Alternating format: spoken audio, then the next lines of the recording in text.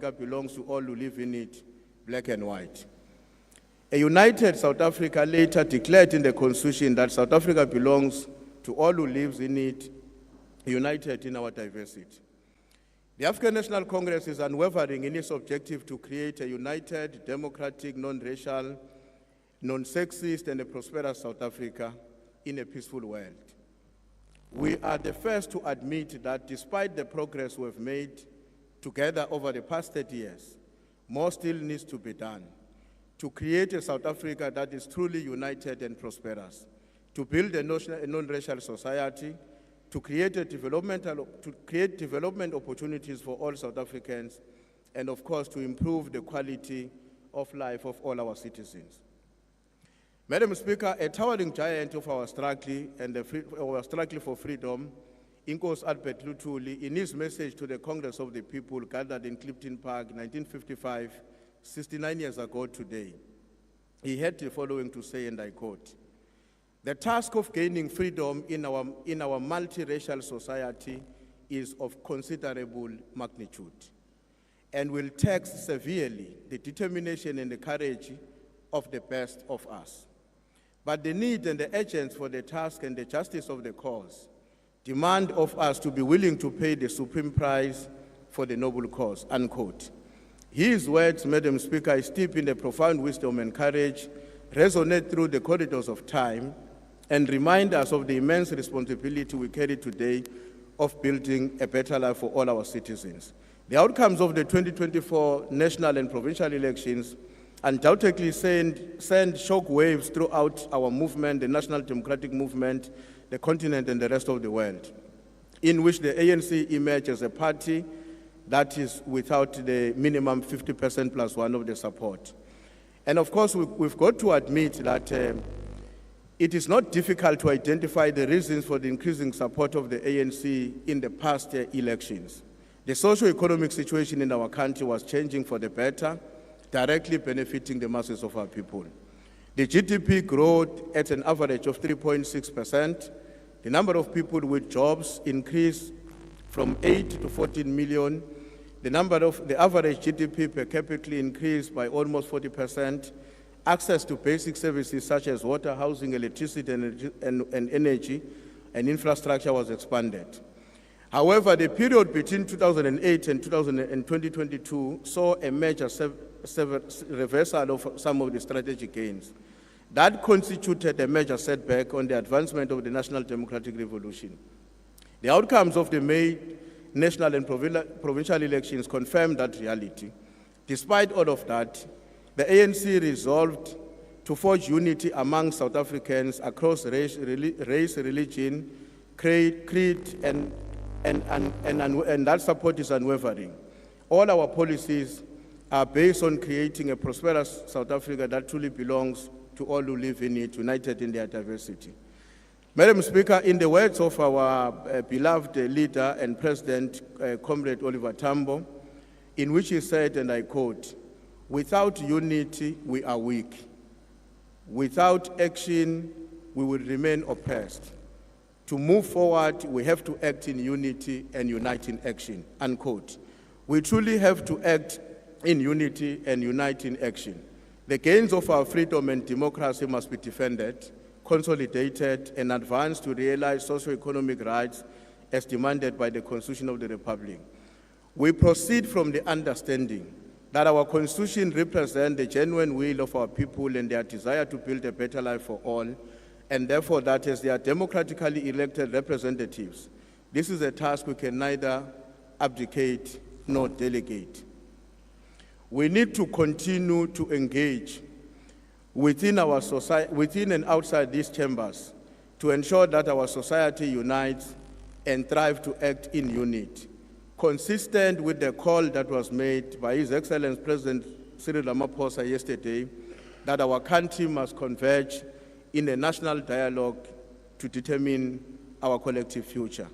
The ANC remains by far the largest party and has pulled together other parties to ensure that we continue the journey started in 1912 and consolidated in successive governments since 1994 to bring about national cohesion and stability to the democratic state and continue to advance to the better life for all.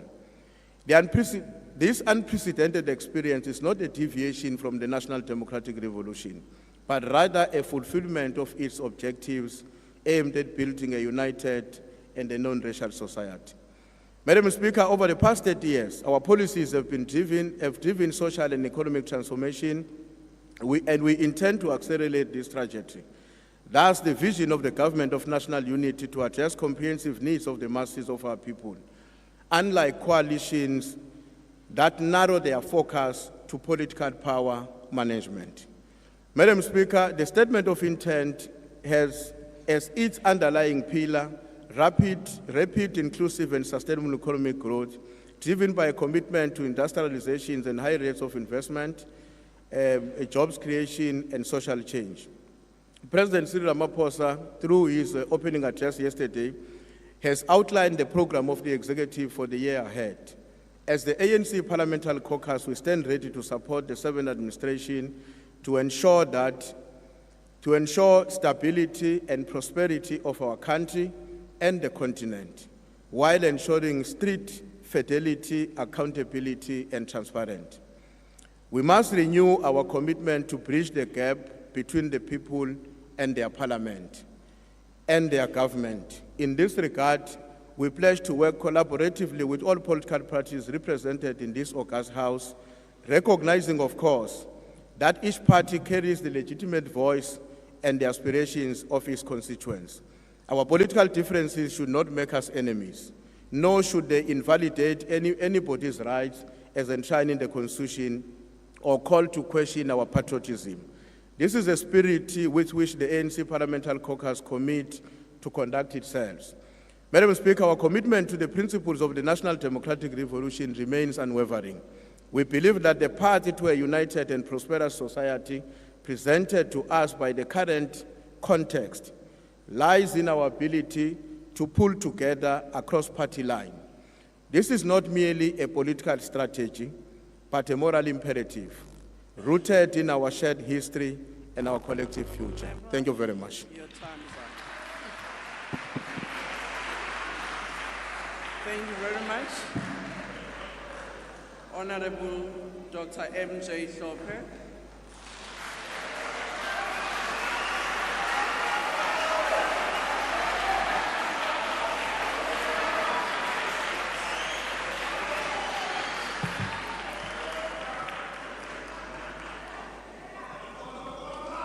Right. Thank you, Madam Speaker. In view of time constraints, I will simply say all protocol observed. Thank you. In view of time constraints, I rise here on behalf of Umkhonto weSizwe, the party which I lead in Parliament, and the party which was I rise here on behalf of Umkhonto weSizwe, the party which I lead in Parliament, to respond to the speech that was made by the President last night.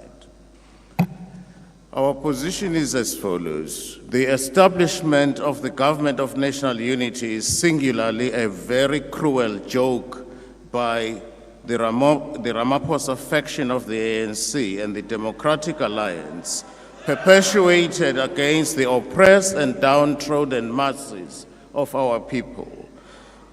Our people are painfully aware that it would be impossible to create a united nation in South Africa unless the legacy of colonialism and apartheid was addressed. For a very long time, South Africans have been constituted by two nations, one black, poor, and economically disempowered and excluded, and the other white, rich, and in command of most of the means of production, material, and incorporeal resources and advantages of our society. These are not my words. These are the words of the former president, Thabo Mbeki. He uttered these words many years ago, and nothing has changed.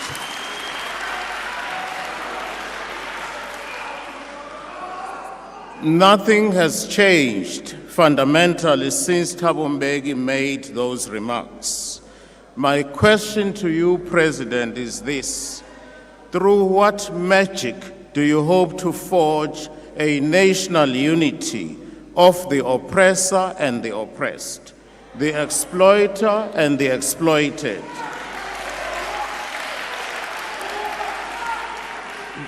The rich capitalists and the rich capitalists and the toiling and exploited working class.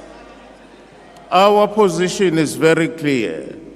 When the ANC could not secure majority, it became desperate, and the government, so-called government of national unity, was no more than a desperate and deliberate attempt to hold on to power. That's what it's all about. That's what it's all about. Now, if the ANC formed the so-called government of national unity on the basis that it was the largest party, you ask yourself, why was that principle not extended to the province of KZN?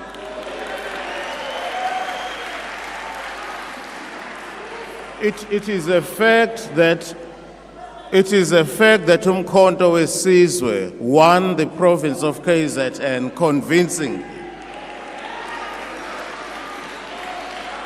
We know that. That is a fact. That is a fact. Now, if there was consistency in the principle that the party which has the largest majority, one would have expected that to be done in KZN.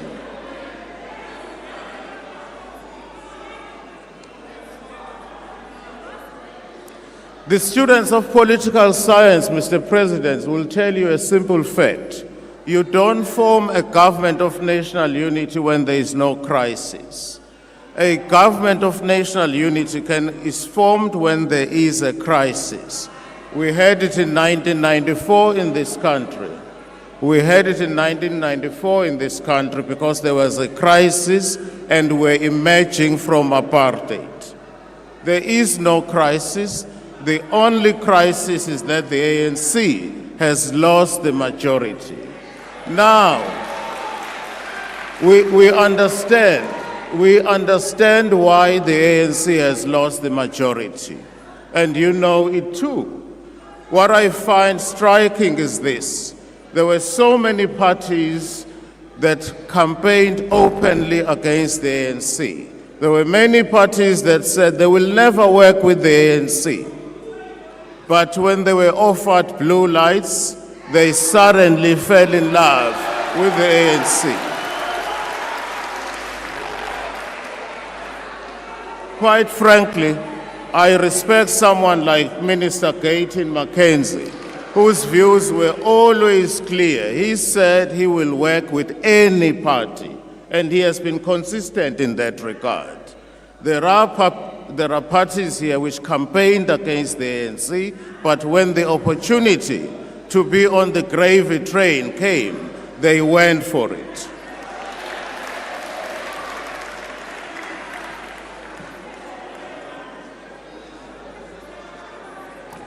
The MK party is very clear.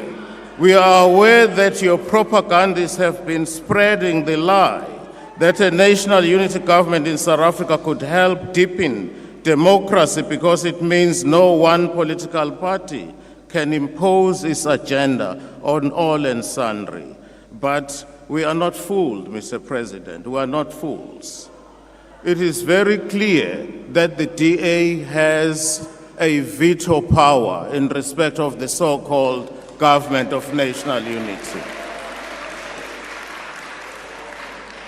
The MK party was excluded and denied participation in the sellout GNU because we do not agree.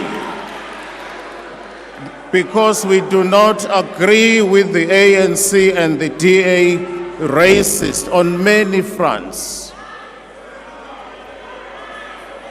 In our manifesto, we were loud and clear. I quote, "The MK party is committed to transformative change across all sectors of South African society. Our policies are designed to address the most pressing challenges we face today. Order. Order, honorable members. Can we all be in order and allow the speaker on the podium to proceed? I will go back to our manifesto. The MK Party is committed to transformative change across all sectors of South African society. Our policies are designed to address the most pressing challenges we face today: economic inequality, inadequate access to quality education and healthcare, national security threats, inequitable land distribution, and the need for robust traditional leadership and foreign policies that reflect our values and aspirations. Through our manifesto as the MK Party, we aim to lay down a clear path towards a more equitable, secure, and prosperous future for all South Africans. The restitution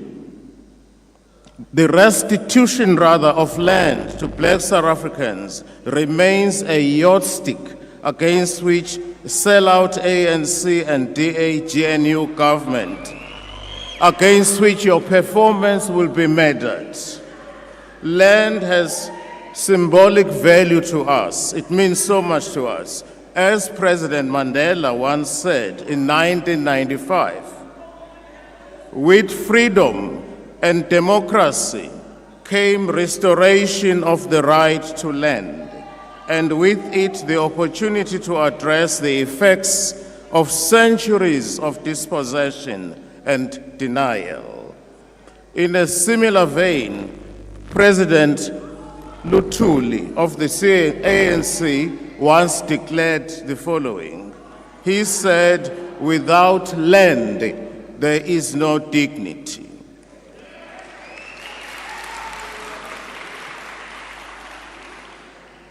Our own president, Umsholozi, said the following. He said the following, "Inkinga zethu zaqala ngesikhathi kufika abamhlophe kuleli. Bathatha umhlaba wethu, bathatha nomcebo wethu, bafika nomthetho wabo, bazenzela unothanda nje. Namhlanje asinamhlaba, namhlanje asinamfuyo, konke kwathathwa ngesihluku. Salwa silwela umhlaba wethu, asizange sivele siwanike abelungu." At this point, I want to recognize our traditional leaders who are here as part of Umkhonto weSizwe, because in Umkhonto weSizwe, we believe that the land belongs to the nation and the land belongs to the people.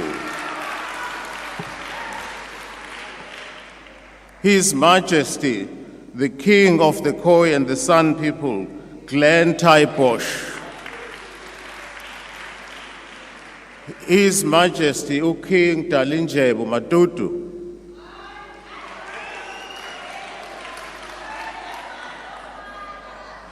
His Majesty, King Zwelethu Mthethwa is here. And finally, our own president is a king, Ubaba Zuma. Yes, he is. Order. Our position is very clear. Order. Our position is very Honorable clear. Honorable members, when we are heckling, we can do so without drowning the speaker. If we want to converse among ourselves, we can also do so without drowning the speaker. Can we please allow the speaker to proceed? Our position is very clear. Umkhonto weSizwe was formed because we believe that the ANC of Ramaphosa is not capable of delivering. It has failed dismally. It has Order. failed the... Honorable Speaker, can you take a seat? Honorable Ndlozi, what's the point of order? Thank you, Speaker. There are people in the House, Speaker, who are drowning the Speaker. We never disrupted anyone. And Order, you are- honorable members. I want to hear the point of order. What's the point of order, Honorable Ndlozi? I'm saying that you are not protecting the Speaker on the podium. He's being drowned I've just done that. because people are losing their heads here. I don't know. Honorable you lost Ndlozi. votes, now you are losing Order. heads. Listen to the Order. honorable judge. Honorable With Ndlozi, discipline. Honorable Please, Ndlozi, take Speaker, your seat. protect the Take Speaker your on seat. the podium. Order, honorable members. When we make points of order, we do just that. We don't have a debate. Can we now ask Honorable Sope to proceed with his speech?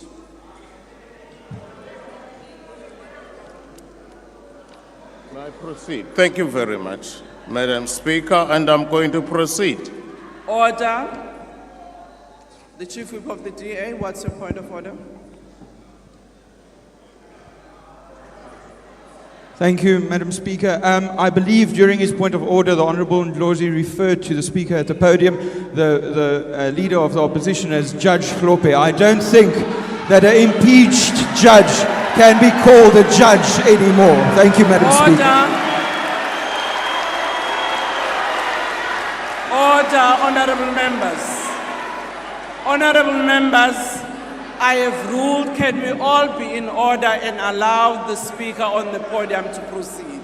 Honorable member, you have your point of order. Well, I'm not going to descend to that level. I've got Honorable better Speaker, titles. can you take your seat? Yes, honorable member, what's your point of order? Mhlali ngaphambili Yeah. ngibawa yinye into. I know ukuthi you are not sitting there as umuntu wakwagogo. Sibawa ukuthi indlu kube neorder. Ngoba into leyenzeka nje. Mase kunomunye in particular ama racists makakhuluma la. We'll respond with the way they are Order, responding. honorable member. Judge Hlope akaliswe Order. our leader ukuthi aqede speech sakhe, please. Honorable member. We have listened to Chief Whip Can you ANC. please take your Azange seat? simdisturb, please. Ngicela ukuthi amalunga ahloniphekile alendlu yesishayamthetho sonke silalelane. Ngikhulumile nani nonke ngathi sicela ukuthi sinikeze umuntu oseqongeni akwazi ukukhuluma. Kodwa nonke uma senikhuluma senixokozela akazukwazi ukuthi simuzwe. Nathi thina ke esimxhasayo ngicela nje ukuthi sonke simlalele. Qhubeka lunga elihloniphekile. Thank you, Madam Speaker. Mr. President, in 2022, the World Bank reported that inequality in South Africa gave South Africa an inequality in South Africa. South Africa is a country which has a problem to do with inequality. It reported that 80% of the country's wealth was in the hands of 10% of the population. And it is the black population who factor most in the poorest category.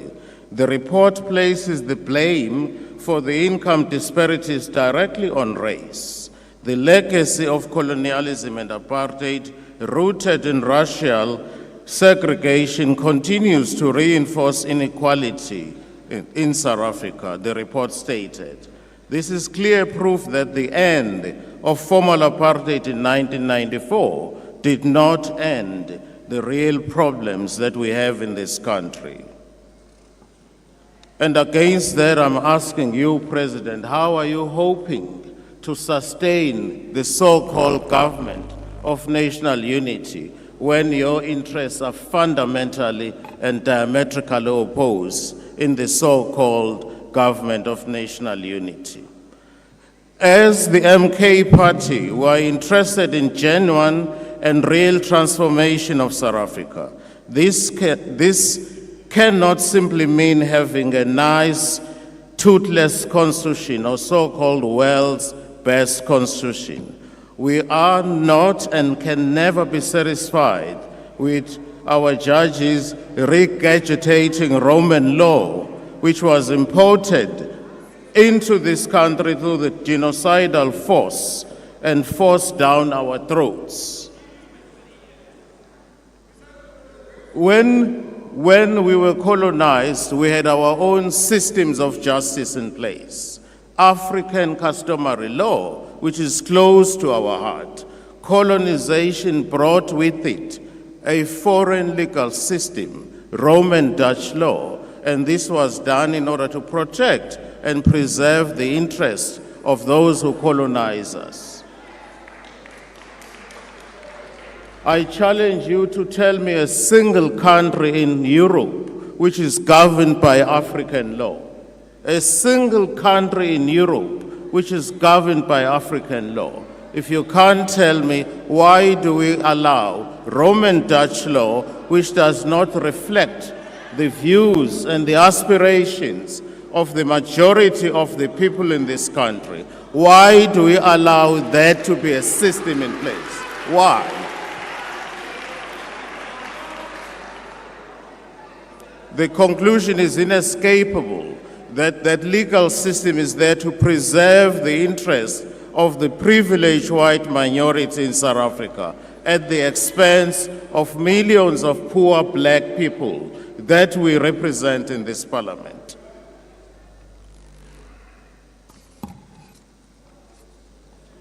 It is our considered view that the speech that was delivered by the President yesterday fails on so many fronts.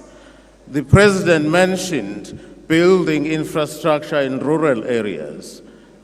I don't know when that is going to start. He has never done it before. What would make us believe that he would suddenly now focus on rural areas as a priority?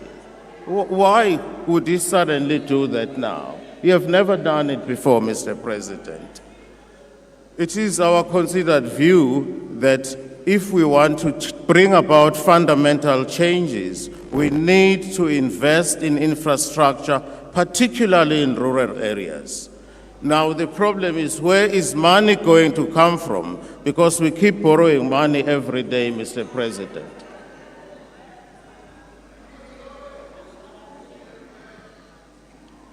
Our view is further that we need serious agrarian revolution in this country to turn things around in agriculture. We need agrarian revolution, which has been lacking. Rural areas in the main have not been taken seriously. Whilst, of course, the struggle continues for Section 25 of the Constitution to be amended. We are not apologetic about our stance. We remain firm. Section 25 of the Constitution must be amended. It is our considered view. Thank you. It must be amended to make provision for expropriation of land without compensation.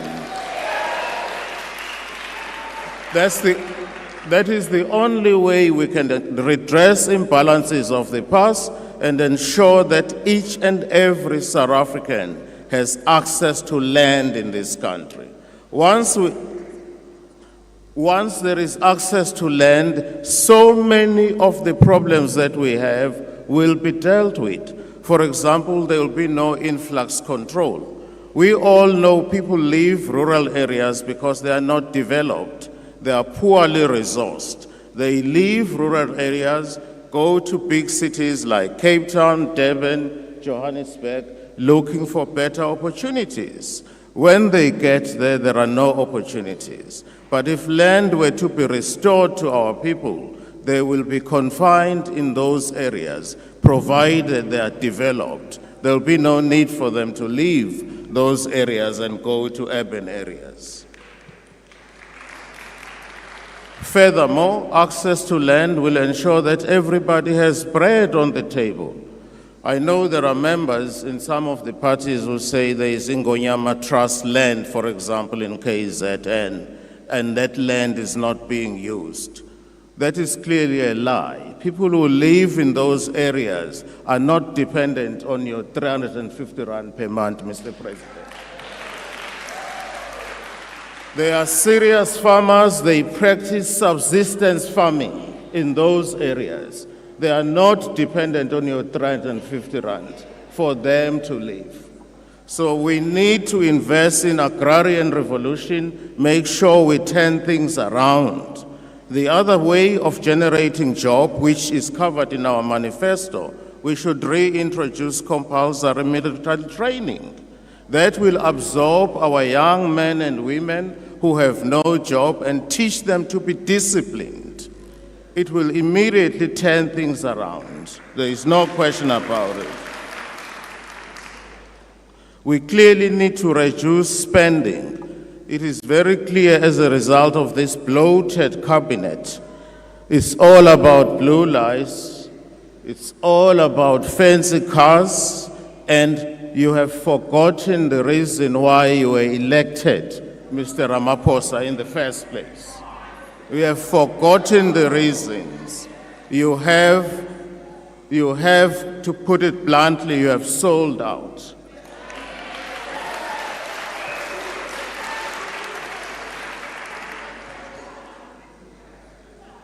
We in the MK will continue to fight for Section 25 of the Constitution to be amended. We will continue to fight for the improvement of the quality of the life of our people, particularly those who live in rural areas, who are by and large black, and I'm using the term black generically. Until those aspirations, we will continue to fight. We will do it in a peaceful and lawful manner. There are parties here, some of them are in government, in the government of national unity.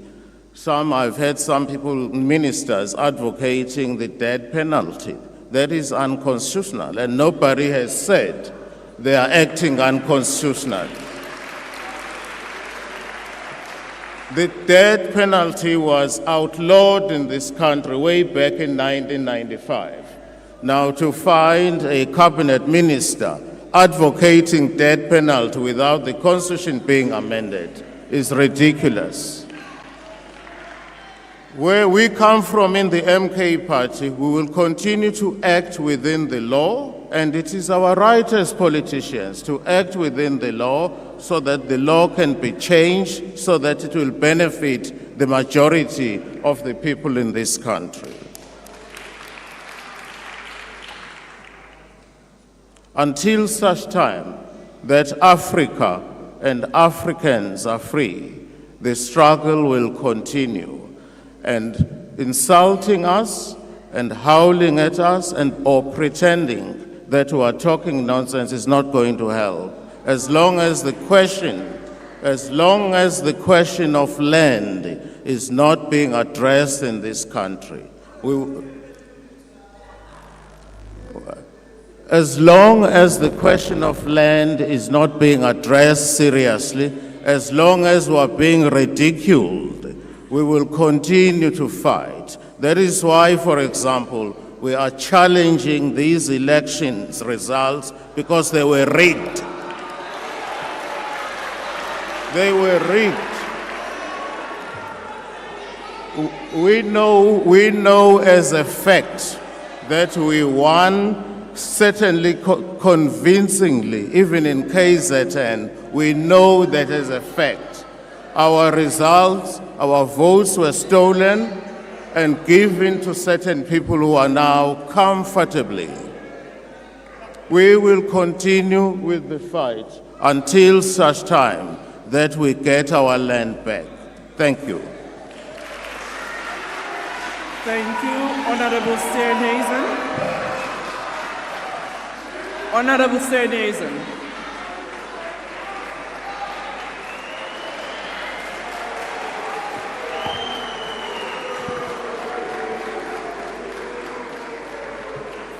Thank you very much, Madam Speaker. Thank you for that wonderfully warm welcome from the Hardy-Dar benches. Madam Speaker, Mr. President, for far too long, our country's enormous potential has been held up and held captive by political forces that seek to break down rather than to build Order, up. honorable members. Order, honorable speaker. Honorable Ndlozi, what's the point of order?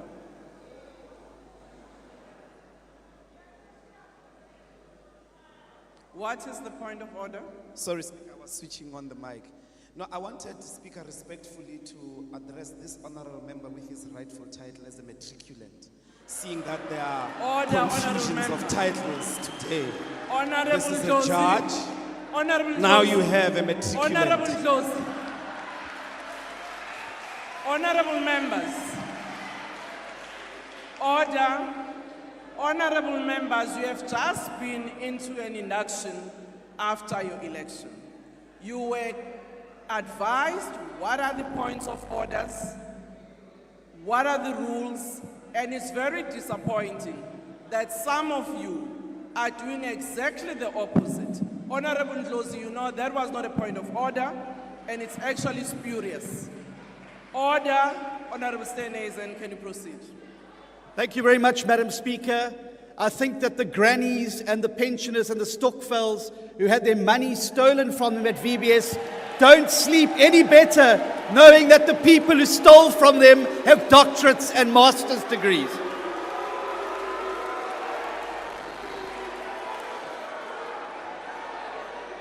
You see, time and time again, they've used populist politics and racial rhetoric to break down any attempt at building a consensus over the growth-enhancing reforms that our economy so desperately needs.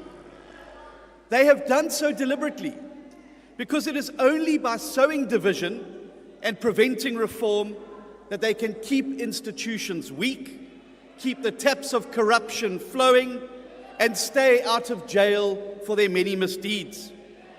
For far too long, we've allowed those who seek to break our country down for their own personal benefit and gain to hold back the builders who yearn for a South Africa with a growing economy that creates millions of new jobs.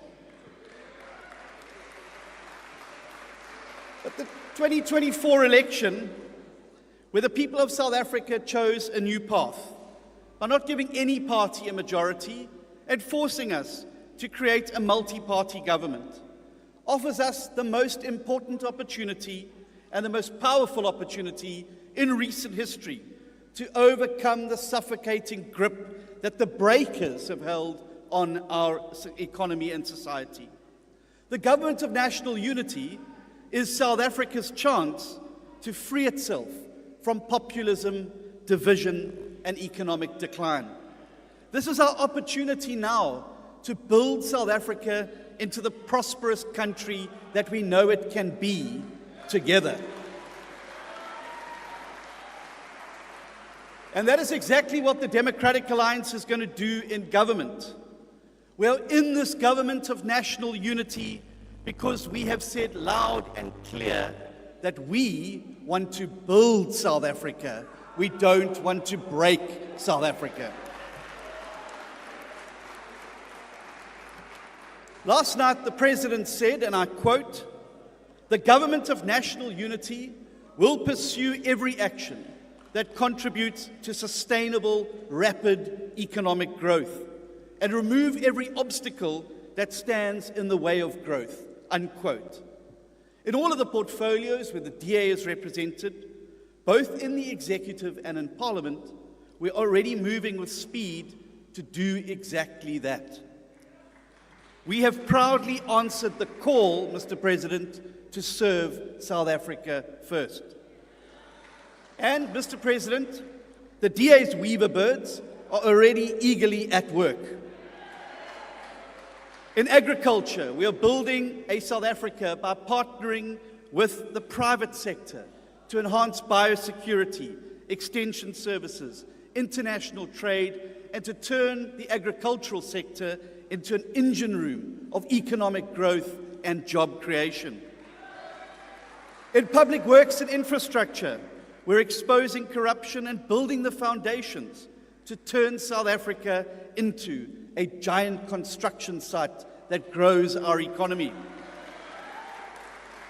At Home Affairs, we are tackling the visa backlog that you referred to, Mr. President, and reforming the system to bring in the valuable skills we desperately need to build our country.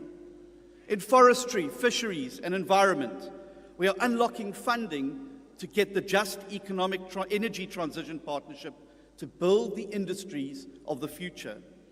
In basic education, we are restoring the dignity of our children by reducing pit toilets and building the skills of tomorrow. And in communications and digital technologies, we're building a new digital ecosystem to drive the modernization and digital transformation of our society. But it doesn't end there. In finance, trade and industry, energy, higher education, small business development, and water and sanitation, DA deputy ministers are also helping to weave the reforms that we need to grow our economy.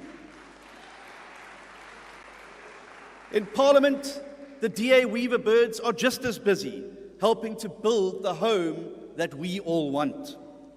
Our portfolio committee chairs are going to drive reforms through the legislature to ensure that we remove all legislative obstacles that stand in the way of unleashing the growth that our country needs. Mr. President, the recent Cabinet Lekgotla that you convened has given us the key ingredients. Honourable Sianezan, can you take your seat? Honourable Member, what's your point of order?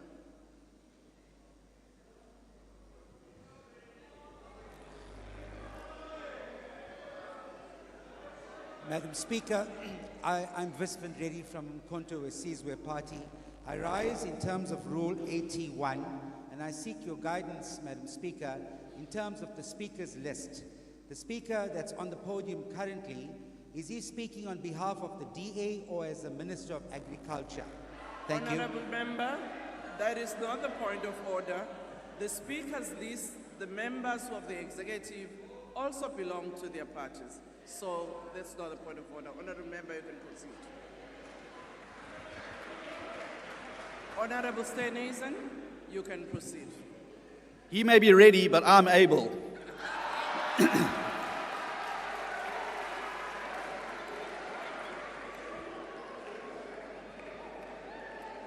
The Government of National Unity has identified the apex priorities to unleash rapid and inclusive economic growth, to create jobs as our apex priority.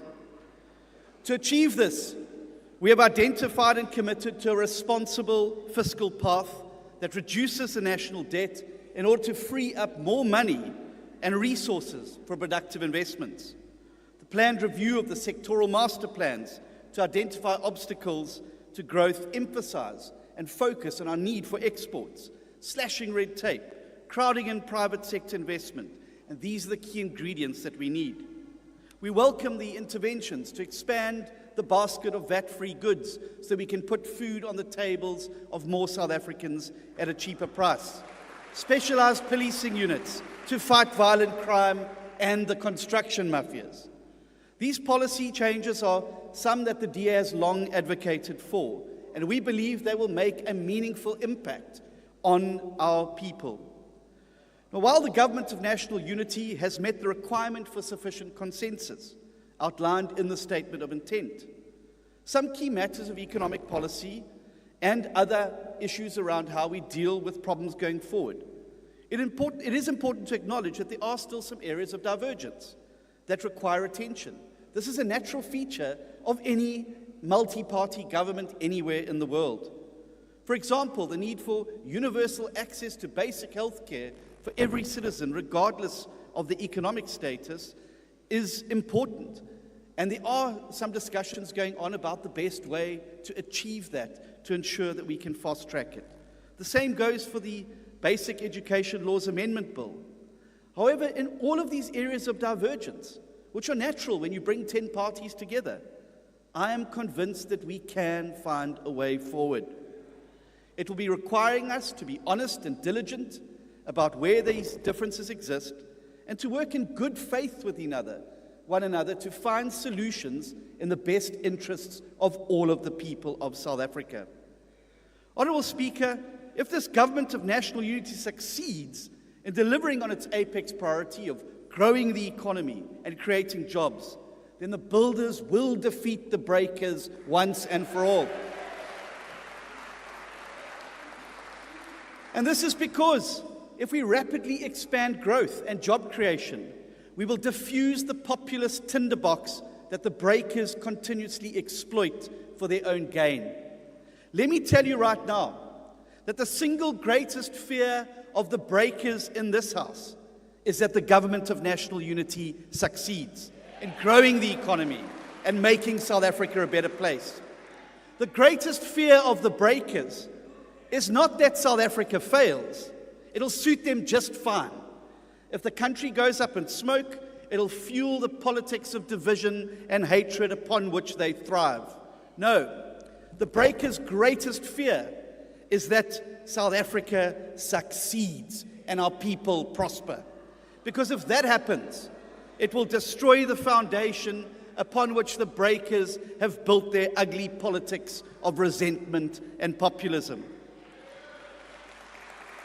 But the choice between building and breaking is not ours alone. The creation of the Government of National Unity means that every South African now stands before an important choice. Who wants to be a builder rather than a breaker? And we need those citizens who want to be builders to strengthen the Government of National Unity's hand. To be clear, the Government of National Unity will not be a kumbaya chorus. No multi-party government ever is. And if you've seen successful weavers' nests, you will know quite clearly that things do get noisy from time to time. But this GNU represents the broad interests. And the truth is that the builders in our society have to make this government work, because the parties who sit on the opposite side of the GNU want to break South Africa beyond all repair through their looting, their populism, their Gupta selling out, their VBS looting, and their violence. And so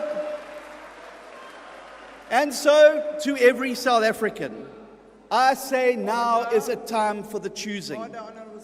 Are you a builder or are you a breaker? What is your point of order? No, Chair. Let me just clarify it first on your table. Is that a point of order? No, it's not a point of order. What is the point? Let me Order. I just want to check if Mr. Steenhuisen, does he really understand what he's saying? Honourable Member, that's not the point of order. Thank you very much. Honourable Steenhuisen, can you proceed? Honourable Steenhuisen, can you proceed with the speech? When you drive north from here, you will find a magical part of South Africa known as the Kalahari. When you get there, you know that the most successful weaver nests are the ones where as many birds as possible work as hard as possible to build and protect their shared home. And whenever they see a boomslang coming in there to try and steal the eggs, they work together to sound the alarm and protect their home. And so it must be for South Africa. To the breakers, to them I simply say that even the wiliest boomslang doesn't stand a chance when 60 million weaver birds unite to build and defend the home that we love. And that is exactly what South Africa must do now. South Africa, are you a builder or are you a breaker? Order. Thank you very much. Honourable Mantashe.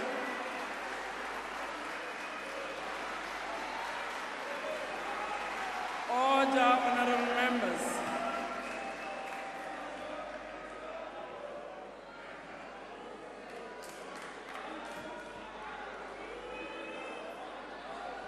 Order, honorable members. Honorable Mantashe. Thank you very much,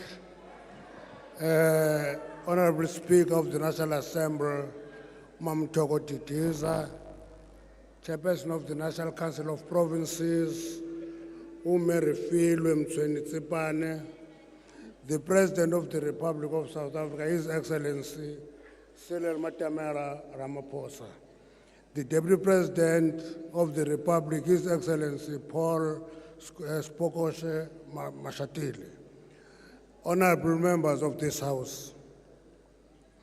We start this debate with a big temptation to engage one another on peripheral battles and imagined battles, rather than focusing on the task at hand. And we have chosen not to succumb to that temptation, Honorable President, and not to play to the gallery, but opted to engage on real important issues. Honorable Mantashe, can you take your seat? What is the point of order, Honorable President? Speaker, I wanted to check if it's parliamentary for Honorable Mantashe to put the wrong button in the wrong. Order, honorable members. Order. Honorable Josi, can you please take your Protecting the dignity of GNU now. Honorable Josi. Honorable Josi. Honorable members, can we take ourselves seriously and each other seriously too? This is an important debate, and I don't think it is an honor for each one of us to actually cast aspersion or to actually impugn on another person's character. Honorable Mantashe, you can please proceed. Okay, thank you, Honorable Speaker. Thank you, Honorable Ndlozi, for helping me out. Thank you. So the real challenge facing us in this House is to put our heads together and find lasting solution to massive problems facing our country. Shadow boxing is not a helpful approach to that. It's better to be in the ring and battle on real issues. It is in this context that I will focus on one apex priority that the Government of National Unity has announced by the President. I'm focusing on the inclusive economic growth and employment creation. That is quite important. It's a burning crisis for the country. The National Development Plan 2030 enjoins us to eliminate poverty, reduce inequality, and make it a priority for all of us to create employment opportunity for the people of South Africa. If we subscribe to the objectives of the NDP and agree that we have a collective responsibility to address high unemployment, we must therefore put our heads together and come up with formula that will work and ensure employment is created. To this end, I'm going to focus on the primary sectors of the economy. Primary sectors of the economy are important in the sense that it is strong primary sectors that will ensure that there is sustainable secondary and tertiary development in the economy. So those primary sectors are mining, agriculture, and petroleum. Those are primary sectors of the economy. And therefore, in our view, we need to deal with them, address them decisively to set a foundation for secondary and tertiary economic development in the country. And then we must also respond to the outcry of our people that our jobs are being taken by foreign nationals. It's a cry. It is not getting the right interpretation. The reality of the matter is, it is the bottom end of the labor market that needs our attention. For example, we support the visa regime as envisaged to attract skills and investment into the economy. We support that fully. But we say it should be complemented by us paying attention to the fact that at the lower end of the market, we're not paying attention. And that is where the employment crisis is. In other words, we make the point that it is not xenophobic to say, please protect sectors that do not want complicated skills. That will be your hospitality. It will be your hospitality, it will be your farm work, it will be your construction.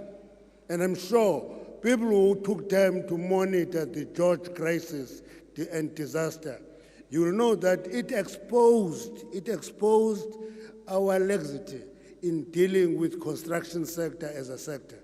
And the attractiveness of employers is that those sectors, it's easy to invite anybody at substandard wage rates. And it is this government that has a responsibility to deal with that issue and monitor it. Now, every time I go to a restaurant, I won't mention the names because I normally say it's upmarket when it is not in the upmarket. That is the legacy of being a rural boy.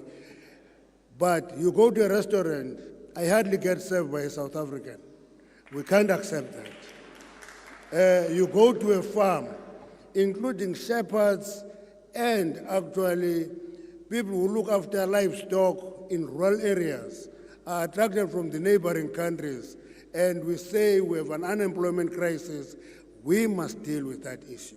So, having said that, it is quite important, therefore, that we confront the question of cheap labor being an attractive alternative to employment creation. We must deal with that issue. Now, we must draw a lesson from the mining sector. It's a sector I worked in, which used to have 70% of its workforce from the neighboring countries. Today, that portion is less than 20%. And there is a process that took us to that stage, and that process can be used as a lesson to educate us in dealing with challenges facing our society. For us, in the mining sector, as we set sights on addressing obstacles granting mining permits and licenses, we must translate this emergence of new mines irrespective of size. If we accelerate dealing with the backlogs, new mines must be built and people must be employed. We firmly believe that the 400 million seed capital provided by the department working with IDC is a good start because mining starts with exploration where you discover quantity and quality of a mineral. Then you can mine and then you can process, it goes on. And linked to this is the question of supporting the artisanal mines. We're going to go to the many financial institutions and companies to support that initiative where we train artisanal miners. Many people ask me, what is an artisanal miner?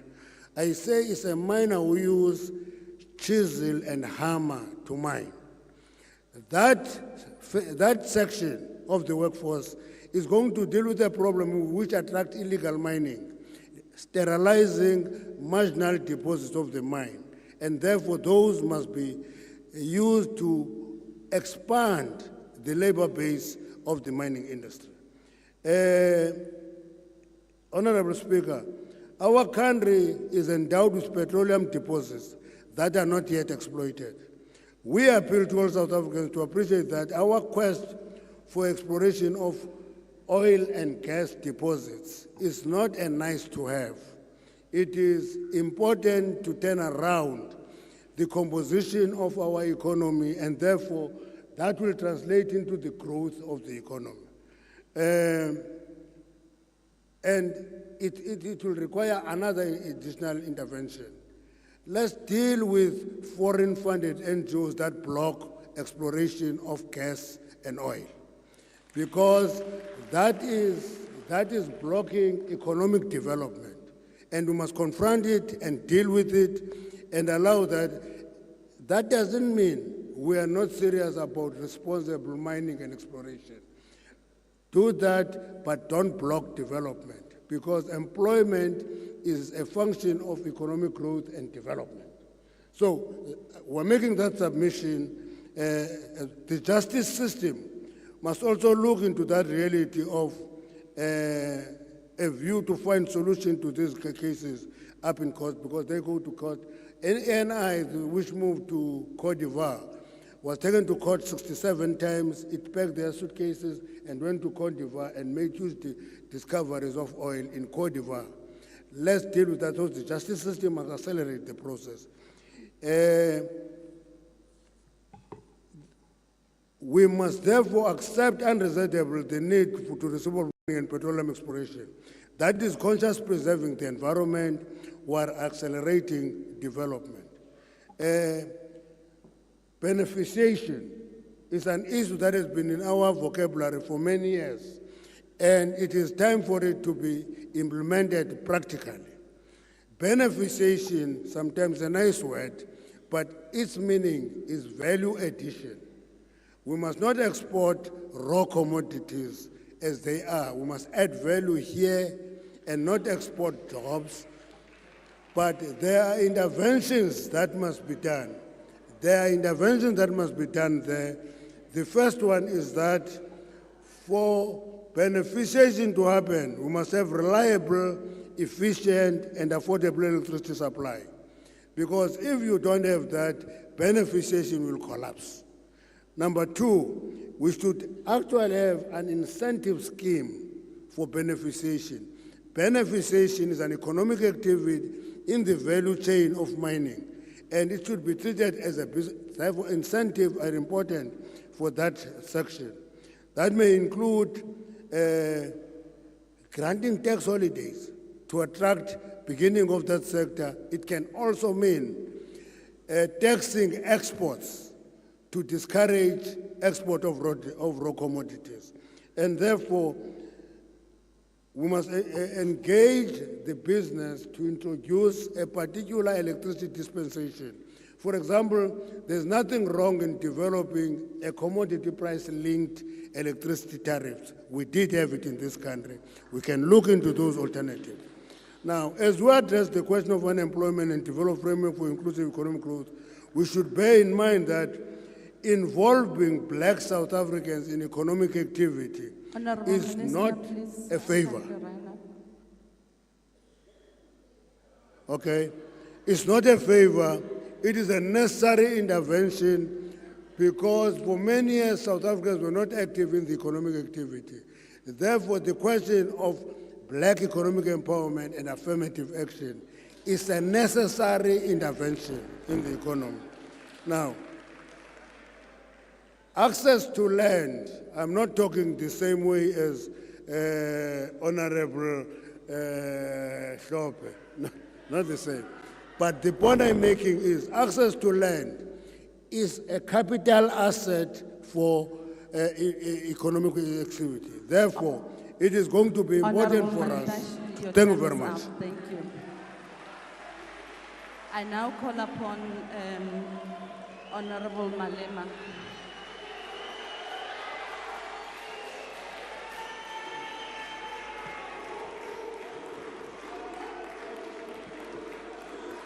Thank you very much.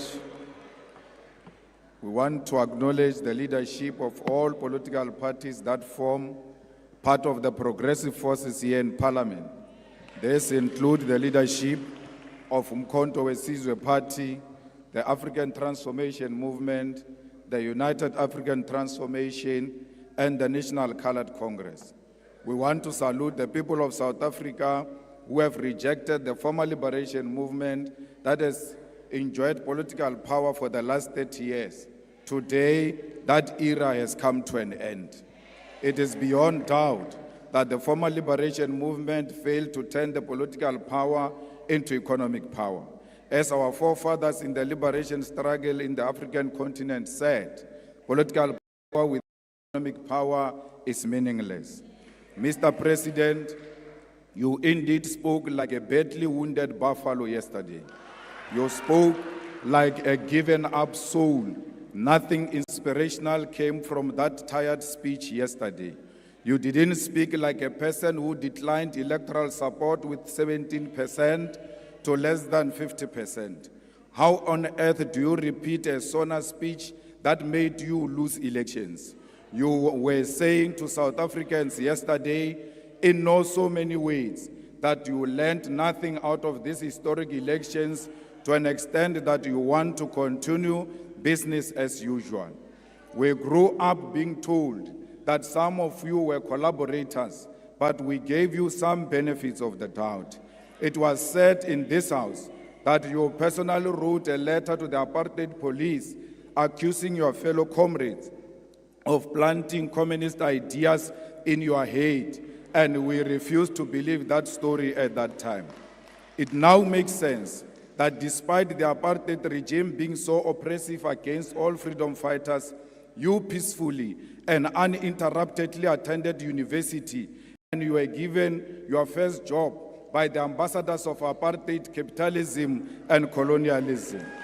Without a hassle, you bought yourself a first car and a house with the assistance of the Urban Foundation, which was anchored by the Ruperts and the Oppenheimers, while your comrades were sleeping under trees in exile and languishing in jails.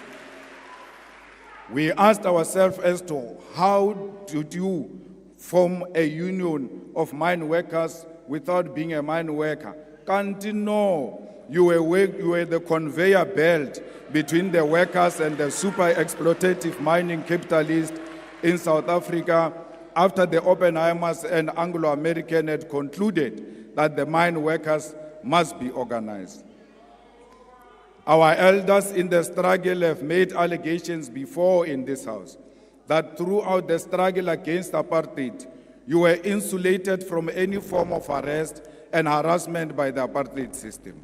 Towards the end of apartheid, you shockingly placed yourself at the center of the negotiation for the end of apartheid. No one knows how you arrived to be at the center of the negotiations of our liberation.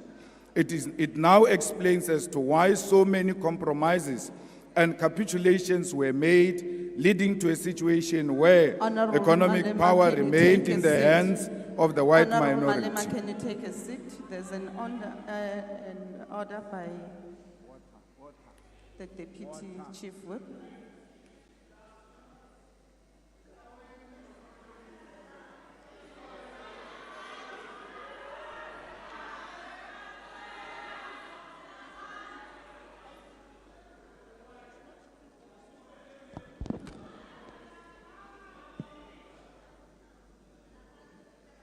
Honorable Chairperson of the NCOP, you instructed that the Honorable member, Honorable Malema, must sit down. Before I raise my point of order, Honorable House Chairperson, Honorable Chairperson of the NCOP, the Honorable Malema is casting aspersion on the President, on the persona of the President. Can he please bring in a substantive motion to support his statements that he's making in the House? Thank you. Thank you very much, Honorable Chief Whip. The order is sustained. Rules does make provision that if the member imputes improper motive against another member, you may do that by way of a motion, and therefore that has to be substantiated.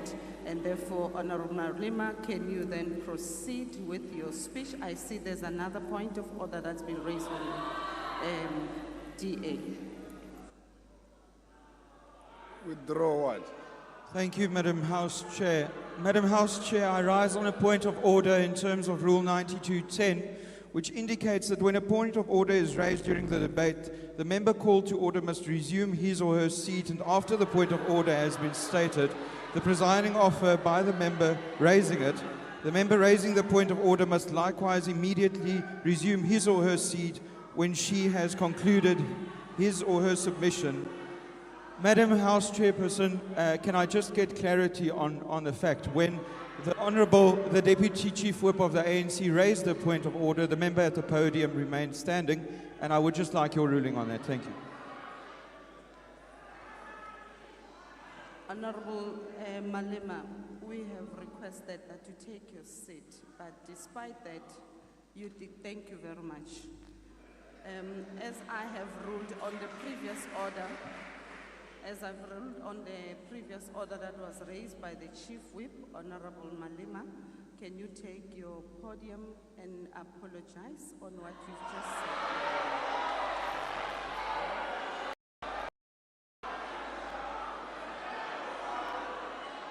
The order of I must apologize for not sitting down. Can you take your seat, Honorable Malema? The order was raised with regards to casting aspersions on the President. Can I be allowed time, Honorable members? I will then allow you space. Order, Honorable members. The order was raised with regards to the Honorable member casting aspersions on the President, and accordingly. Honorable members, can you please take your seat? I have not recognized you, Honorable Shibambo. Can you please take your seat? I have not concluded.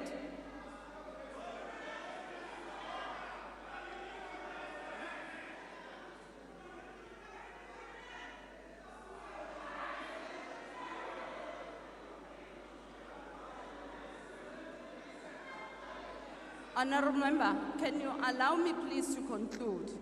Honorable Malema, you can take the podium, but please, can you please withdraw or rather not repeat what you have said earlier on as you proceed with your speech? Honorable members, please, can you?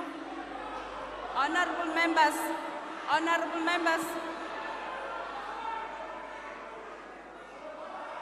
Honorable Malema, can you sit down?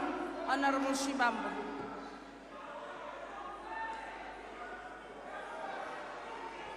On a point of order, House Chair, we are going to forgive you because you are new, you don't know the rules of this Parliament. When a point of order is raised, you must specify the rule and the specific sentence or a phrase that you say this is a violation of the rules of the National Assembly. What the Commander-in-Chief is doing is to give a political characterization of a phenomenon. That is a point of debate. It's not casting aspersions. How else do we deal with political questions without giving context to what got to transpire to where we are now? Where else do we say that except here in this Parliament? You can't suppress political debate because of your misinterpretation and misunderstanding of the rules. Please allow the speech to finish. And then when we later on go to Rules Committee, we're going to illustrate to you with proper evidence when we're inducting you that the rules do not say what you are saying that you must withdraw. Please be patient with this process. We are going to understand them when time progresses. Currently, your application is incorrect. Thank you, Honorable Shibambo. Honorable members, Rule 53 makes provision that if a member makes personal reflection on the member's integrity that are equally offensive or damaging, which cannot be necessarily substantiated. Therefore, that should be done by a way of a motion so that a member can substantiate what he's been saying. At this point in time, Honorable Malema has cast aspersion against the President, which needs to be substantiated accordingly, and therefore the order remains sustainable. Honorable Malema, as you proceed with your debate, can you kindly refrain from making such aspersion? Thank you very much. You may proceed. I must proceed. Thank you very much. It now explains as to why so many compromises and capitulations were made, leading to a situation where economic power remained in the hands of the white minority, leaving black people with meaningless political power. We can today confirm that it was pure infiltration by forces of darkness. When it was clear President Mandela is not going to make you the first deputy president of the democratically elected South African government in 1994, you threw tantrums and even boycotted his inauguration. The same President Mandela you asked us to celebrate yesterday, you missed the historic moment to do so in 1994 because of personal aggrandizement. Like many people in South Africa, I stood here in this house and said we will give you the benefit of the doubt, believing that the allegations against you of being a collaborator might not be true. I will tell why I'm giving you this personal account. It is necessitated by your activities, actions, and decisions over the past weeks since the electoral defeat of the former liberation movement, which demonstrated clearly that in the battle against neo-apartheid and neo-colonialism, you chose the side of the oppressor like you did in the past, yet pretending to be with us, the oppressed people. Why will the apartheid beneficiaries say that among all black political leaders, you are the only one they can work with, to an extent that you are called a better black with a better accent, and you believe them over us? They call us criminals who must be arrested, whether we have committed any crime or not, because we disagree with them politically, and you believe them over us. Your own brothers and sisters who come from Shawela and Venda with you are today looked down because of you. You have committed to be a representative of the oppressor. The white capitalist establishment is willing to turn a blind eye to even serious allegations of wrongdoing against you, because through you, they believe that they will perpetuate the exploitation of the oppressed class and reverse the gains of the political freedom attained in 1994. It doesn't matter what you say, but we want to state categorically that the coalition between the Democratic Alliance and the former liberation movement is a sellout position typical of collaborators who sacrifice and compromise the struggle against apartheid and colonialism. White minority arrogance has increased under your term of office. You should have seen them yesterday when you were speaking. It was like you are a true Tabaneka Koko Helen Zille. You boldly take these counter-revolutionary and reactionary decisions because you know you have a full protection of white capitalist establishment. All the things you said yesterday are meaningless because they are exactly what you said in the 6 State of the Nation addresses you have given since you became president in 2018. None of the commitments you made during this State of the Nation addresses have been met. You state here that the vision you are operating under is still the National Development Plan Vision 2030, whose targets have never been met and will never be met. The NDP had targeted to create a certain number of jobs, but joblessness has increased. The NDP target was to reduce unemployment by 14% in 2020, but today unemployment is 32.9% and more than 12 million people are jobless. Even if you meet the target tomorrow of achieving 14% unemployment, the fact of the matter is you miss the target here. The NDP target was to reduce poverty from 39% by 2030, but poverty today is more than 50%. More people live on poverty under your presidency than any other period in the past 30 years. The NDP target was 10% of the GDP for infrastructure investment, but between 2010 and 2022, public sector infrastructure investment was not more than 5.8%. The NDP target was to grow the economy by an average of 5.4% for it to be practical to achieve any of the NDP goals. But in the past 10 years, the economy has not grown by more than 2%. Mr. President, yesterday you shocked all of us and will never recover from that shock. You said nothing about international relations while we are living in a world defined by shifting global balance of forces. The West, under the guidance and protection of the United States of America, is agitating for a world war, which will be defined by recolonization of the African continent and the global South. and you never said anything about that. There is an ongoing aggressive war by apartheid Israel over Palestine, and you never said anything about that because your coalition partners are all fanatics of a Zionist apartheid Israel. Shame on you that you said nothing about the genocide committed right in front of us because Olabaposo. You chose glory over the dying children and women of Palestine because you are scared to offend your coalition partners. President Mandela, a close friend of President Arafat, who you said we must celebrate yesterday, should be turning in his grave. The trade embargo against Cuba is still intact, and despite the fact that Cuba played a role in the struggle against apartheid, you never said anything about that. There is instability in the Democratic Republic of Congo, and South African soldiers are dying in that war, and you never said anything about that.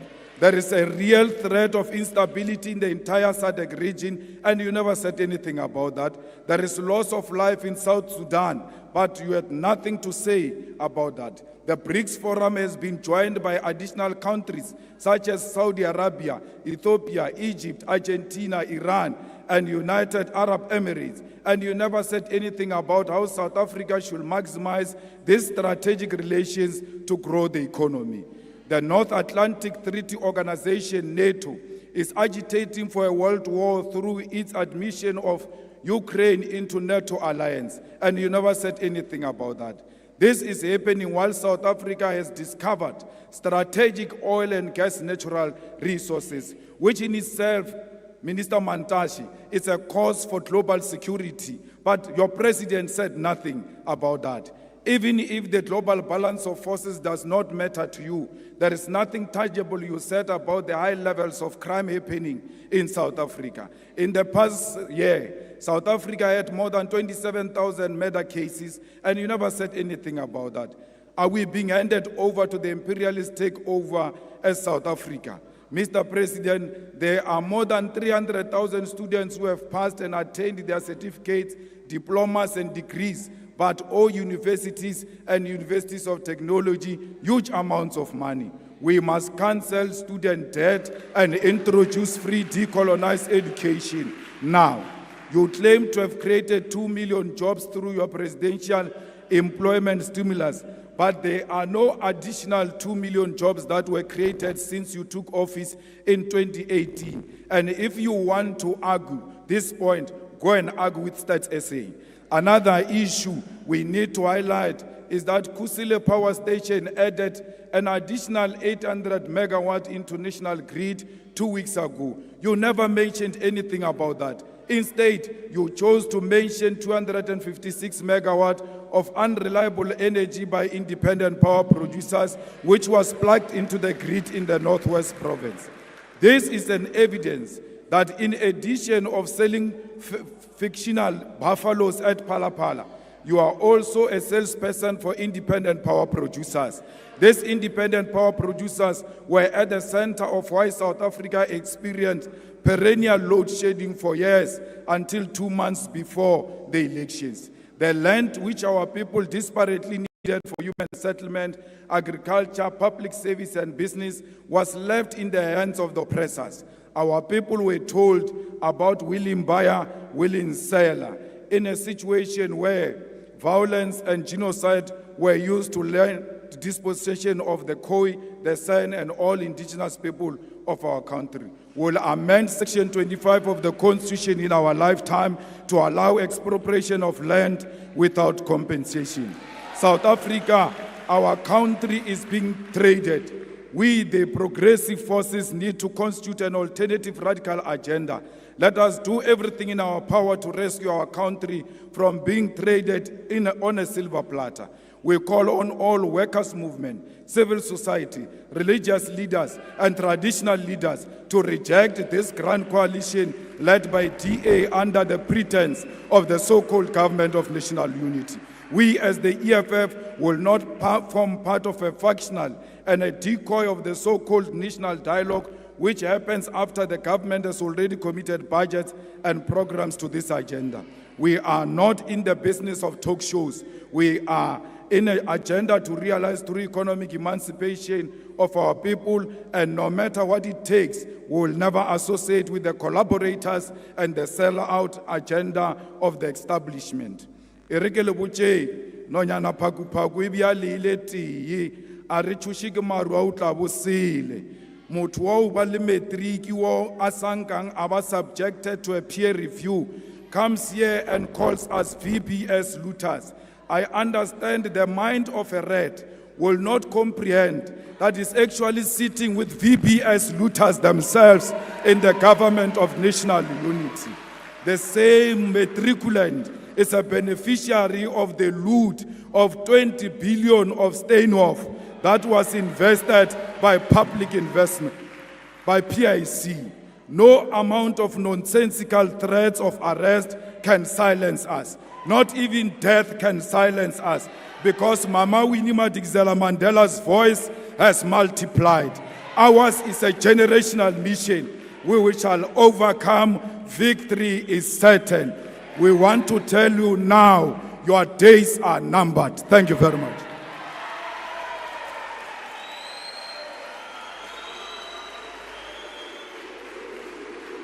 Order, honorable members. I now call upon the Minister of Cooperative Governance and Traditional Affairs.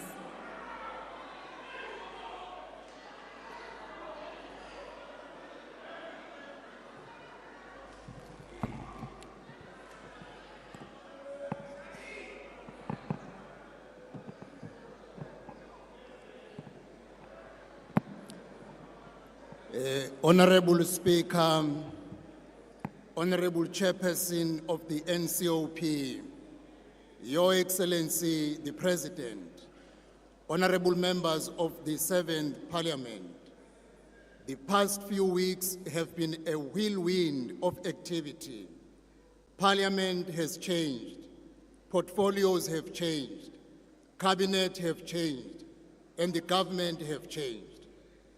The people of South Africa who went to the polls on 29 May placed the future of our country for the next 5 years in the hands of a coalition government.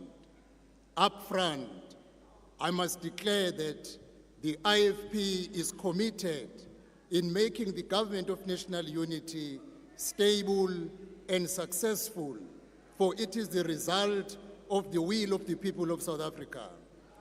The GNU is not about politics, but is about the will of the people and the future of our country. We campaigned and expressed our views to the electorate, but the electorate in response said, work together. Your Excellency, the IFP has been frank and honest about the state of our country and the needs of our people. For 29 years, the IFP, led by Prince Mangosuthu Buthelezi, remained in this house as a voice of reason, urging those in power to do the right thing. The late Prince Mangosuthu Buthelezi, whether he spoke as a leader of a constructive opposition or as a minister of cabinet or as an acting president of the Republic, he taught us in the IFP of the duty we have to speak loudly on behalf of the people. We will continue to play that role constructively in the GNU for the good of our country. The GNU is a bold and necessary step in the right direction. We have repositioned South Africa to embark on a journey of rebuilding herself and the future of our generation and the generations to come. The real work of changing the lived reality of every South African must proceed with utmost haste. The change that voters demanded needs to be practically seen, felt, and experienced in the next few months.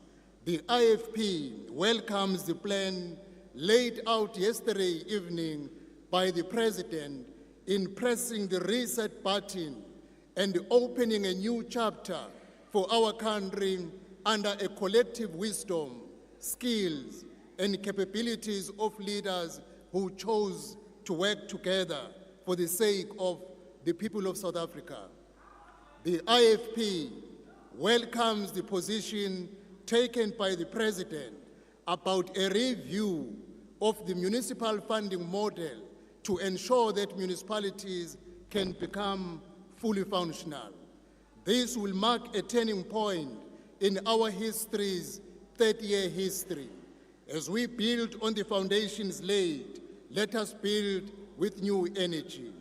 The IFP believes that the local government is a critical sphere of government to impact the lasting development and change in the lives of the people of South Africa. It is for this reason that budget speech this week was themed, open quote, every municipality must work, close quote. As the Minister of COGTA, I am determined to see all municipalities receive the administrative, technical, and financial support needed to become viable, able to deliver, and able to maintain the infrastructure, because that is what is mandated to do. I also thank the President for his commitment to appoint the political champions of the district development model to fast-track the one-plan solution. With the DDM institutionalized, champions working tirelessly, and COGTA playing its role, we will ensure that every municipality works. Because traditional and cohesion leaders are key role players in a stable democracy, the IFP will champion the interest and deepen the working in partnership with the traditional and cohesion leaders. Honorable members, climate change has placed us in a challenging times. Disasters are happening in rapid succession, necessitating a new approach to disaster management that is proactive, less bureaucratic, and timeous. The IFP is committed to the continued development of a new approach in dealing with disaster management. This week, I undertook assessment visits to areas in the Cape Metro and KwaZulu-Natal where communities have been devastated by floods and fires. Our deepest condolences remain with all who have lost loved ones in these disasters. As the Line Function Minister for Disaster Management, I gained clear insight from these victims into the needed interventions, enabling us to engage with communities, with multiple departments, putting together solutions. The government of national unity Minister, can you please wrap? must be revealed as a responsive, empowering force for good. It must work, as the IFP has always done, hand in hand with the people. The IFP is committed to a national dialogue to address social cohesion, landlessness, and the growing gap between the rich and the poor. We are committed in creating a stable GNU that is responsive and delivers. This is the commitment of the IFP to the Honourable people of South Minister, your Africa. time is up. I thank you. Thank you.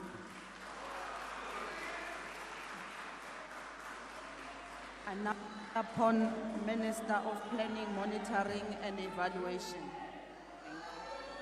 Thank you very much, Chairperson of the House, Madam Speaker, Deputy Speaker, Chairperson and Deputy Chairperson of the National Council of Provinces, Your Excellency President Ramaphosa, Your Excellency Deputy President of the country, Deputy President Mashatile, honorable members, ladies and gentlemen.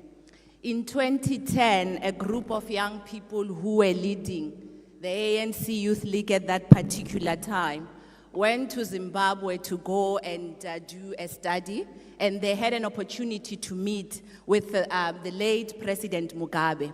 And one of the things that he left, and I was part of that delegation, and some people, of course, that are no longer in the ANC, we were told something that I felt that has actually guided some of us in agreeing and celebrating the government of national unity.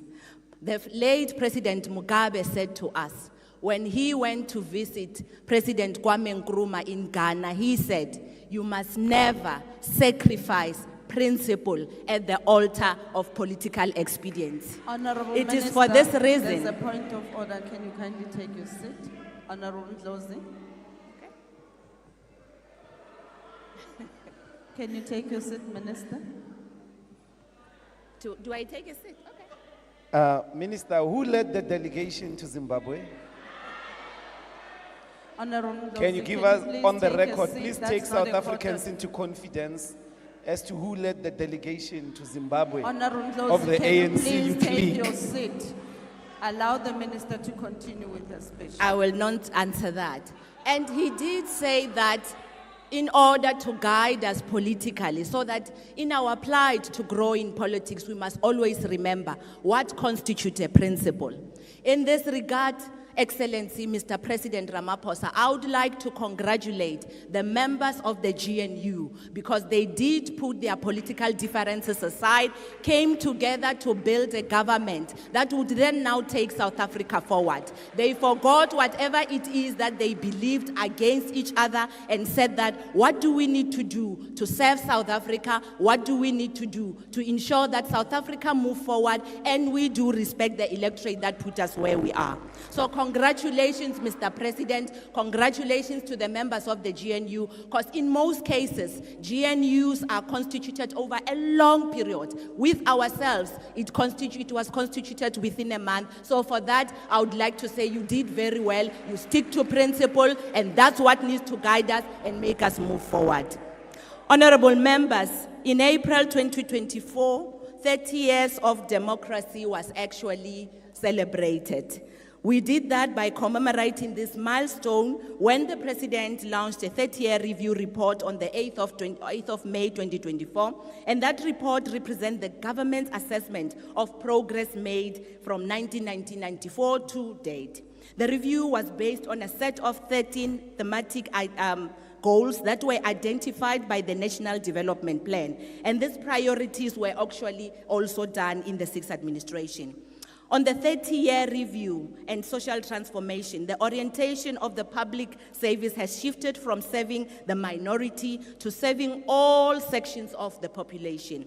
Consequently, in 2022, the number of households by access or had access to electricity, piped water, sanitation, and that has increased in 80%. This has removed millions of households from deprivation, thereby improving indicators of multidimensional poverty index and the Human Development Index.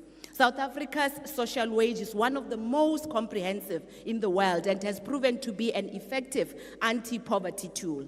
The social wage covers all healthcare services, free water and electricity for the indigent, free schools, public housing, school nutrition, and early childhood development. And this has expanded financial support for students at universities and TVET colleges through the NSFAS. Priority 2 that the President has spoken about in the MTDP has actually spoken to this, and we will be building on top of what we have already done before in the 30 years to ensure that our people are served. Our country is moving towards a universal access to education at all levels, and it has improved overall educational outcomes and skills development opportunities, resulting in an improved population-level educational outcomes, such as the literacy and levels of educational qualification per age cohort. These are important pillars for a modern knowledge-based society. Equally, we have improved access to healthcare and are now working towards an ambition of universal access to health. Among others, the expansion of clinics, hospitals, and the healthcare infrastructure, increased primary healthcare, has already serviced more people, and it has also included the fact that we are almost accessing what we have set for ourselves. We have also seen that there are a lot of healthcare diseases that has reduced, such as the AIDS-related death.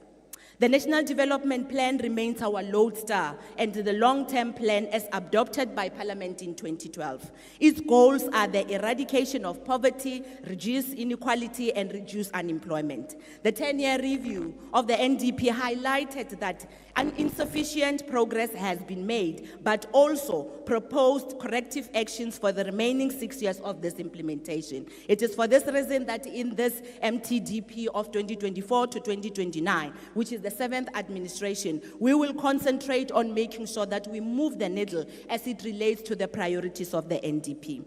To support the implementation of this NDP, the Medium-Term Development Plan of 2024-29, which is the 5-year plan that I've just spoken about, has been developed, and this was based, of course, on the fact that we needed to align to the NDP, but it has also been informed by the fact that we had, as the GNU, a statement of intent that we came together to agree upon for the sake of South Africa. Emerging areas of priority which have been outlined in the address by the President last night has centered around inclusive economic growth and job creation. And Honorable Malema, the President did speak about international relations. He has alluded to the AFCTA and many other things. I wish you could have listened because you would have heard exactly how we are going to move forward as it relates to making sure that we do intensify economic development as it relates to economic diplomacy. He did speak about that. This is a full appreciation, of course, of what I've already said, but this is also a major task that we have to get to the economy to perform at all its potential and create employment and economic opportunities for the people of South Africa and Africa and the world. In order to improve coordination and agenda setting during this term, the presidency will be strengthened to improve coordination of policy, integrated planning, and oversight in support of development outcomes. The MTDP of 2024 to 2029 will be supported by an evidence-based, not just things that we think about or gossip, but evidence-based outcomes and framework that will enable the integrated monitoring of progress against the set indicators and targets. Government clusters will support the MTDP with their own implementation plans, which will also allow us to respond to emerging issues. Priorities will also be cascaded into institutional plans, strategic plans, and annual performance plans of departments and entities. And it will also be able to assist us to draw up and establish performance management systems of government that will allow us to be able to monitor them. There is a greater focus on accelerating implementation, supported by the applications of relevant monitoring and evaluation tools. As it relates to DDM, the DDM is designed, of course, as we all know, to address problems with service delivery by allowing all spheres of government to work together in a more effective and coordinated way. This is intended to assist municipalities, just like the Minister of Cognitive said here, to better plan, budget, and also implement programs and to ensure that work of municipalities is managed. We are planning to make sure that we do strengthen DDM so that we can better monitor and evaluate the performance of government in all spheres of government. Given the governance and performance of SAEs, as the President has said yesterday, the President in 2020 established a presidential SOE Council to reform, reposition, and revitalize state-owned enterprises. And it did that to be able to ensure that we do have state-owned enterprises that are effective and are also used as an instrument of economic transformation and development. The PSC, or the PSEC, noted the critical development role of SOEs and recognized serious deficiencies in the South African model and functioning of SOEs. As a result, it has then now been able to come up with recommendations that said that we needed to strengthen our SOEs, and as a result, it has recommended that we needed to ensure that we create, as the President has said yesterday, a centralized model that will allow us to strengthen our SOEs and ensure that whatever it is that they do not... Minister, can you kindly wrap up? Okay, thank you so much. Let me just close by saying that there is a lot that this government has done. So as a result, we've got a lot that we are going to build on. It doesn't help that we keep on talking about new things, but it helps that we build on what we have already established. As a result, what we will be doing will be to strengthen, but also to improve and ensure that whatever it is that we are doing grows better and also grows to other people, so that if we have been able to do something for 10% in this 7th administration, we'll definitely make sure that we do it for 100%. Thank you very much. Thank you very much, Honourable Minister. I now call upon the Minister of Sports, Arts and Culture.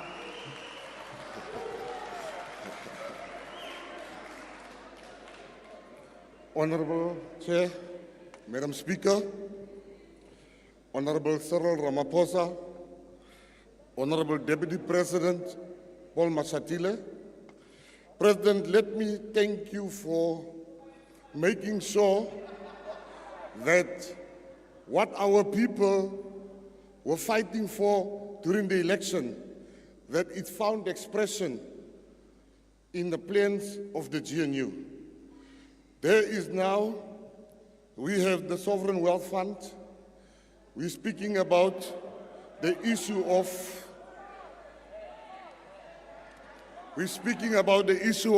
minerals being exported, and most importantly, gang violence.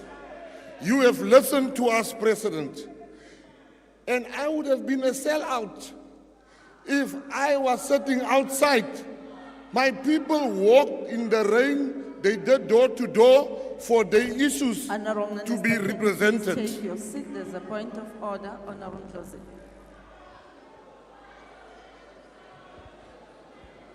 I'd like to call a point of order, House Chair, because a government minister cannot deliberately mislead the House. There is no sovereign wealth fund in this country. You must withdraw. There's no such a thing. At this stage where you are, it's not those talks by the streets you are having. You must speak facts on behalf of a government. There's no sovereign wealth fund in this country. You must withdraw. Take us serious here. Honourable Minister, can you please proceed? Your peers, you always talk about education, Honourable Ndlozi. Your peers are delivering papers while you are ice boy here being sent around. Must not come to me. Don't tell me about education. I want to thank you, President. President,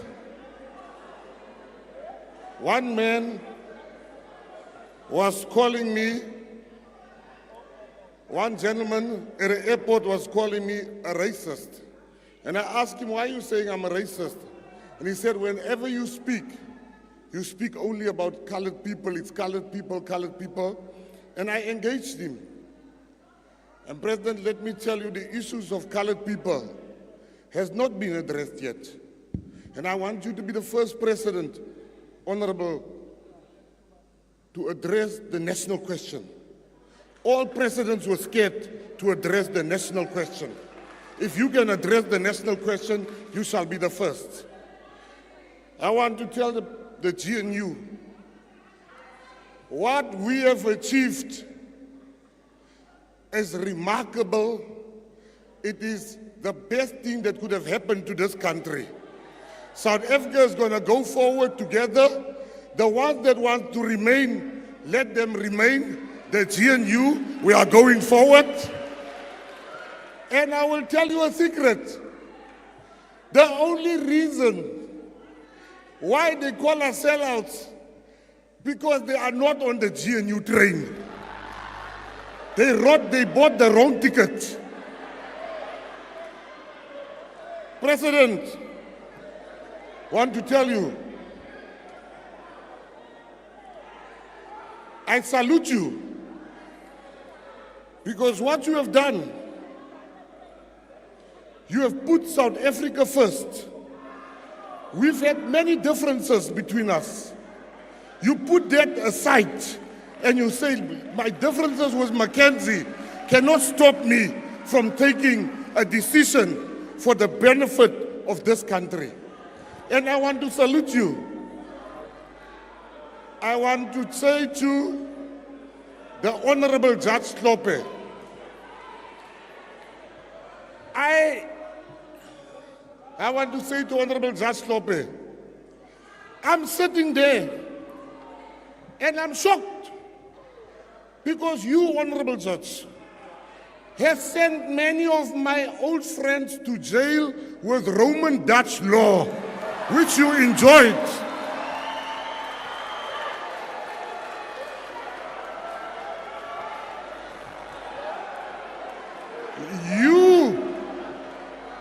While you were getting you talk about the blue lights. While you were getting the perks of the judge, being a judge, you never saw something wrong with blue light. You never saw something wrong with Roman Dutch law. Today, when you're no longer there, now you are seeing something wrong with Roman Dutch law. It cannot be. I'm going to pay for an appeal for everybody that has been sentenced by you, because you sentenced them with the wrong law according to you. Thank you very much, Honorable.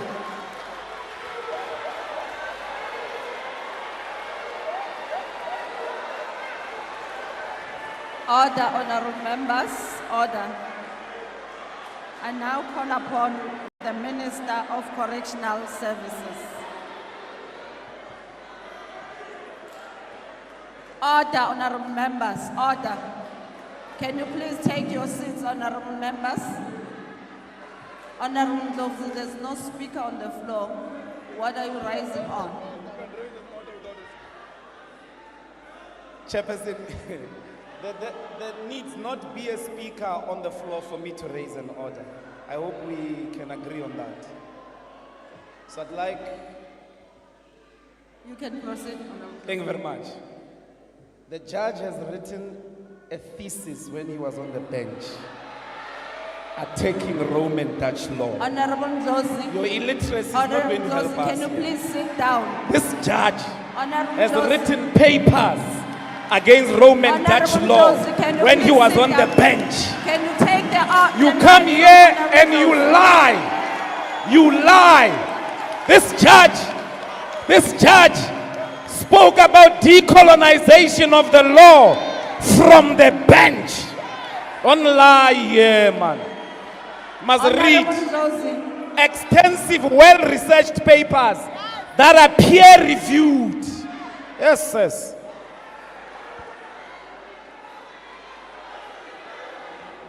And he didn't say anything about sports, about arts. He gets there. Honorable. But what's going to happen about the arts? Honorable members, can I bring it to the attention of the House? Members, please don't abuse your privilege or your right to raise a point of order.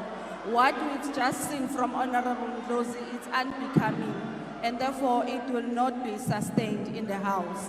Over to you, Honorable Minister.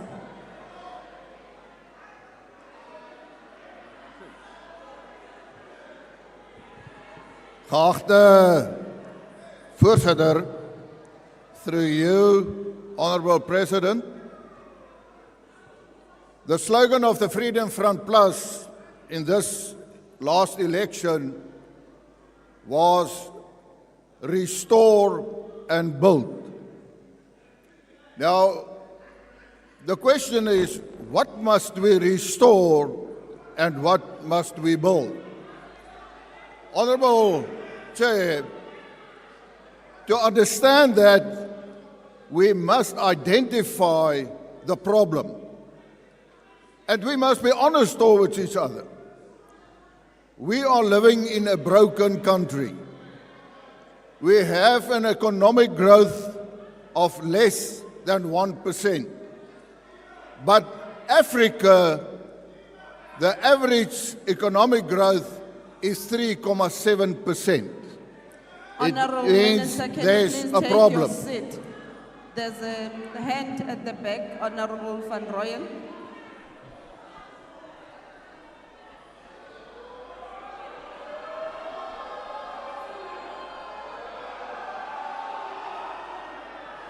Honorable members, can you please take your seat? Honorable members, can you please take your seat? For the last time, honorable members, I'm requesting you to take the seat. This can't go on like this, honorable members. Can we allow Honorable Van Rooyen to speak? Thank you very much. Thank you very much, Chair. I just wanted to check if Honorable Groenewald is he ready to take a question.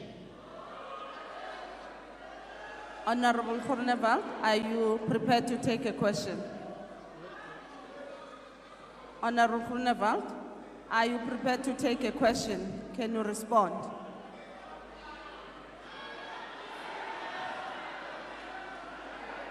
Honorable Groenewald. Agbare voorsitter, ek reageer nie op onsinnighede nie. I didn't hear the answer. I'm not wearing my interpreter. Thank you very much, Honorable Van Rooyen. You can take your seat. Honorable Groenewald, can you continue? Oh, I just wanted to check with him if he's ready to tell the nation who killed Chris Hani. Who killed Chris Hani? Honorable Van Rooyen, you are abusing your right to speak on the floor. Honorable Groenewald, please take your, the podium. Another aspect we must also realize, Honourable President, is the criminality in South Africa and the crime is Honorable of such Groenewald, nature. Can you take your seat? There's a hand at the back there. Honorable member.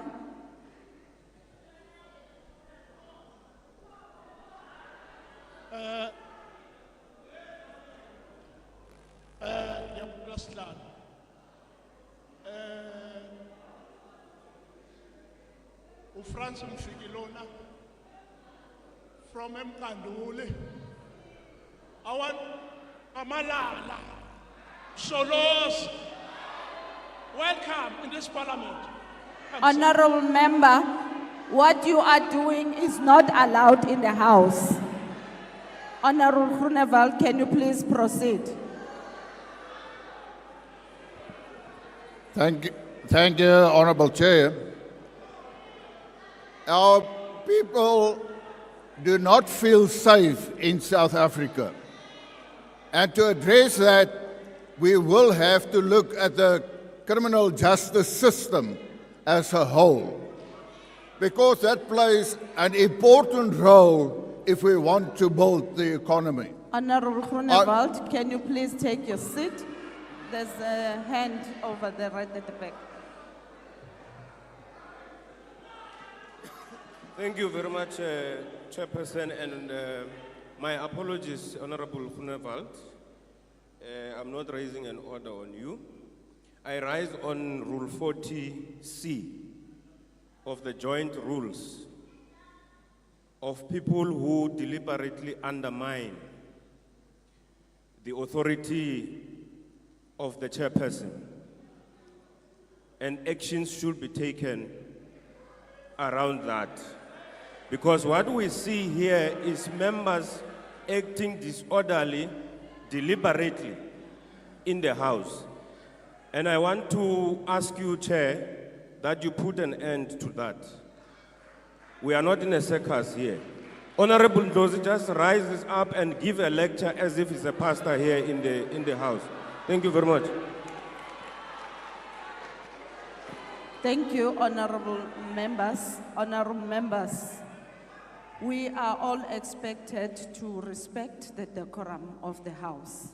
And therefore, as such, all of us, we do have the responsibility to conduct ourselves in a manner that is befitting.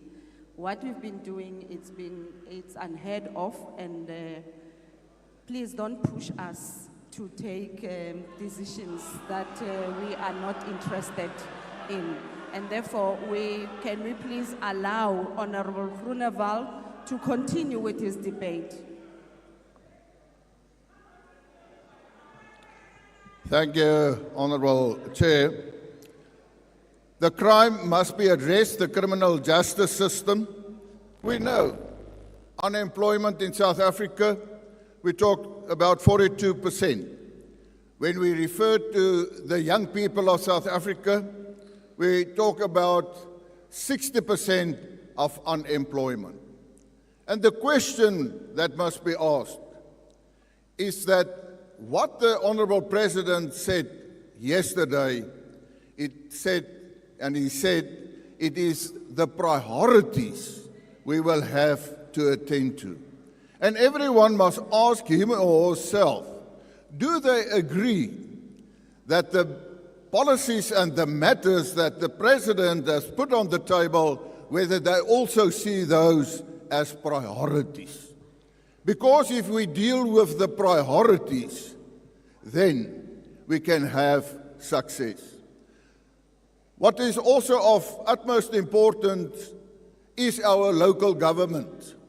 Because if you establish a factory or a business, it is part of a specific municipality.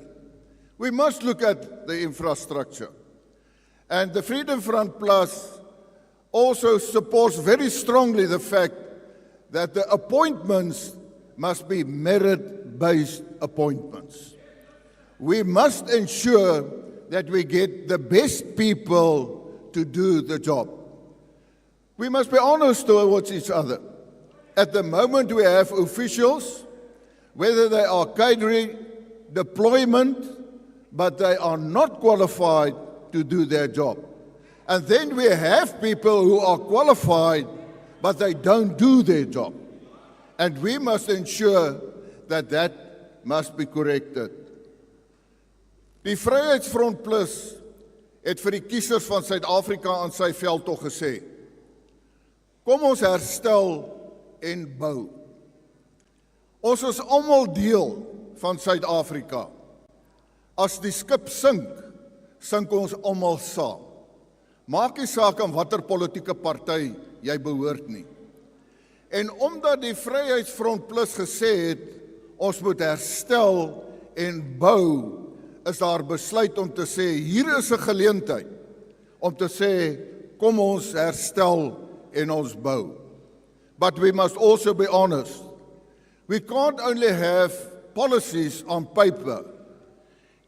We, as government, and note I say we have the responsibility to ensure that it is implemented. Honourable Minister, can you please round up? We have the responsibility to be sure that we implement those policies. As the Honourable President once said, the seat you have in Parliament does not belong to you, but to the people. We must be accountable to the people, and the Freedom Front Plus will ensure that we restore and build. Thank you, Honourable Member. I now call upon the Premier of Limpopo.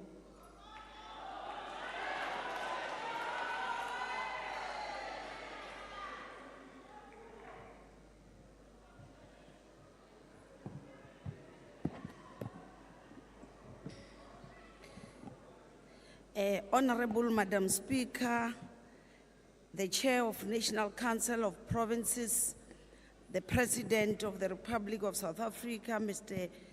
Matamela Cyril Ramaphosa,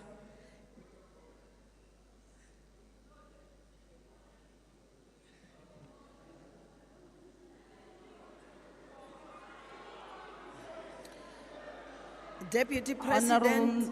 Honourable Premier, can you please take your seat? There's a point of order.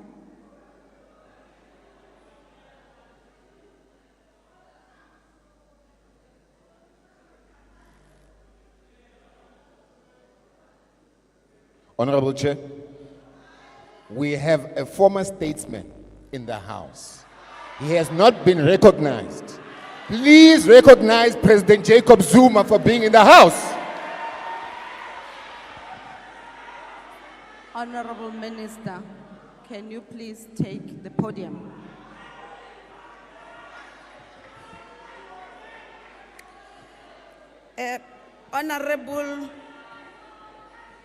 Honorable Deputy President Tatana Mashatile, members of the two houses, ladies and gentlemen, I rise on behalf of the descendants of the warriors of Skukune, the descendants of the warriors of Makado, of Gungunyane, of Mukopane, and many other great warriors whose land we continue to make the lives of their residents better. I rise on behalf of the sons and daughters of the rain-making queen and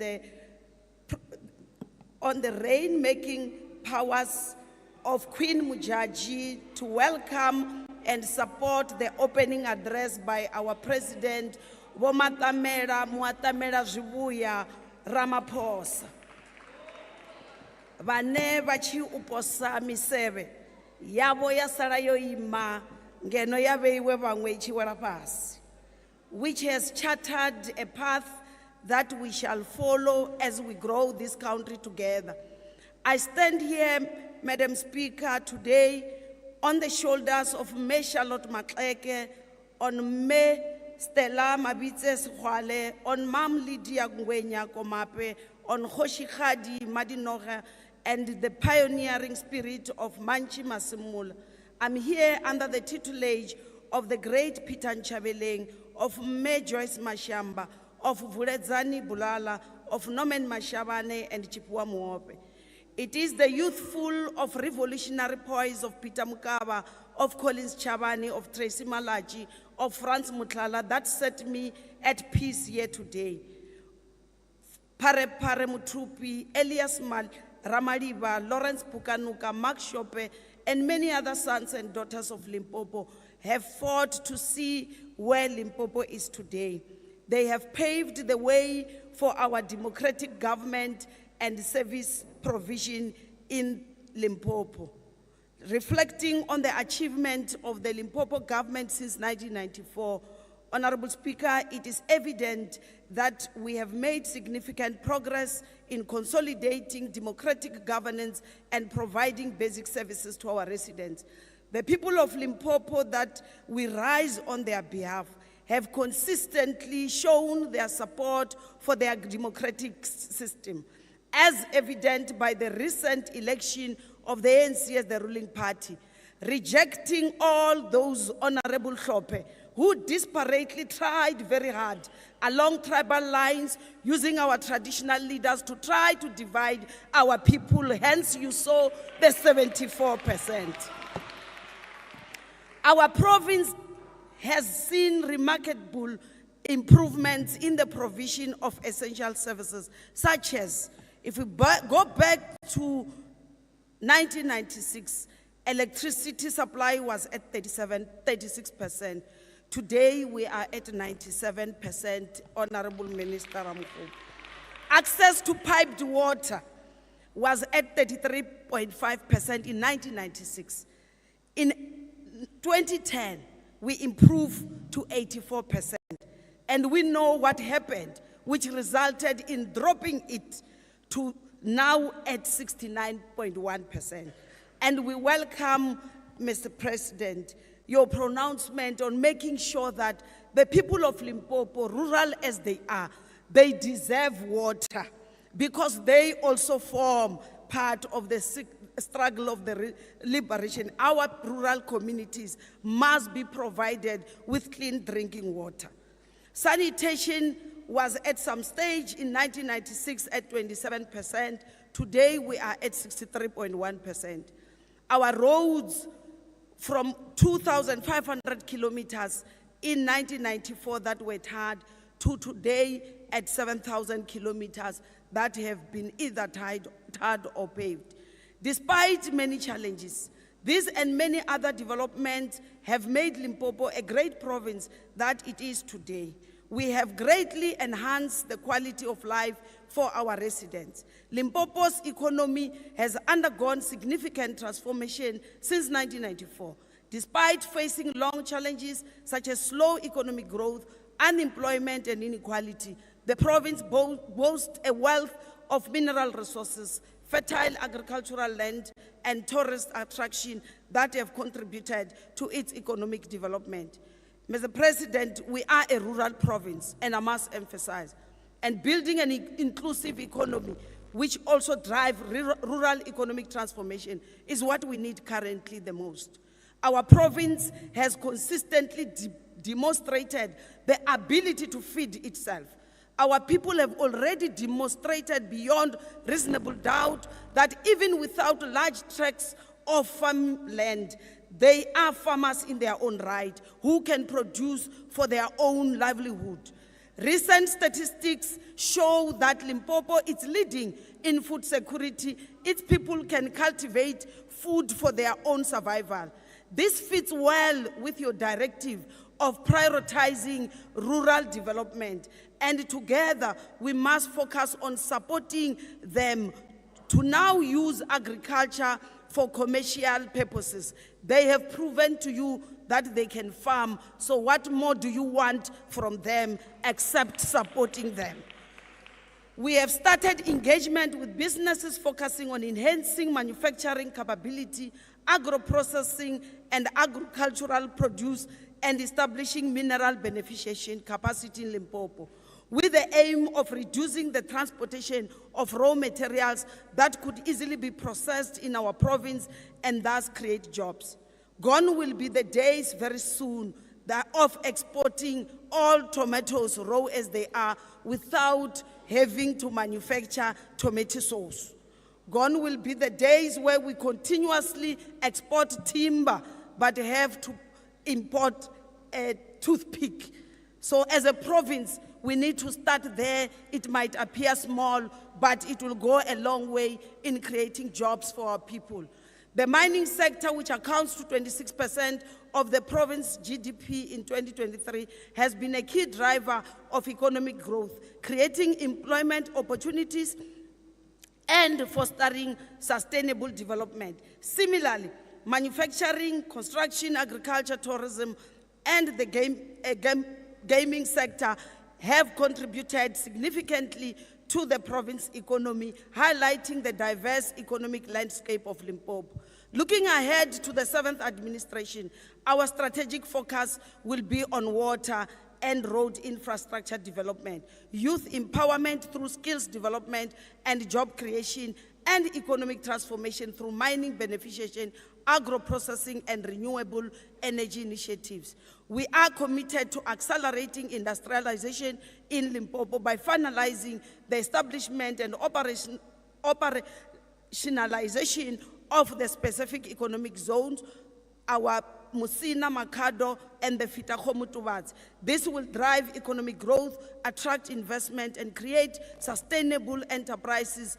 We are actively engaging with the national government to expedite the approval of Fitakho-Mutubadzi SEZ proposal and upgrade the Gateway International Airport to serve as a vital cargo hub in the SADC region.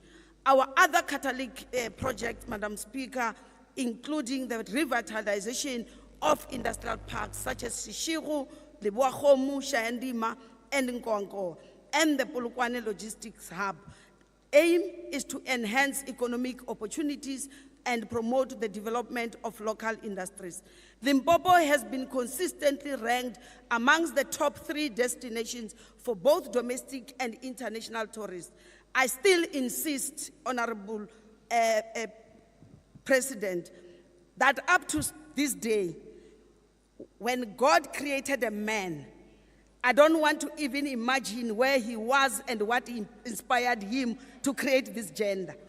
But I can, without fear of contradiction, that when God created a woman, he was situated in Waterberg, inspired by the beauty of its biosphere. We would want to capitalize on this market, especially the legion of international travelers who must come to explore more routes that we shall have developed, including the routes that celebrate Limpopo's contribution to the liberation wars against colonialism and freedom, with direct links to the rest of SADC. It is an open secret that even the Umkhonto weSizwe, the real Umkhonto weSizwe, when it was formed, they were inspired by King Sekhukhune when he led the Sibatakhomu. By harnessing the potential of tourism and niche markets, we seek to further boost economic growth and create employment opportunities in Limpopo. When honorable members in your different province, you speak about the big five, we in Limpopo, the descendant of Makado in Vembe district, speaks about the big six. And you will be asking me, what is that? I'm inviting you to visit this district where you will see the biggest baobab tree in the whole world.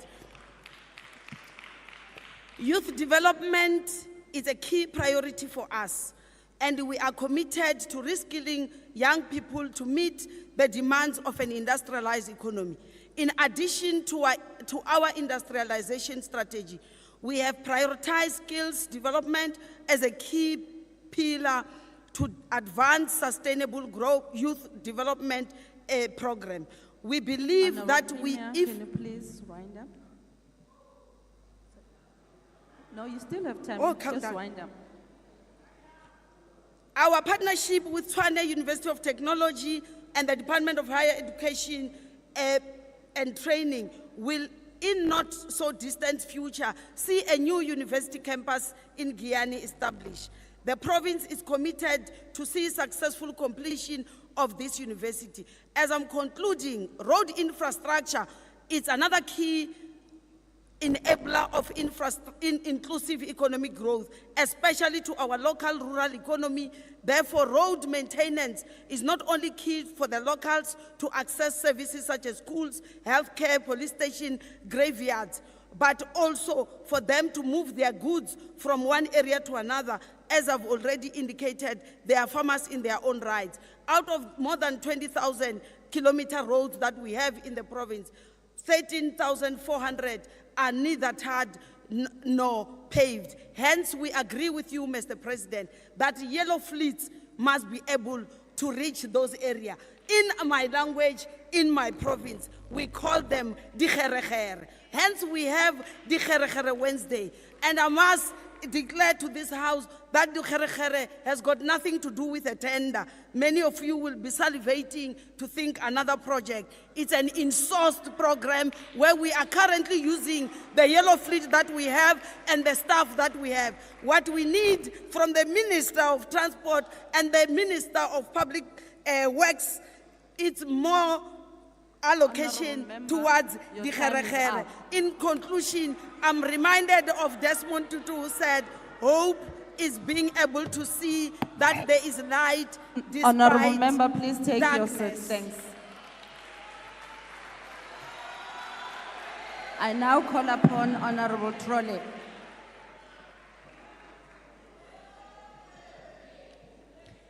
Honorable Chairperson, Honorable President, sadly, last night was a deja vu moment for myself and all too many South Africans. Your understandable sales pitch for your new government and promises might have sounded fantastic to the naive amongst us, but the electorate who showed their jaundice towards your last government know that these were flights of fantasy. Because, Honorable President, we don't trust you anymore. We don't believe you anymore. We haven't seen a smart city. All we see is broken cities.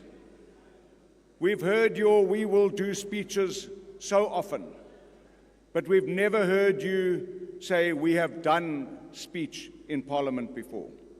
You have started your second term in office really badly by appointing almost 20% of the people in this Parliament to your cabinet. That says to the people of South Africa that your government is more important than they are. While some in this House are going to go to court about what you call your government, we don't care. If I can borrow from Romeo and Juliet, what's in a name? That which you call a rose by any other name would smell as sweet. South Africans want change. They want security, dignity, and the independence of a job. They took your previous majority away because you couldn't grow the economy, create jobs, deliver services to them effectively, and keep them safe in their homes. You need to repair our international reputation before we will be able to attract the foreign direct investment so badly needed to grow our economy. Investors want political stability. They want policy certainty.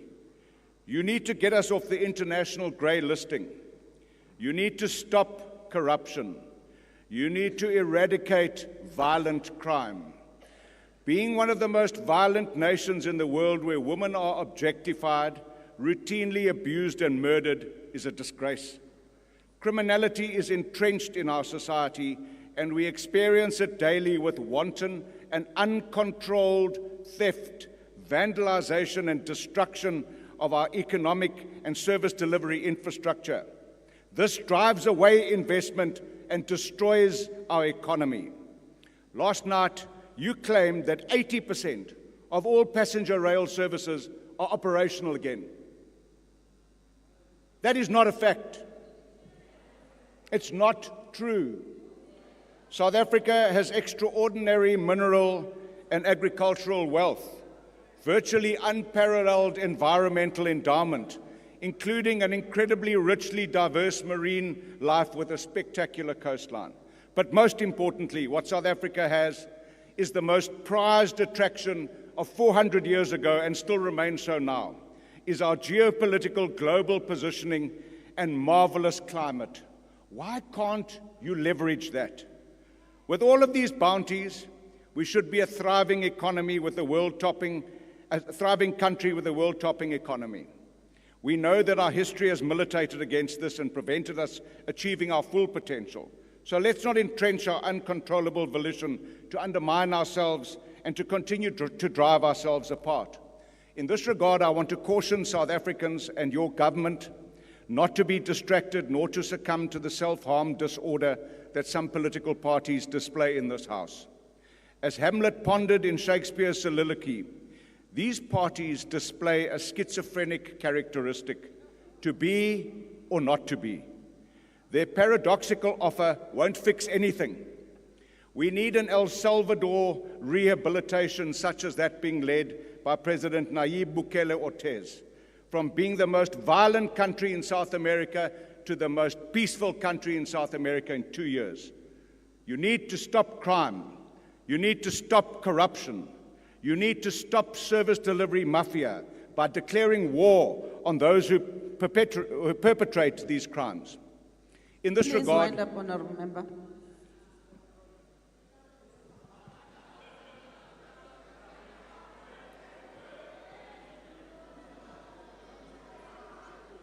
it can't be. It can't be time. There's a watch in front of you, Honourable Member. I beg your pardon? There's a watch in front of you. I can't hear you. There's a watch in front of you, Honourable Member. Please round up. I'm going to round up like the previous speaker for a while. As we watch the inevitable public exposure of the incorrigible theft of poor people's life savings from the VBS Bank, you must know that this is going to detonate the inevitable demand for public exposure of the Pala Pala saga, and your government's survival will depend on your innocence or guilt. Because, Honourable President, corruption infraction, large or small, must be dealt with equally.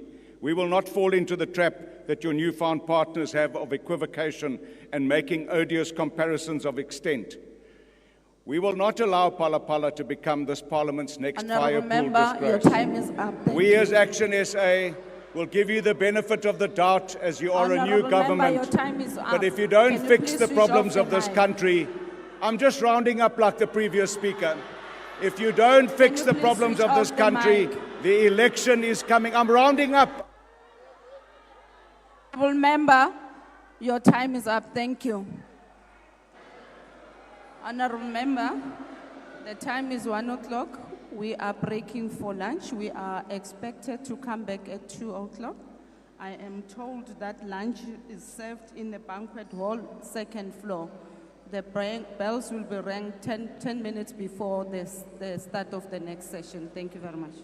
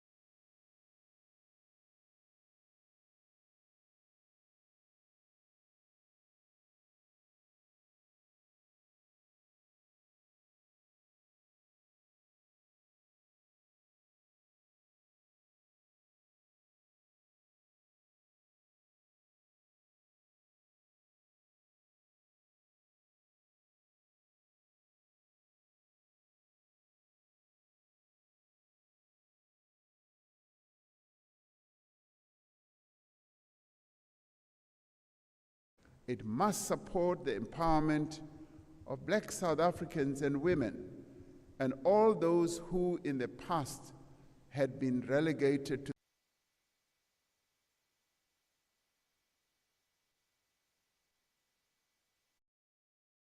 part of the constitutional imperative to redress the imbalances of the past and deal with the slow process of development. Through empowerment and transformation, we can ensure that the skills, the capabilities, resources, and energies of all South Africans are used to the greatest effect. We will continue to pursue the programs that encourage broad-based black economic empowerment, employment,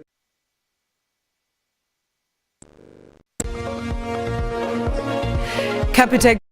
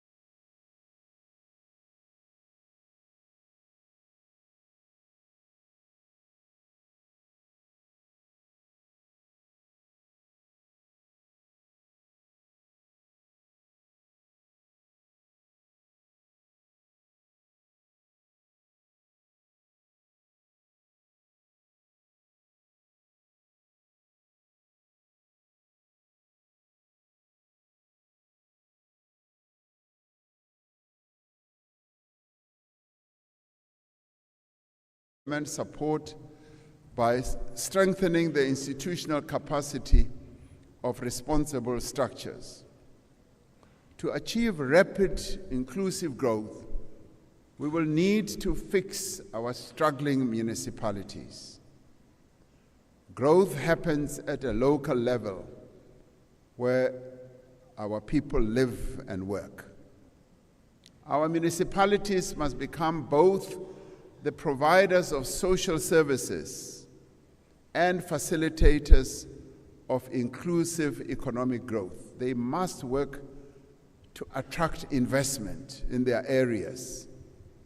This approach can encourage businesses to expand and create more jobs in municipal areas. Investors are generally attracted to areas that have reliable and modern infrastructure. Simplifying and speeding up planning and regulatory processes can make it easier for businesses to invest and operate in a municipality, and this often leads to the creation of more and more jobs. As the national government, we have both a constitutional responsibility and a clear electoral mandate to assist municipalities in the effective exercise of their powers as well as their functions. We will ensure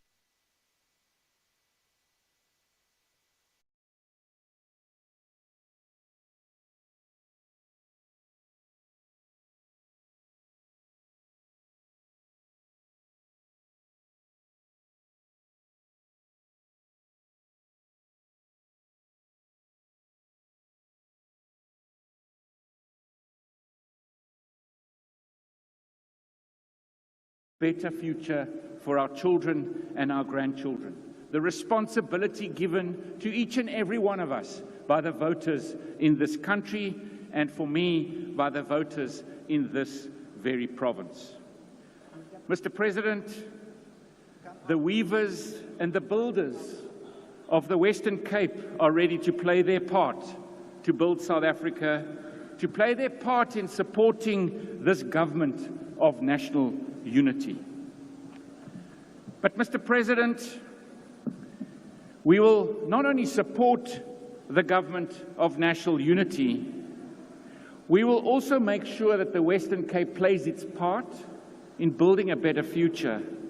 But at the same time, we have a lot of work to do, and we will also hold, Mr. President, this Government of National Unity to account for the citizens of the Western Cape.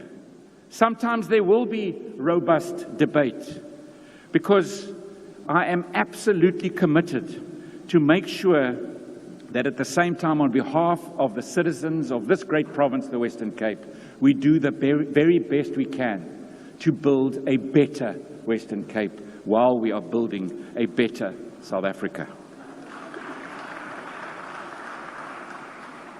Mr. President, I want to base everything I do on saying that we need to give everyone an absolute fair chance. And therefore, my first point that I want to raise on behalf of the citizens of this province, the Western Cape, that we need to make sure we get our fair share. Mr. President, we know that this province is currently the fastest growing province in South Africa. We heard that at the Lekgotla from the Statistician General. We know that we are now the province with the third most citizens, the third largest population in our country. But, Mr. President, we get the fifth most budget. We need to make sure, and I will fight for our fair share of the budget in this province.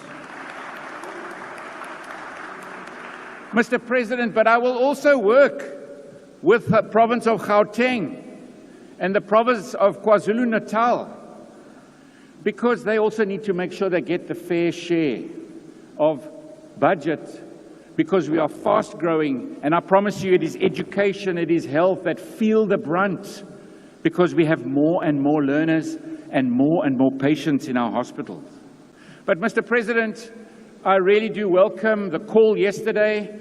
I welcome this Government of National Unity's positioning that we feel around a massive disaster. As I speak, and as we walked out for lunch, it was pouring with rain still in this province. We have had more than a week of solid rain, devastating weather, more than 200,000 citizens in this province displaced because of this weather incident that has now been declared a disaster. More than 44,000 structures damaged and destroyed. Many roads. As I stand here, more than 70 roads still underwater. But, Mr. President, it is about disasters. And I must say to Minister SABC, to the Deputy Minister, to the way that you reacted to this disaster, there's a new feeling behind this Government of National Unity, Mr. President. On Friday, we wrote to the Minister saying this needs a declaration of disaster. On Friday, we got an answer to say yes. On Monday, the Minister and the Deputy Minister came to visit. I want to say thank you very much. New feeling to build a new and better country. But Mr. President, we will still. I want to say thank you very much. There's a new feeling to build a new and better country. But Mr. President, we will still fight in policing. Minister Mchunu, thank you very much for coming to visit us tomorrow, to come to listen, because our citizens feel gangsterism and crime every day. I am still going to work with you, but I'm going to fight for more devolution of power. I do believe it's the right thing to do, and I believe we will base it on data and evidence. And together, we will come up with solutions that will make it safer for the citizens in our province.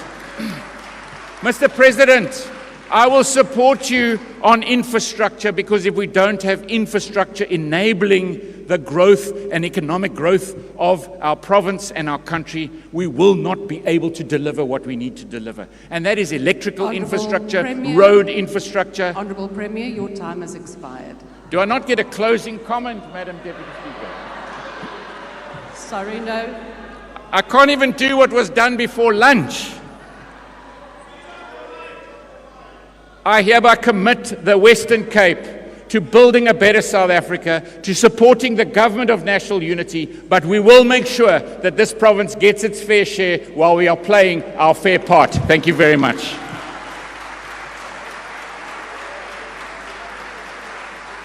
I now call on Honourable the Minister of Trade, Industry and Competition. Thank you very much, Deputy Speaker, presiding officers of Parliament, President and Deputy President of the Republic, members of the National Executive, members of Parliament, ladies and gentlemen. Quite clearly, our country is standing at a crossroads. On the one hand, we face a tipping point if we maintain the status quo responsible for South Africa not realizing its full potential. On the other hand, we can positively disrupt the status quo with pragmatic interventions that yield positive outcomes. As the DTIC Group, our decision is clear in working to support and enhance the programs instructively outlined by the President in his speech last night. This is important, especially if we calculate the costs of poverty, which constitute 60% of the national budget.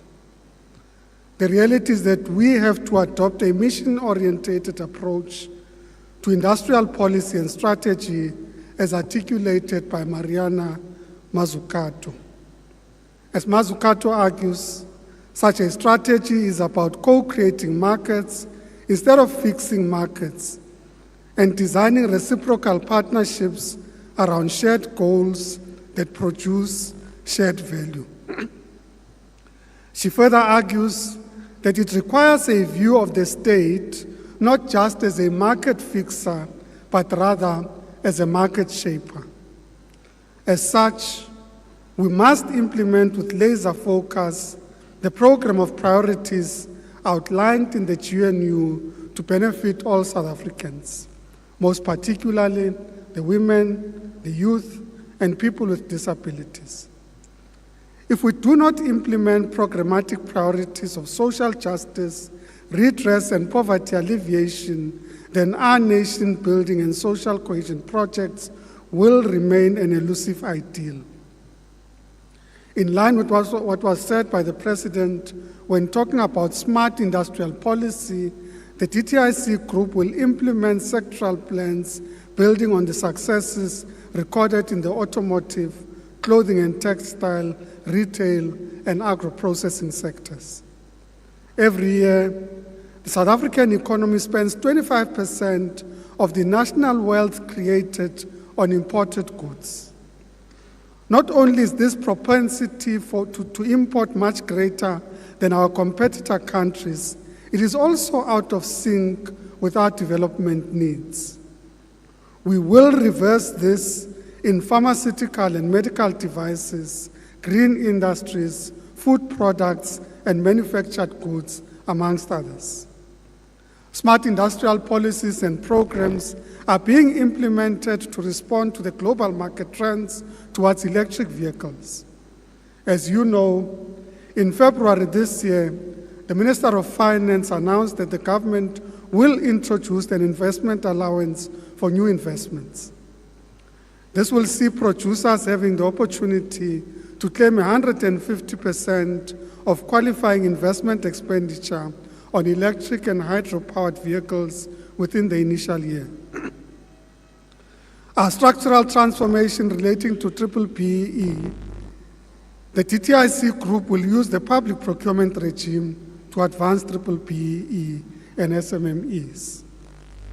We will work with the National Treasury to ensure that the procurement bill under consideration by the President will be implemented.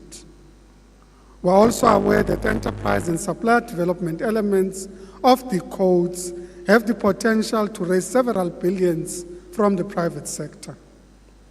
Therefore, working very closely with the Commission in monitoring the contributions on enterprise and supplier development, black industrialists and SMMEs will benefit from such financial contributions.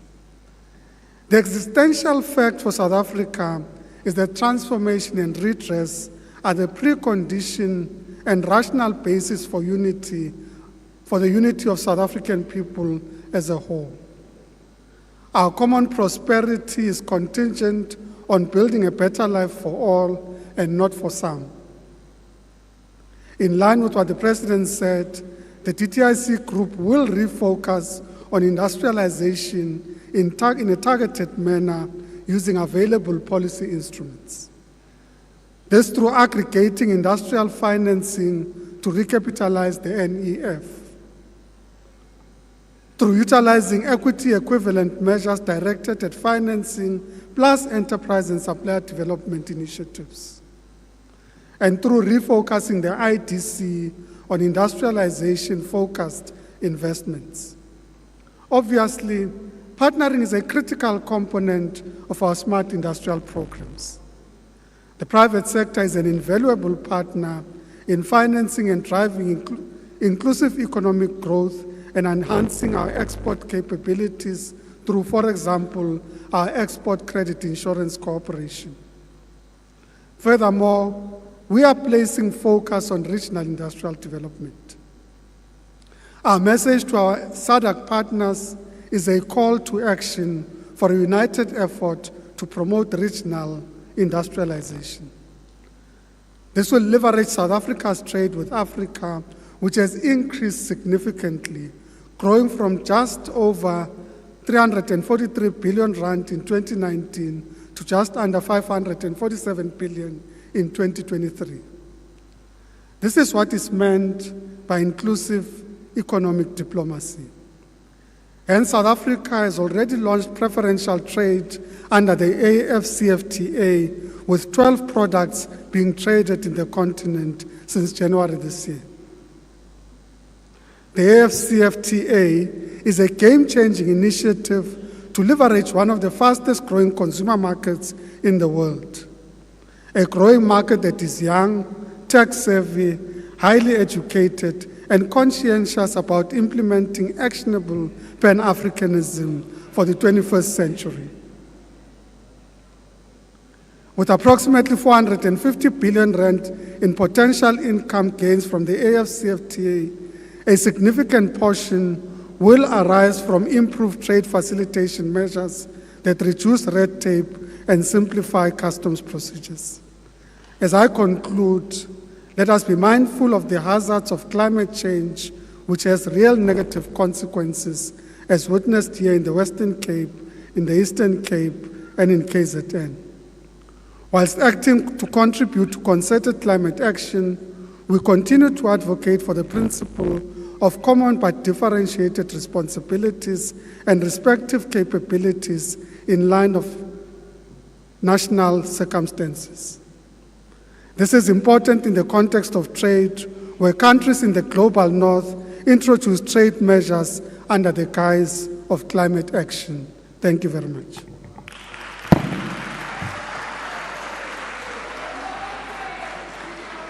I now invite the Honourable Thring.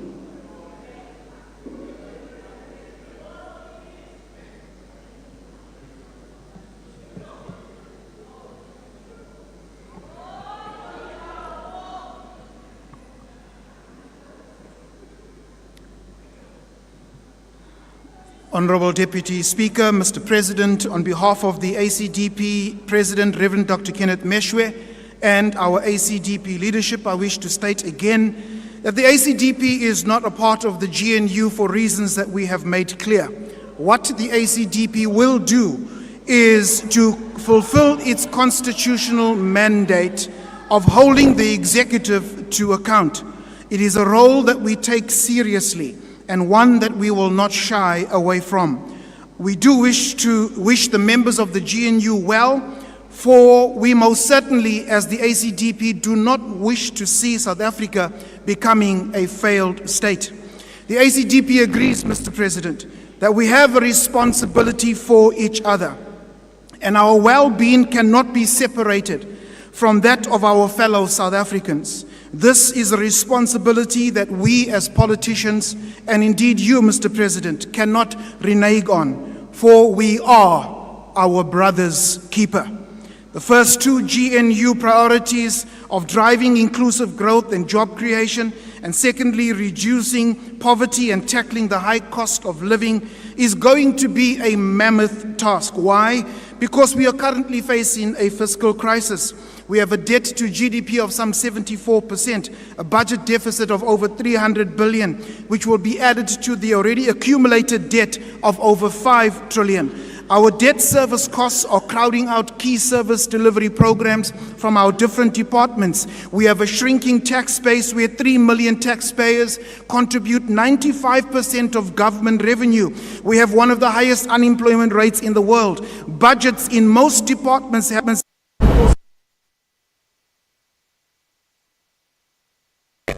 spoken of over so many years has now become so long that it is strangling SMMEs and economic growth. This, Mr. President, has happened under your watch, adding five more years to your 9 wasted years. So what budget cuts mean is that for the next financial year, service delivery will be impeded. Your third priority of building a capable and ethical and developmental state points to a current incapable state, incapable of carrying out programs set in our department's APPs, incapable of carrying out effective service delivery, evidenced by all of the service delivery protests across the country, incapable of protecting our communities, evidenced by our high crime rate and drug-infested communities where policemen and women are on the take. Additionally, underscored by a murder rate of 70 people per day and over 130 women that are raped in South Africa every day. And so when we speak of building a capable, ethical, developmental state, it is against this backdrop that it has to be created. Mr. President, our President, Dr. Meshwe, warned you about inviting the judgment of God upon yourself and your party regarding the hypocritical international position taken on the Israeli-Palestinian conflict. Let this be your second warning. The ACGP agrees with the economic growth that is inclusive and transformational.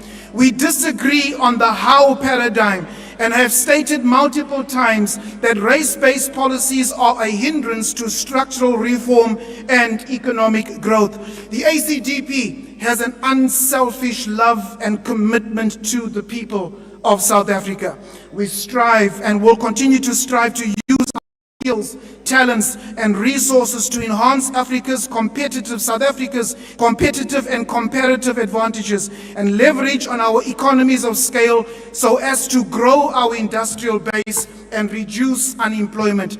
This is the commitment of the ACGP to South Africa. Thank you. I now invite the Honourable Breitenbach to the podium.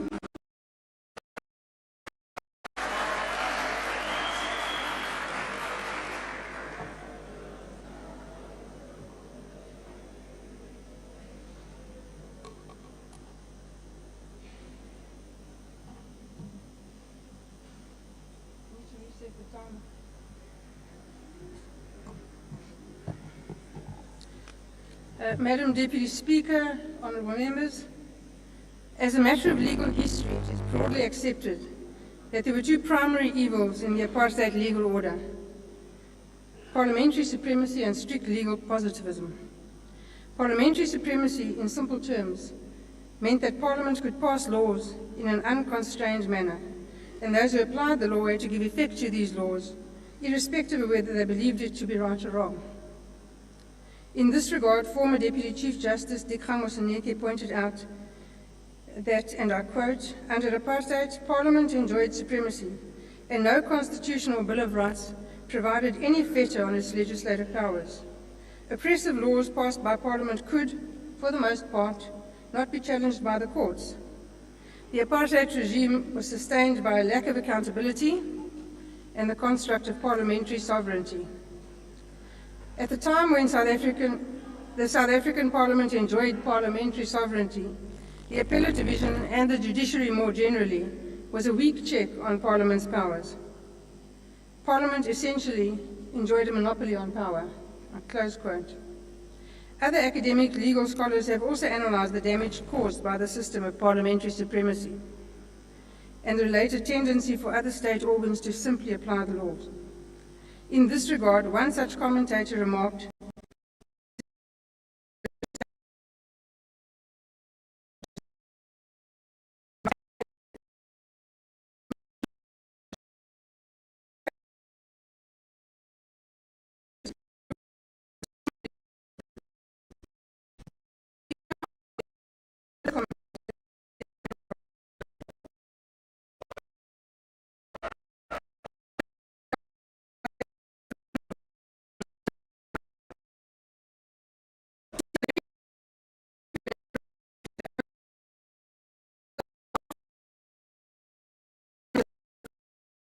human rights is nothing but a system imposed upon us by our former colonizers, and is, if not the problem, then at least part of the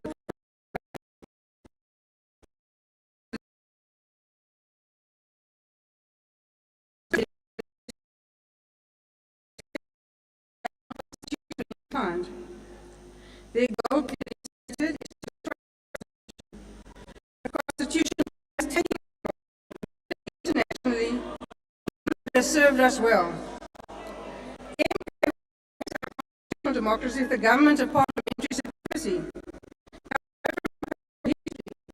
That it is precisely that structure of government that gave rise to apartheid, the passing of racially discriminatory laws, and the causing of untold misery for all South Africans. Yet, upon the South Africans in this House, all MPs, like these, swore to defend the Constitution. Our Constitution did not contemplate a situation where those found wanting simply moved to a position where the obligation was. However, the draft, in their infinite wisdom, with the safeguard that to break down into constitutional the support of at least 75% of this House. They did this because they realized that we needed a definitive break with parliamentary supremacy if our constitutional democracy is to withstand those who try to subvert it. This firewall we will work ceaselessly to protect.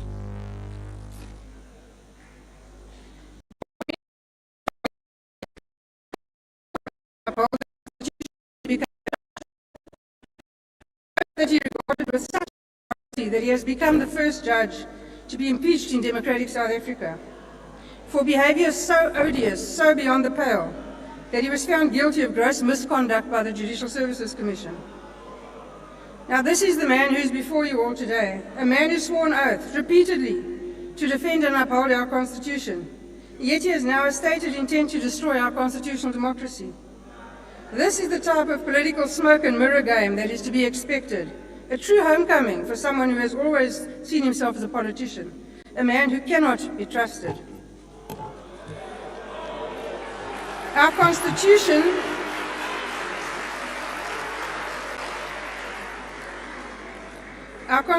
embodies a never again moment. Please take your seat. Could you please take your seat? There is a point of order.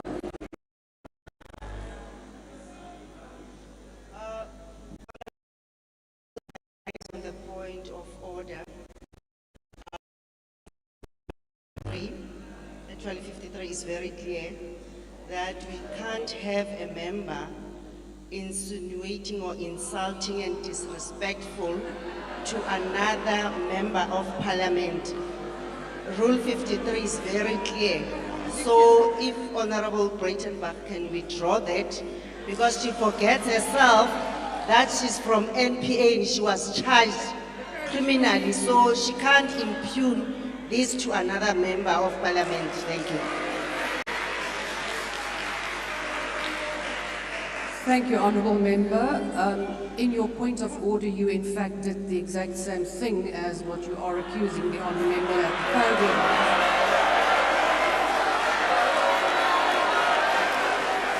Honourable Members, order.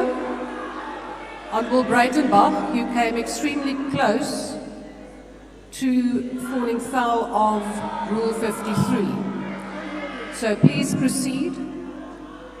Thank you, Madam Deputy Speaker. I see it is...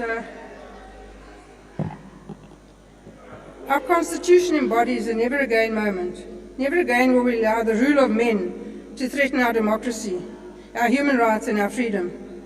We will work ceaselessly during this 7th administration, from one debate to the next, to expose those who yearn for the system that enable personal ambitions to trump the law. I thank you.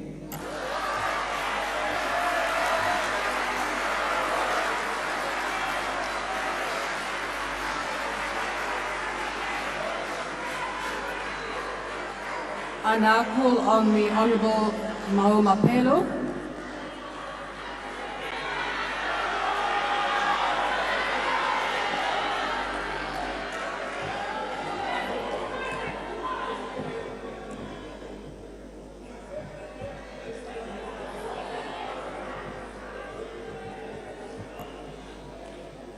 Madam Deputy Speaker and the collective of the Presidium, the President and the collective of the Executive,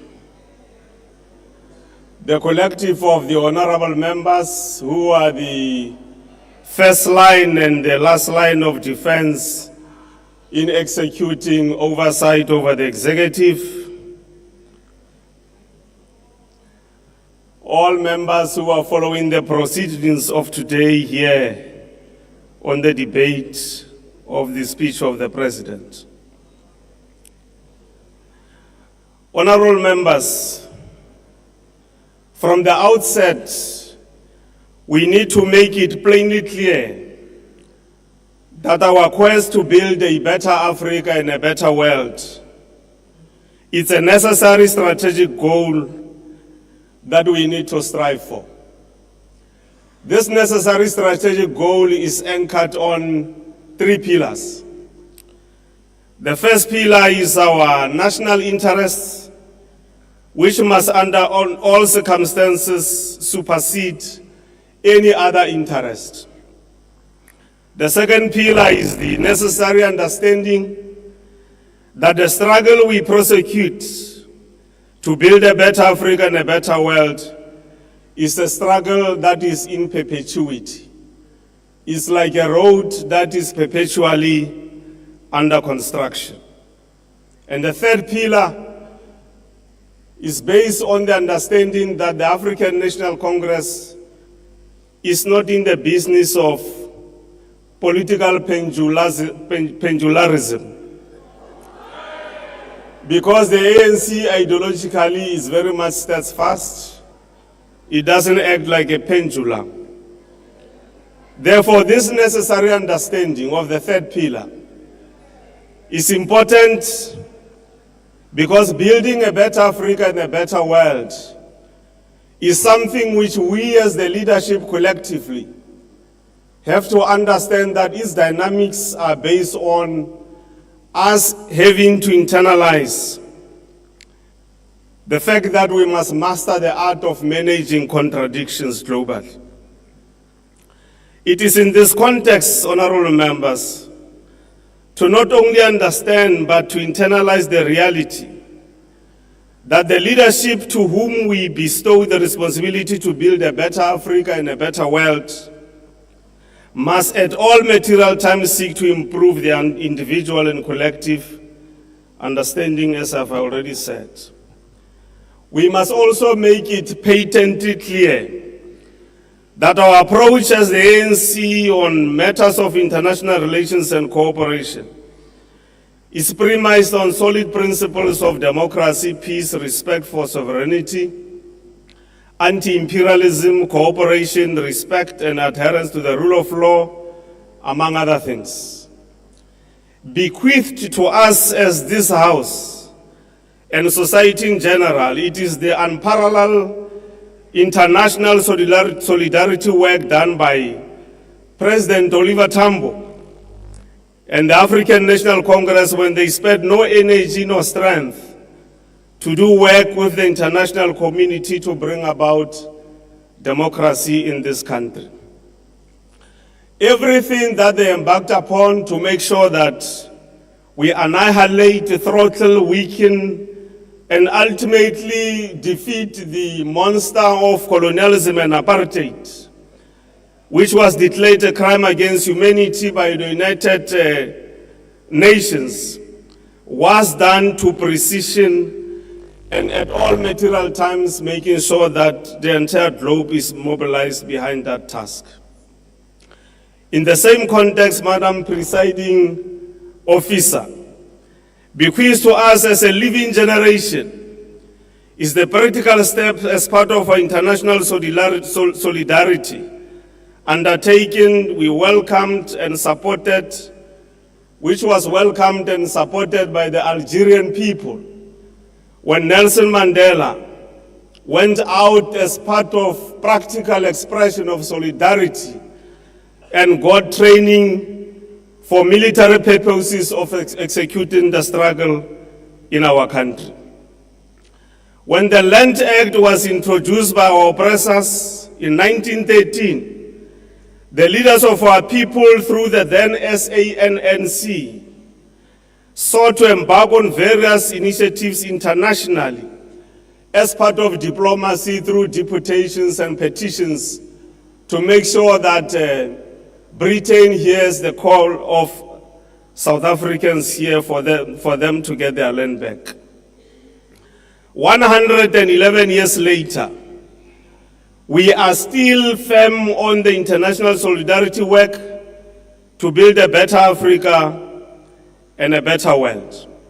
This work that we do, honorable members, whether it's on Palestine, whether it's making sure that we participate in the United Nations and all its ancillary bodies, making sure that there's peace in the African continent, making sure that we, as a country, the SADC work that is aimed at not only developing SADC economies, but also making sure that we cooperate with our SADC countries to build neighborliness is part of our approach as the African National Congress on international relations.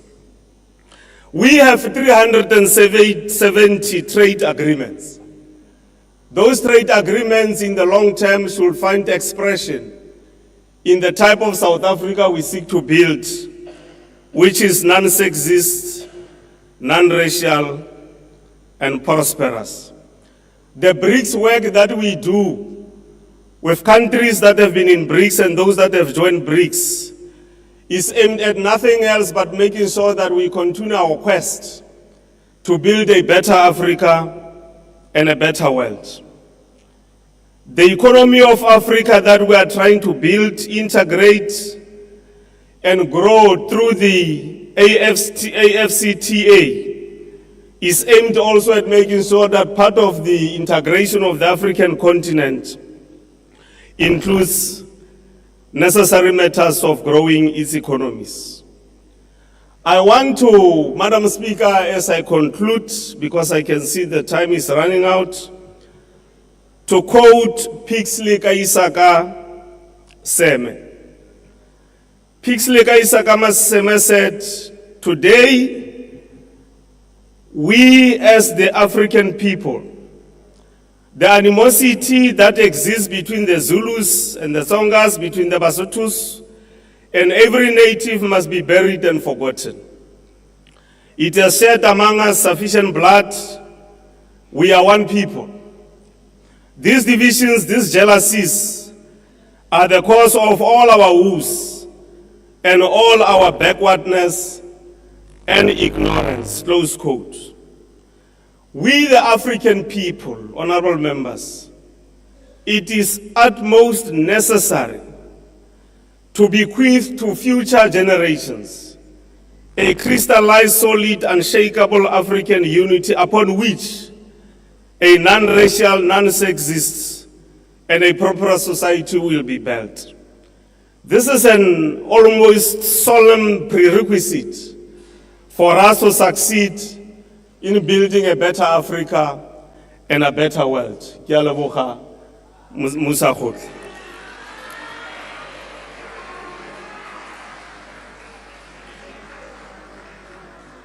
I now invite Honourable the Chief Whip of the Council in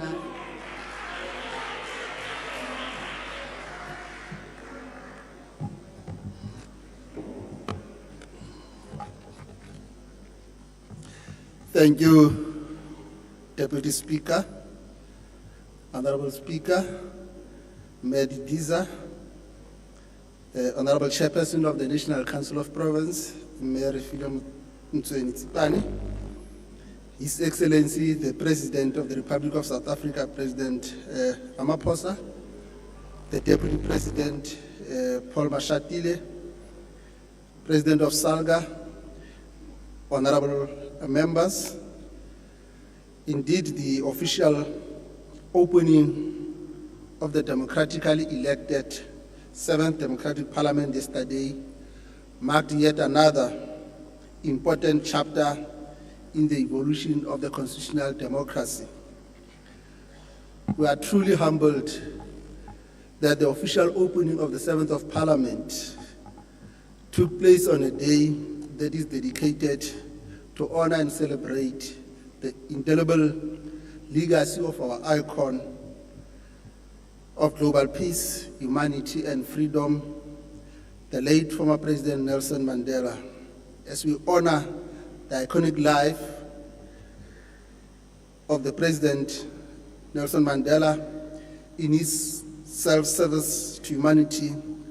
We reaffirm our pledge to continue to work and tirelessly to liberate all our people from the persistent bondages of the legacy of poverty, deprivation, suffering, and all forms of discrimination and suffering that our people face.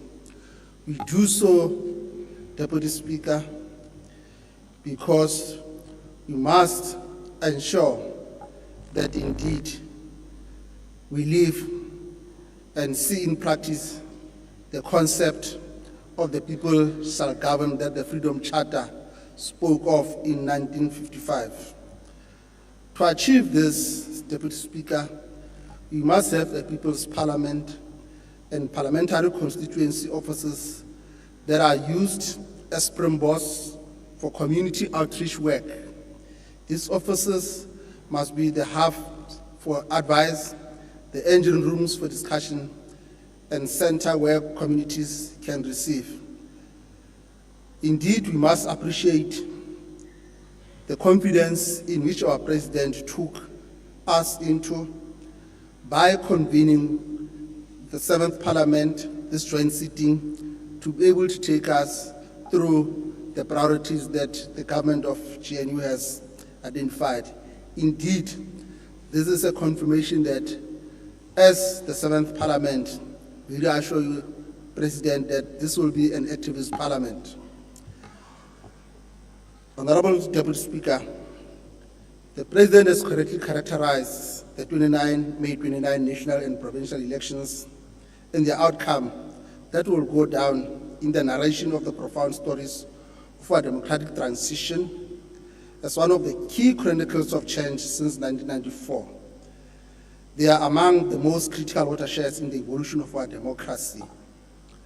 We deeply appreciate the role that our masses, our people, and their political mass democratic movements, the religious formations, women, youth, business, traditional leaders, have played in making sure that these elections further reaffirm our common destiny.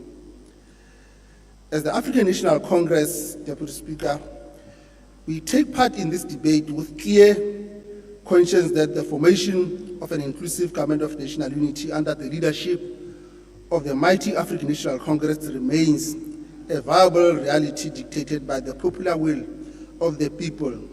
And as the Freedom Charter proclaims, there is no government that can justly claim authority unless it is based on the will of the people. Honorable Deputy Speaker, we commit to rally the 7th Parliament behind the President's vision because it is based on the government 30-year review of South Africa's democracy, which indeed provided detailed boilerplate of the state of our nation and documents in great detail the significant successes that our nation has made since the fall of apartheid in 1994. Of course, it also narrates stark challenges that our people still face as we steadfastly wage a concerted battle against the legacy of apartheid, colonialism, segregation, and apartheid special settlement. Honorable Deputy Speaker, the malignance of corruption, hard-pressed state capacity to provide basic services to the people, especially the local government, and the poor economic performance are among the critical setbacks and challenges of the democratic state over the recent past that the President has correctly identified as among the key strategic priorities of the 7th administration. As identified in the diagnostic report of the National Planning Commission, the fragmented planning, competing roles and poor policy coordination are among the key areas in the three spheres of our democratic governance that has to be attended to. Honorable President, as the African National Congress, we reaffirm our pledge to the people of South Africa to work with everyone and all sectors of our society in pursuit of Nelson Mandela's vision of a better future. We owe it to the legacy of President Nelson Mandela to join all our efforts in ensuring that our Constitution remains the firm and sole roadster that binds into the shared agenda founded on the values of human dignity.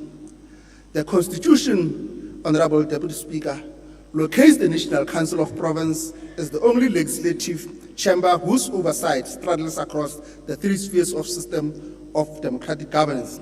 This gives it the unique and differentiated oversight role with immense possibilities, not only to strengthen integrated cooperative governance among the three spheres of our system of democratic governance, these three spheres that are distinct, interrelated, and interdependent.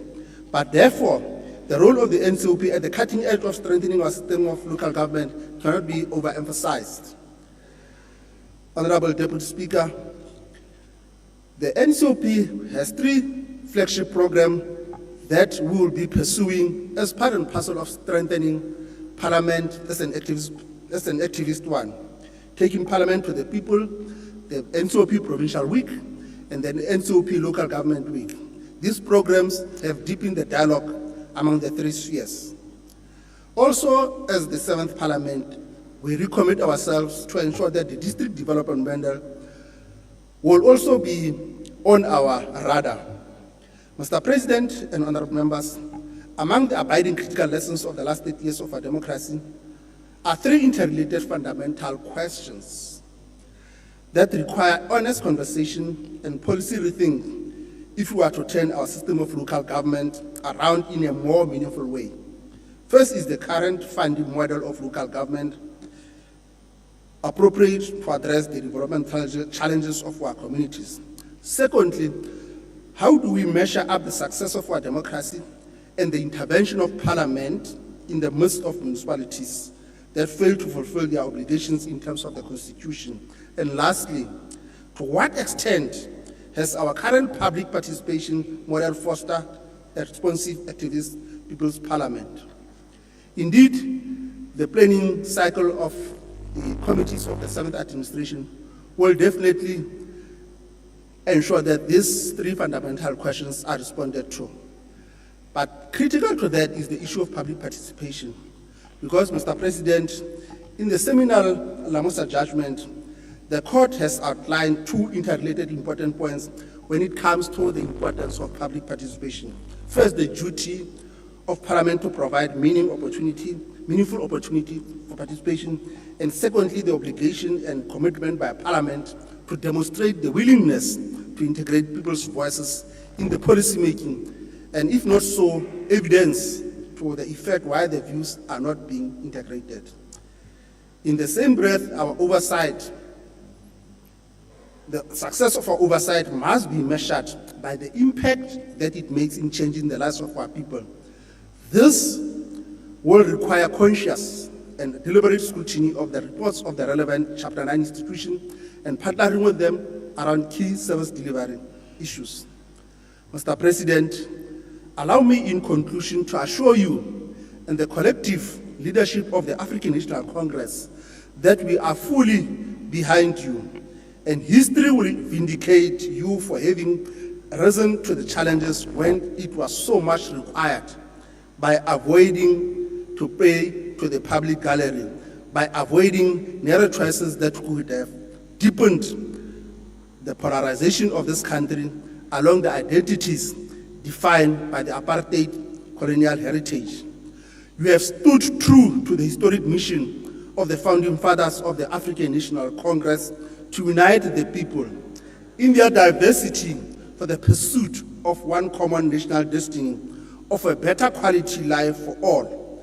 We pledge ourselves to continue supporting you, your efforts to liberate all our people from the continuing bondages of poverty, deprivation, suffering, gender oppression, and other discrimination.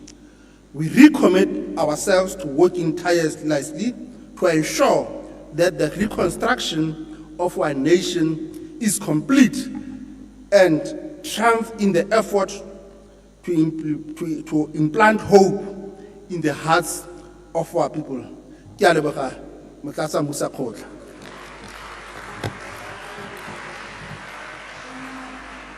I now invite the Honourable Kwankwa. Thank you very much, Honourable Deputy Speaker. Honourable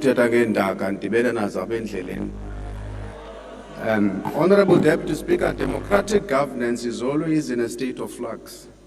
It goes through various phases, which is constructed, deconstructed, and reconstructed. South Africans have actually asked us to reconstruct our democratic systems of governance.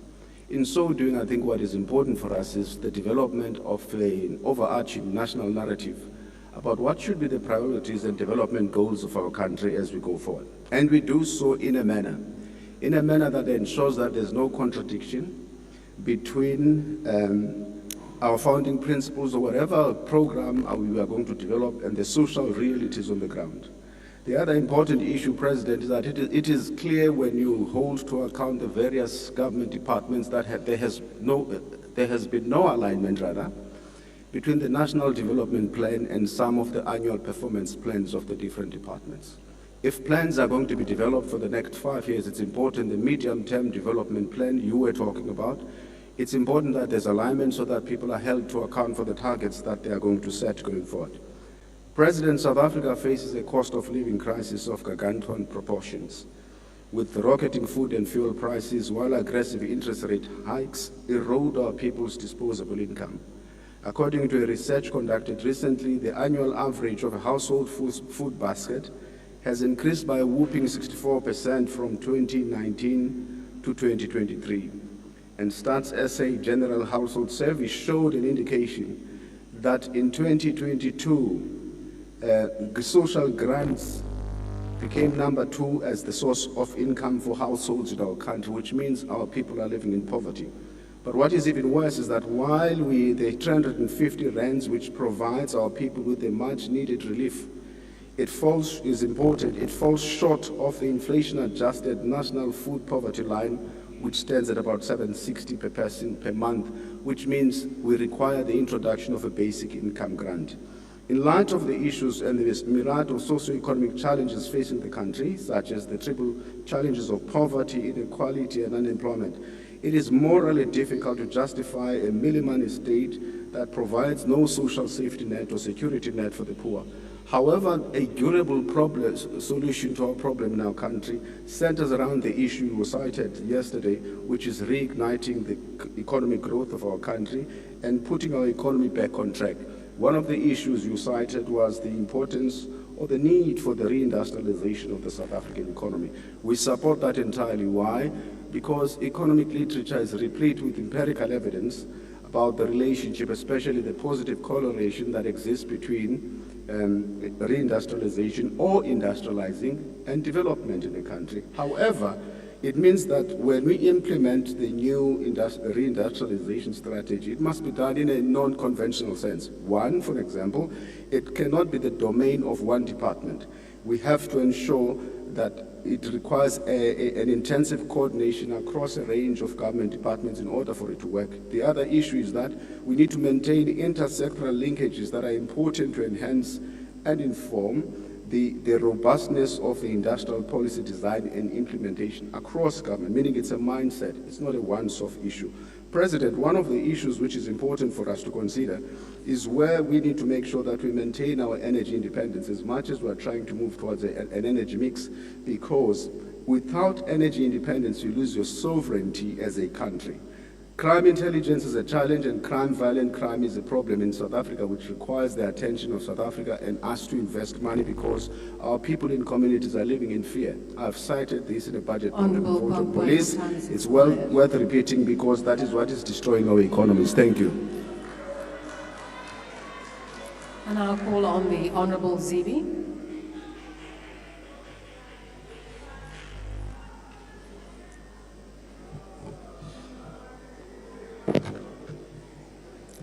Thank you, Honourable Deputy Speaker. Mr. President, the Honourable Deputy President, members of the Executive, and Honourable members. Mr. President, there is little to disagree with in what you said last night, in outlining the matters that need yours and our collective urgent attention. The issues keeping South Africans awake at night have been self-evident for years. The goals we set for dealing with the same are also obvious. Which president would not say they want the best schooling for their country's children to guarantee a better future for them and our nation? Which president would not say they want safe, prosperous communities? And so, Mr. President, you said many of the right things. But it is also true to say that we live in a time that demands more of you and demands more of us in this House. We need a new language that reflects a new attitude on the same issues that are the symptoms of our ills as a society. We are a society where public servants live in fear of getting killed, such as Advocate Nodier, who was doing work for SARS and was shot and critically injured in eThekwini yesterday, in broad daylight. She was shot by assailants who strolled over to their getaway car. The rich walk and drive around surrounded by people armed with firearms bigger than those carried by your protectors, Mr. President. They send a message that says our state is weak and not the center of democratic power it must be. We are becoming numb to human suffering. Millions of people that in today's weather get to confront the depth of the indignity that torments their lives. And that this is where many children are born into inhumanity, grow up in inhumanity, lose hope, and die poor, having never seen the promised land. That, Mr. President, is a profound crisis. It was in this building just over 34 years ago, Mr. President, that you, as a much younger man, held the bullhorn for a revered Madiba as he addressed the South African people the day he walked out of prison. As you know, that was also a time of crisis. It was a crisis so deep that the very birth of our democracy was hailed as a miracle. Today, we have another profound crisis that needs another miracle. The symbolism of this venue and the fact of Madiba's birthday yesterday offers you and all of us an opportunity to challenge ourselves anew. I want to challenge you, Mr. President, that in your response next week, you speak to the South African soul. I ask you to do more than offer objectives and targets. I ask you to inspire, to unite, not just your cabinet, but an entire nation crying for new hope. Yesterday, you promised that in due course you will revert with clear targets and timelines and fiscal allocations for all the themes you addressed in your speech. Urgency is the currency of the times in which we now live. Bring those commitments back to this House so they can form the basis of the contract Parliament uses to hold the executive accountable. There are many of us who understand that being here is a sacred duty. So we will do our duty vigorously, but always in good faith, because this is exactly how the founders of our democratic system wanted it to work.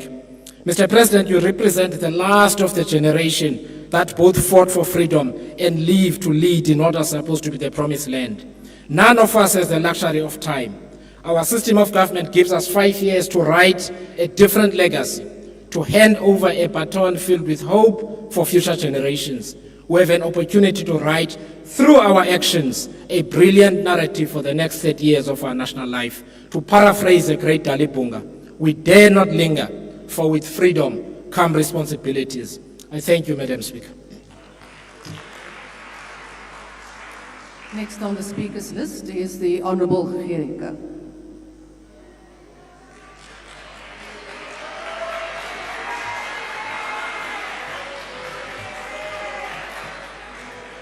Thank you very much. Thank you, Deputy Speaker. In die belang van tyd gaan ek ook dit sê, alle protokol gaan af. Die opening toespraak van president Ramaphosa gisteraand sou mense wat vir die eerste keer na hom geluister het in ekstase en in opgewondenheid gehad het. Dit was gevul met goeie stories en vol beloftes. Ek het ook gehoor van klaarblykelijke suksesse van werkskepping en ekonomiese groei. Ek is met eens herinner daaraan dat diezelfde storie van beloftes en 'n beter lewe vir almal ook voorgehou was by die president se Tumamina toespraak in die 2018 State of the Nation Address. Na sy joviale toespraak en beloftes het egter bitter min gebeur vir agtergeblewe Suid-Afrikaners. Inteendeel, onder die regering van president Ramaphosa het die werkloosheidssyfer die hoogte ingeskiet, informele nedersettings het vermeerder, meer besighede het al deure toegemaak, dienslewering protesoptogte het toegeneem en geweld en misdaad het deel geword van ons volk se daaglikse bestaan.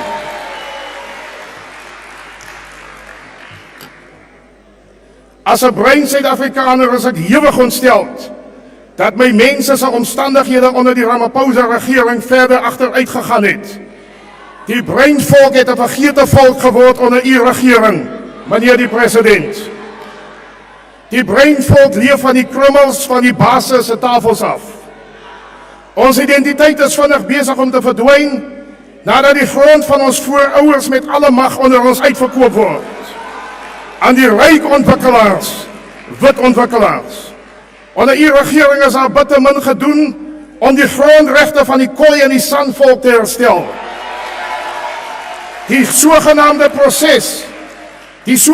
proses van restitusie het 'n vaardroom geword vir miljoene breinmense. Breinmense leef in erger en groter verdrukking as voor 1994. Swart en breinkinders sit met kwalifikasies en grade sonder werk. Dit terwyl u roem daarin dat 2 miljoen werksgeleenthede deur u regering geskep is. Dit maak nie sin nie, ons kan dit nêrens sien nie. Breinmense in die Weskaap leef in haglike omstandighede. Bende geweld het 'n daaglikse fenomeen geword in ons woongebiede. Bejaardes en vroue en kinders is gevangenes in hul eie huise en omgewing. Gebiede soos Mitchellsplein,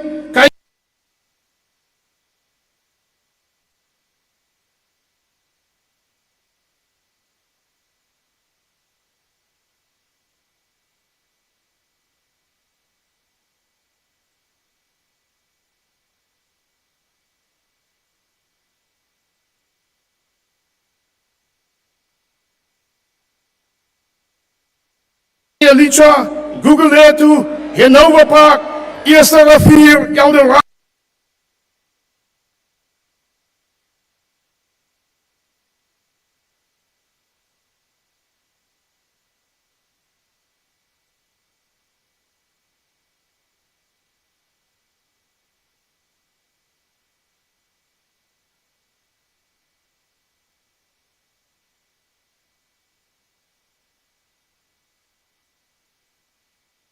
Park en vele meer het oorlogsones geword.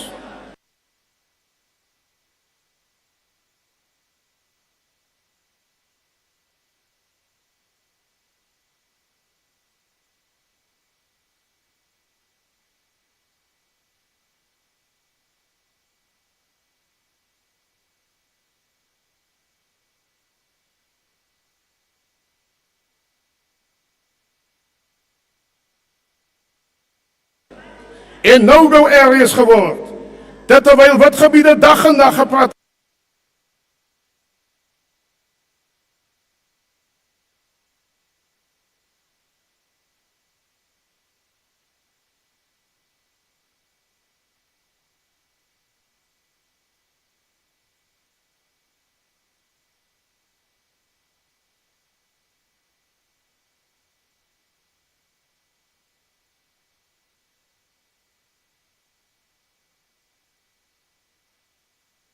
geleer word deur die Suid-Afrikaanse Polisiediens. 'n Totale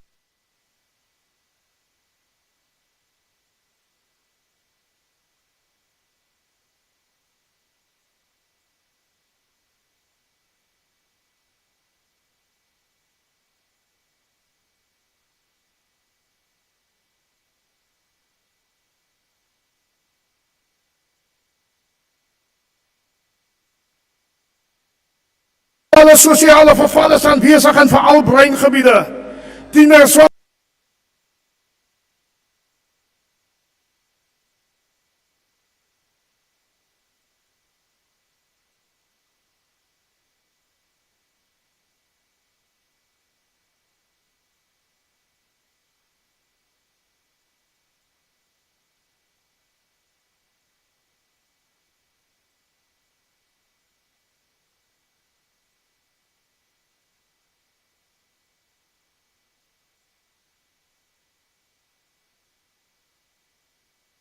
gevangenskappe het die hoogte ingeskiet.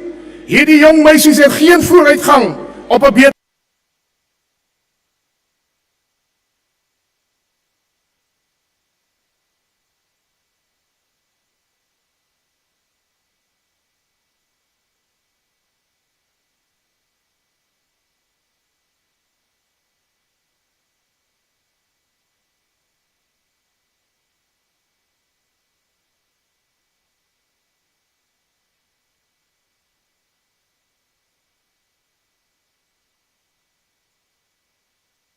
toekoms nie. Dit is so nou, ander problems, ek wil maar nog op kry.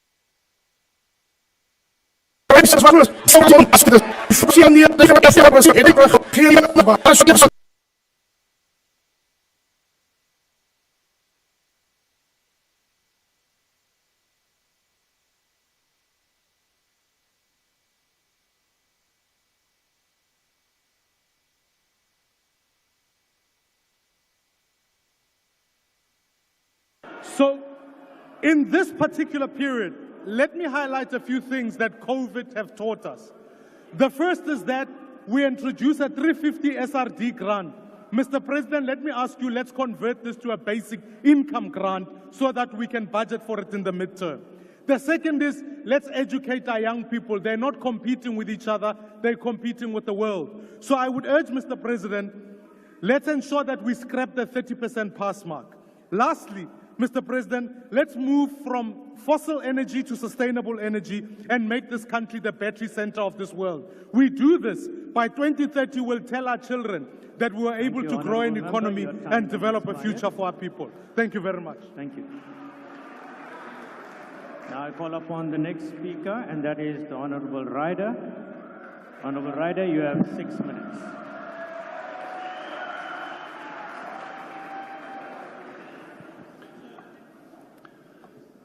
Thank you very much, Deputy Chairperson.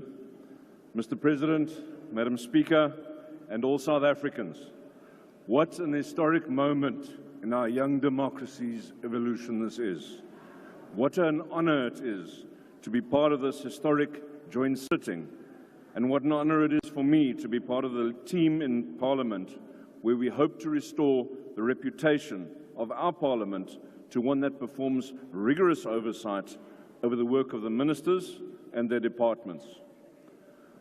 The role of the National Council of Provinces has previously been the target of pejorative nicknames, and this has been partly deserved, as the dominance of one party overwhelmed the rest, diluted the oversight role, and reduced our House to little more than a rubber stamp.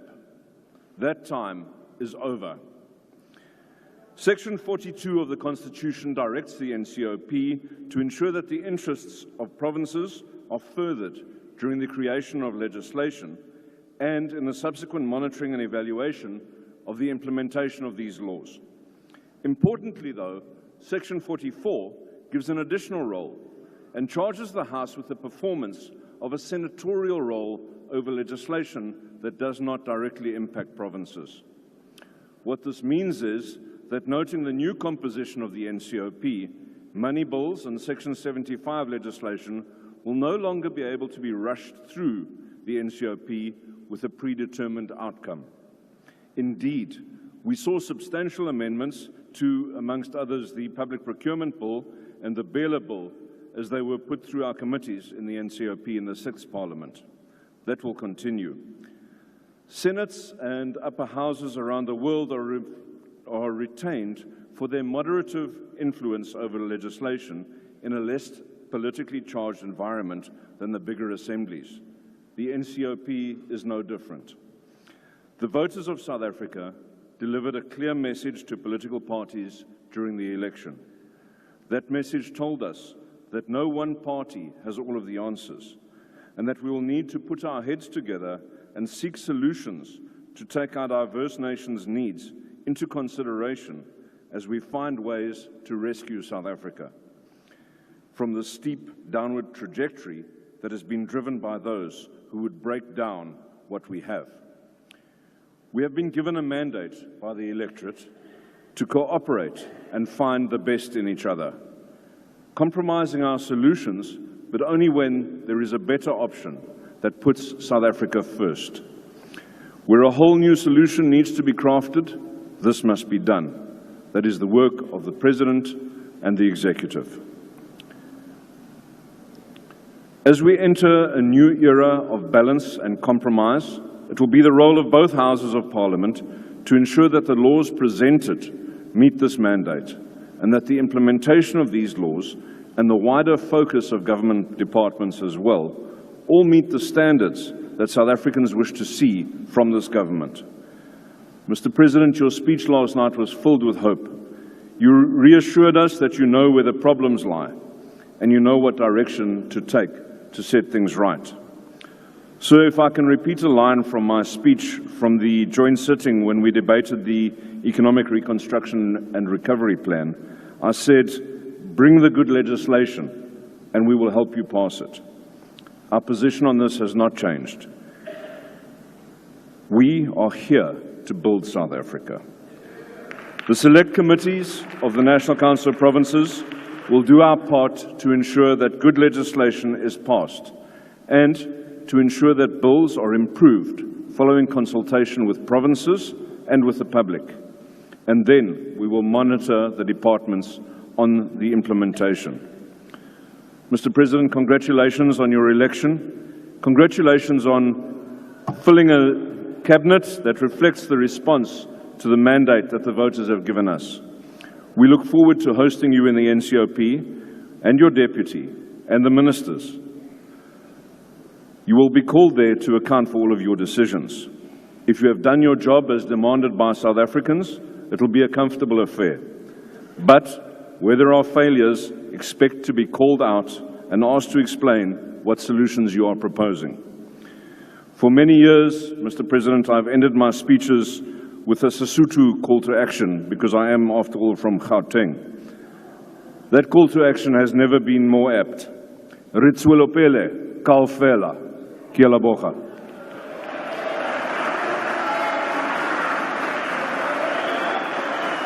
Thank you. And now I call upon the next speaker, that is the Honorable the Deputy Minister of Human Settlements. Deputy Minister, you have 8 minutes.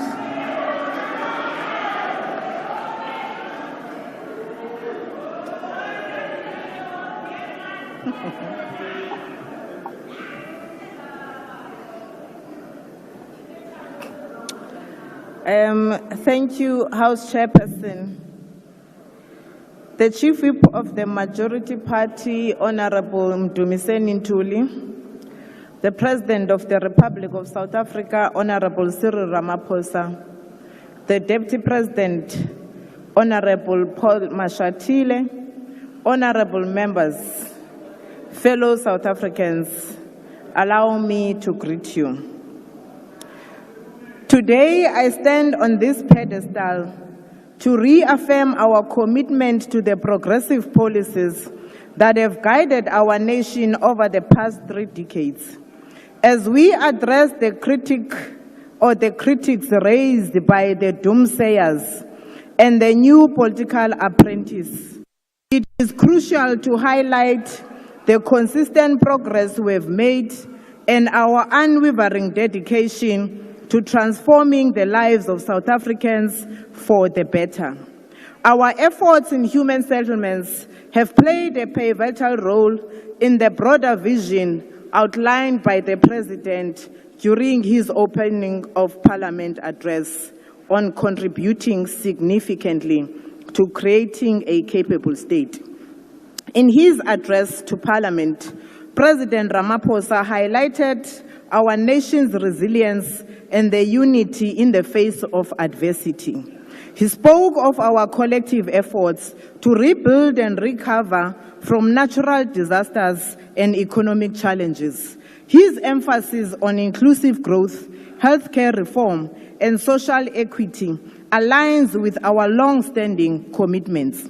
He likened us to weaver birds, known for their ability to work collectively to build complex and resilient structures. This analogy beautifully captures the essence of our strength, which lies in our unity and collective efforts.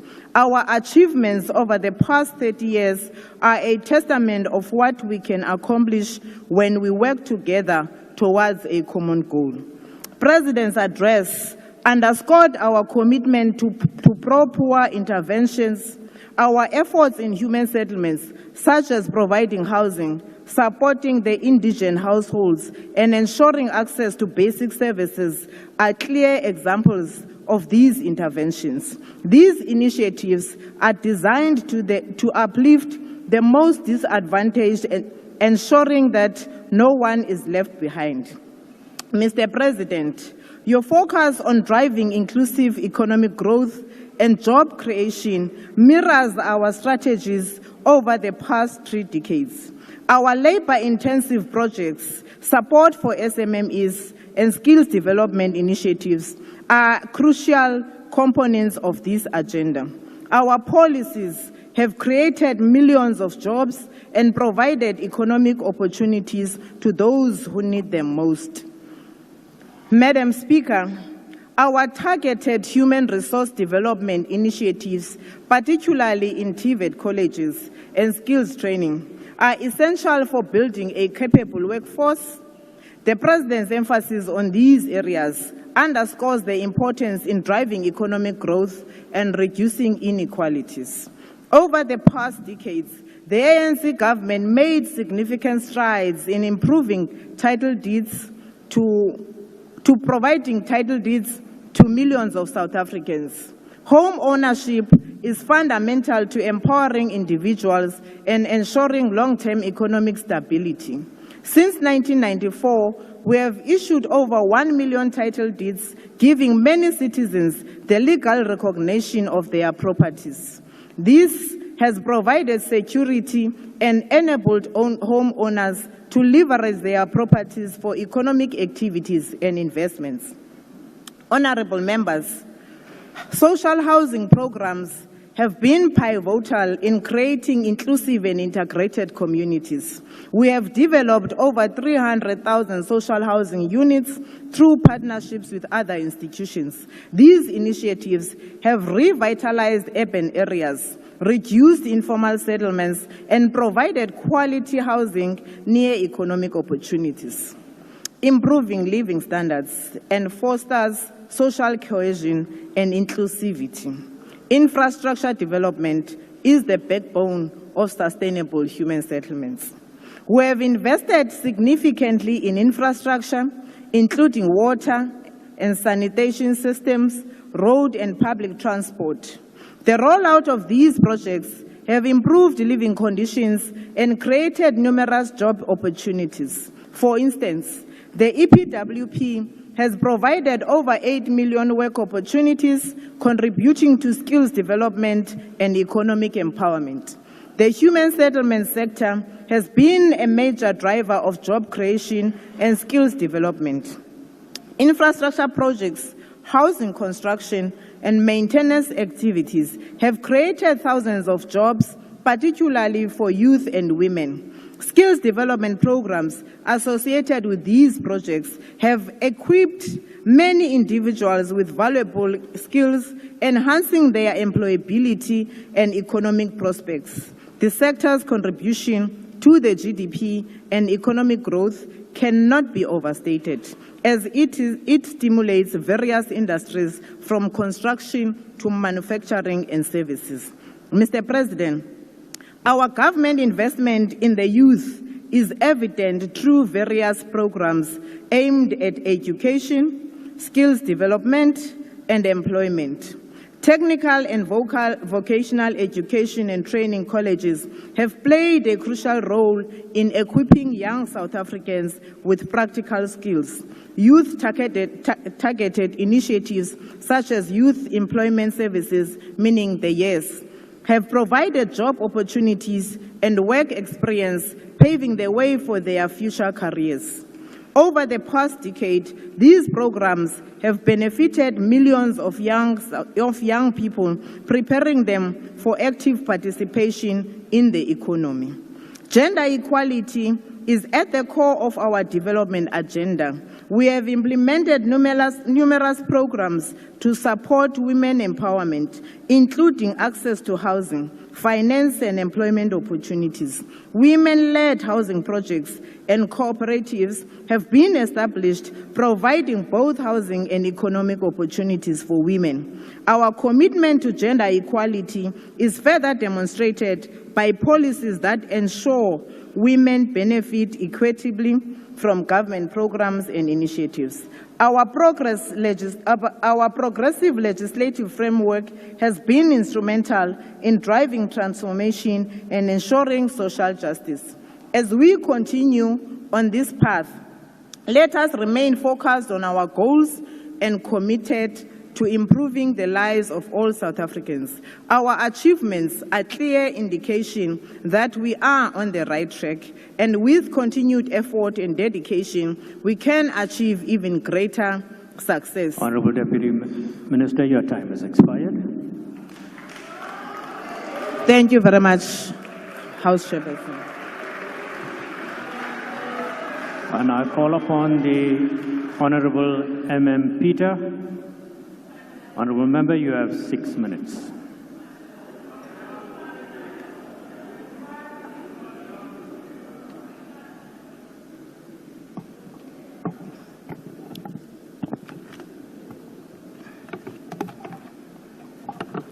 Honourable Speaker, Honourable President, Deputy President, Kwete Mandashe Molo, Honourable members,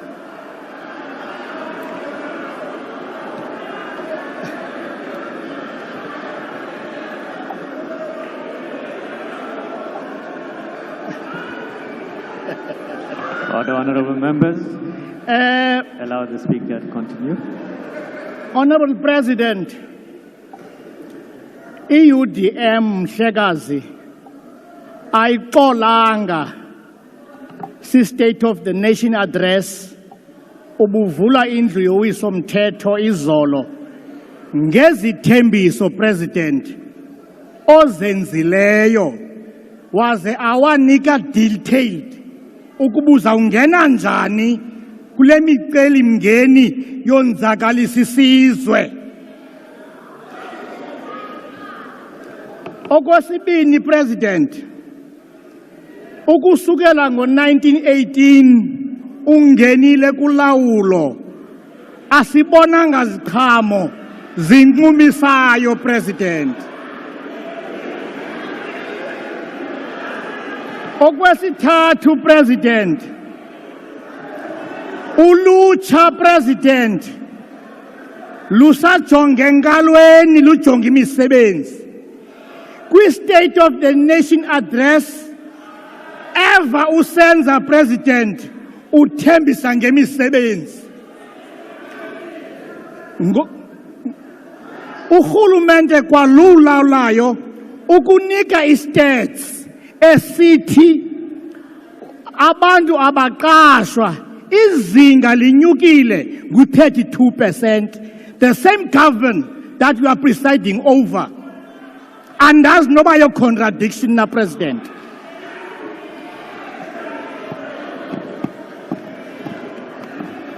Okwesibini, President, isizwe, South Africa, there is no water, akho manzi. Sitha manzi, President, yimpilo, life is, water is life. Xa engekho amanzi, iphi na impilo?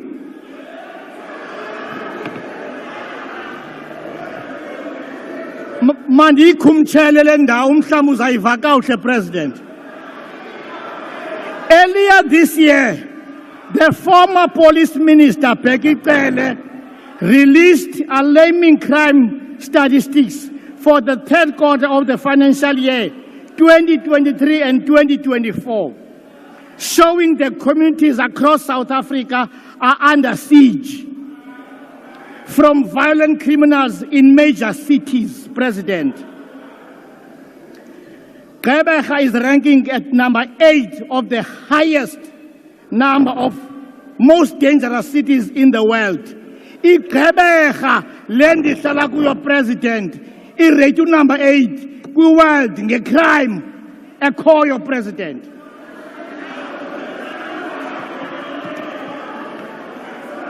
Abantu, President, eGqeberha, they are murdered daily. Otitshala ezikolweni batitsha besoyika barojwa i-cellphone. Abefundisi ezicaweni bashumayela besoyika bayarojwa abefundisi. Amapolisa, the same police, President, aba under your state, ayarojwa amapolisa, ayarojwa amapolisa, President. Kuthathwa firearms emapoliseni kwenziwe i-crime ngazo, President. Ikwayara yakho ayikuncedi ndawo, your choir ayikuncedi ndawo, sithetha ngelizwe ngoku.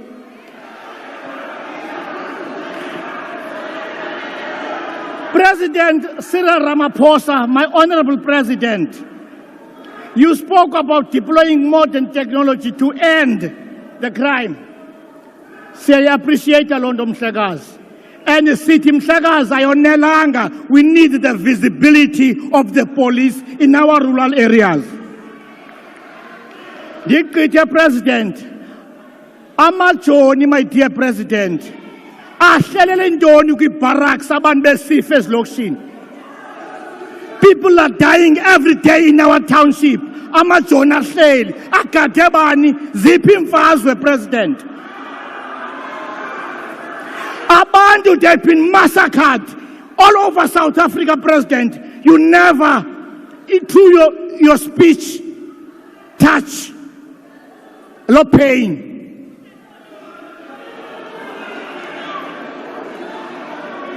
Okokugqibela, President, ngangendlela abantu ababulawa ngayo kwindawo esihlala kuzo, President, abantwana bethu boyika nokudlala phandle. We are traumatized. We are traumatized, President. Sinoloyiko, hijacking, hi, President.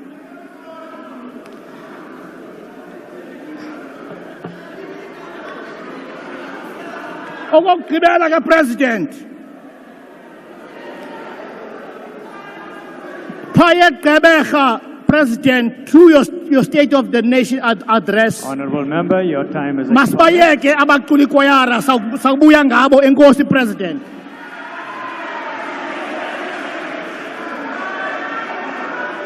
Thank you, Honourable Members.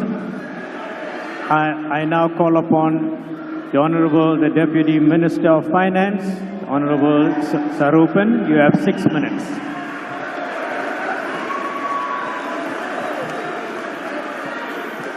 Thank you very much, Chairperson. I want to start my remarks today, Mr. President, by emphasizing that the Democratic Alliance commits itself absolutely to driving inclusive growth and creating job opportunities for all South Africans. And we believe that the GNU has rightly identified the apex priority of this administration to drive inclusive growth and job creation, because when you look at the data, it is the single most important thing that we can do over the next 5 years. Honourable Member, can you please take your seat? I see a hand up there. What is your point of order and which rule are you standing on? On a point of order. On which Chair. rule? The Speaker On cannot which speak. rule are you standing on, Honourable Member? The Speaker cannot Sorry, speak on a point of order. On which rule? Yes, give me a chance. Please quote the rule number. Yes, Chair, listen. I am listening, but if you have a point of order, you must stand Chair, on the rule. the point of order. Yes, Chair, okay, that's fine. I'm standing on Rule 40. Chair, may the Speaker please respect this House. You are addressing the nation. You can't address the nation sitting down. Please, stand up and address the nation No, that's properly. that's not a point of order. Continue, Honourable Deputy Minister.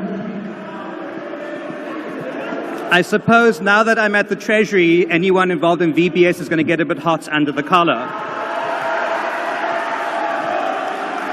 But regardless, I will keep a close eye on those matters, Mr. President. We'll look into VBS, I commit. Now, we face a deepening unemployment crisis, Mr. President, and young people are the hardest hit. More than half of young people cannot find jobs. And we must acknowledge that this unemployment crisis has its roots in the failures of past administrations, particularly between 2010 and 2018, and some parties try to pretend that they weren't involved during that time, unfortunately.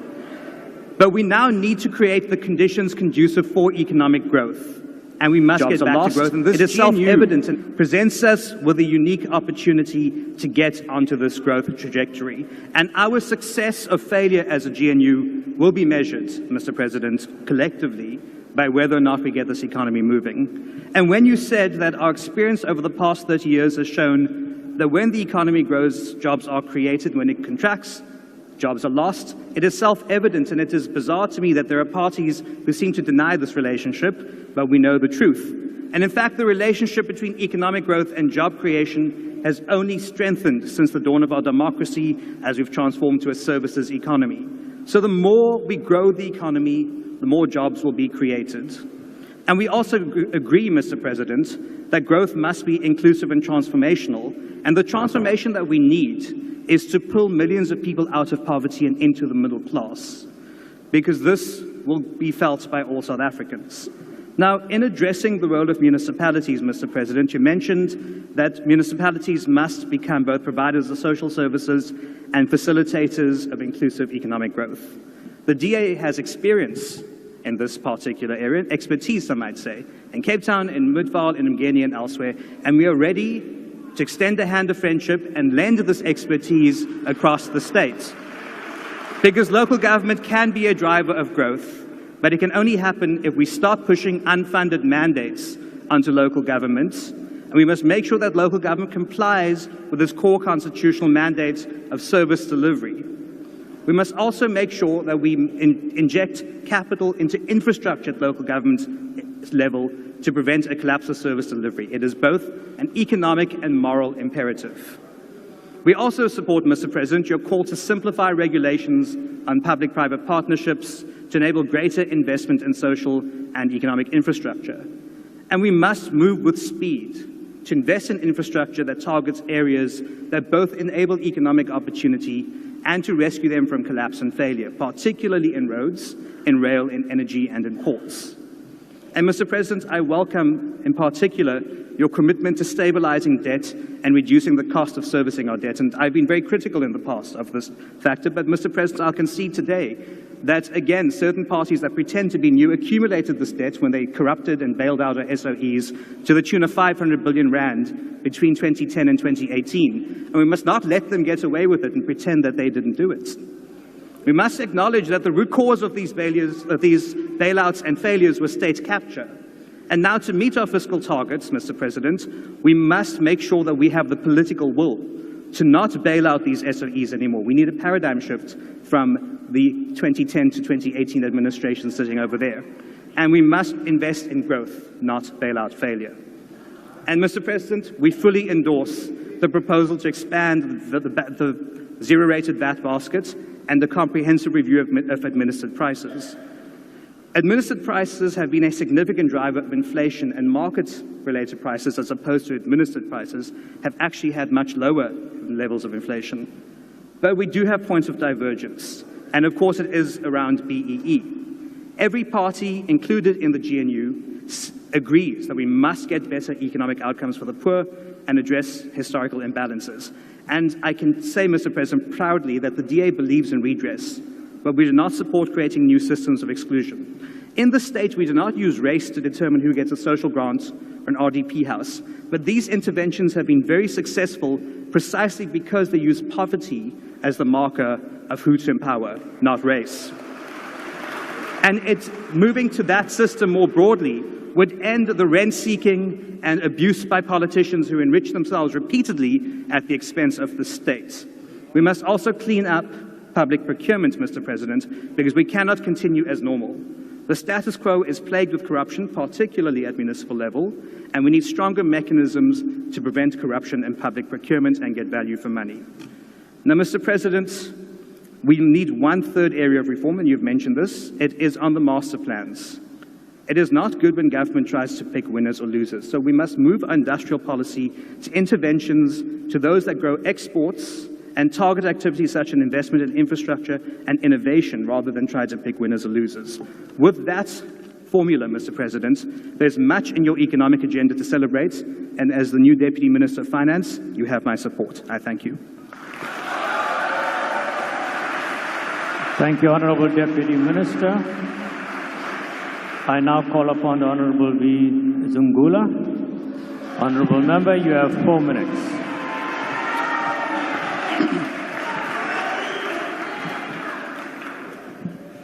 Thank you, hlale ngaphambili. Kufuneka namhlanje kungafihlwa amakhuba kuzolinywa, makuthethwe inyani zodwa. Inyani is that the country is in a crisis that is leading the country to be a failed state. At the core of the crisis is how the democratic project of 1994 did not address the systematic racial and economic structure of the country. The economy and wealth of the country is still in the hands of few white families, while the majority of black South Africans do not know where their next meal is coming from. The government can have many interventions, but if they don't address the structural design of the economy, none of those interventions are going to work. We are clear as the ATM that the unemployment, the poverty and inequality keep on increasing because we've got an economic system that is only benefiting a selected few. We know many political leaders, as Ikoyo Apa, have been co-opted by the system. They do not represent the aspirations of the poor. They are there to ensure ukuba the system keeps on eating and eating. Those leaders that are here proclaim to be servants of the people, but they are opposing a transformation that is going to benefit the citizens. 30 years into democracy, we must speak the truth. And the truth is that this system is not working, nor is it sustainable. We need a government that will drive fundamental changes to the economy, not cosmetic changes that won't systematically address the challenges of poverty, unemployment, and inequality. Land must be returned to its rightful owners. The mineral wealth of the country must belong to the people. And the commanding heights of the economy must reflect the racial demographics of our country. The government must embark on a local production drive to ensure that we produce what we consume and consume what we produce. The government spending must be more than 50% on SMMEs. There is a crisis here of illegal immigration that is a national security risk. Every week, we hear of military-aged men arrested in other countries coming to South Africa. These men are not refugees because there's no refugee that would flee war or persecution. Anoshiya abantwana nabafazi babo. It is very clear ukuba these men settle in our communities unvetted, and they've taken over the township economy. You, Mr. President, oti uzoba supporta ngayo. It's very clear, Mr. President, ukuba we need to deal with crime. We need to make sure ukuba criminals are the ones that are living in fear, not the other way around. Lastly, as the ATM were of the view that this grand coalition has got nothing to offer the people, because it is a partnership of hypocrites who were once opposed to a bloated cabinet. But now that they are being driven around in blue lights, a bloated cabinet is not a problem. Mr. President, your speeches as a head of state are not a public speaking contest.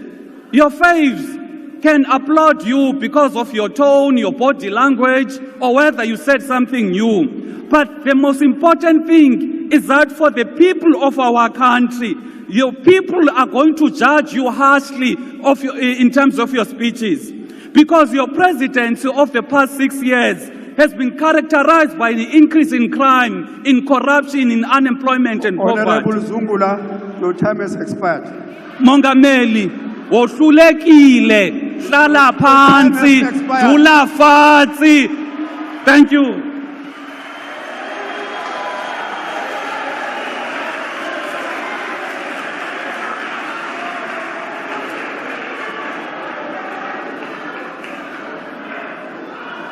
The next speaker on the podium is the Honorable Deputy Minister of Social Development. Yeah?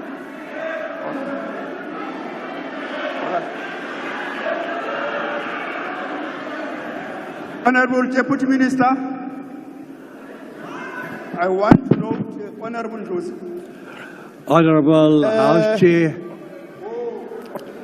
Sorry? Chairperson of the Women's League, my minister. Honorable Deputy, can you take your seat so that I can take the intervention of Honorable Ndlozi?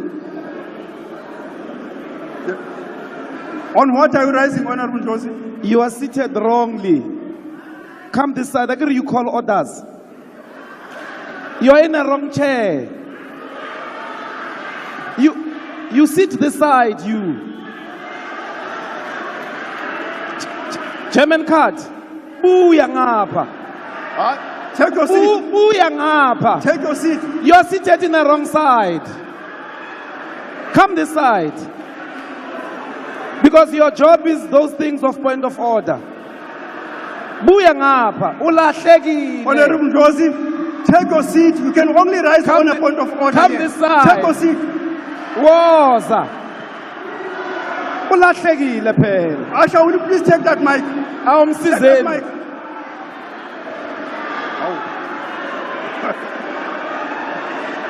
All right, Honorable Deputy Minister of Social Development, the platform is yours. Honorable Deputy Minister.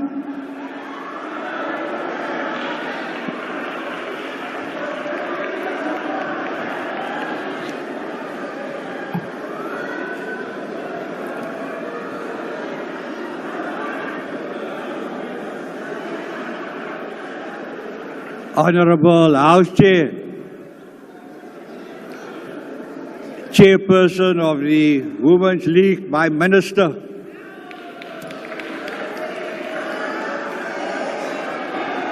my Premier from Gauteng who told me to take the lead, Honorable President, you phoned me and we fought about whether I must be a Deputy Minister or a Deputy President. I'm very happy to be a Deputy Minister with such a wonderful minister to support me. The opening address by the President is commendable in that it confirms that government will not back down from its decade-long promises stipulated in the National Development Plan Vision 2030, as the President reiterated that it remains the defining blueprint for our country's growth and development. To reach its target to effectively address inequalities and poverty by 2030 is an ambitious task. I hope that it will be achieved. This informed the priorities we heard last night. The Minister of Agriculture gave it a 99% thumbs up. I gave, you remember, 10 out of 10. Yesterday we celebrated Mandela International Day, also known as 67 Minutes for Madiba, to reaffirm our commitment to human rights and dignity for all in Cape Town as part of its 67 Minutes to Madiba. Al-Jamal launched the renewed campaigns Boycott Genocide, Ban Apartheid Israel. President has, and rightly so, described Nelson Mandela as a global icon for peace, justice and reconciliation. In honor of Mandela's memorable legacy, I appeal to the conscience of the world that we support the Boycott Genocide and a Ban Apartheid Israel campaigns to stop the Zionist state of Israel's genocide of Palestinians. They have not only ignored the ICJ's legal decisions, but the world's voice to stop their pathological acts of ethnic extermination and racial cleansing. As a South African and anti-Zionist, I and millions of South Africans cherish and rejoice our freedom. These expressions of joy all of us desire for our Palestinians too. In fact, all South Africans except those who identify with the Zionist ideology who wish that Palestine gains its liberation in our lifetime. All of us should remember the words of a respected late leader Mandela, who publicly stated, "We know too well that our freedom is incomplete without the freedom of Palestinians." The President further stated that South Africa and the world, millions of people mark Mandela Day with deeds of service and solidarity. And I quote you, Honorable President, "Their actions give life to fundamental truths that we derive our humanity from the humanity of others." Viva Mandela! Viva Palestine! From the river to the sea, Viva Mandela!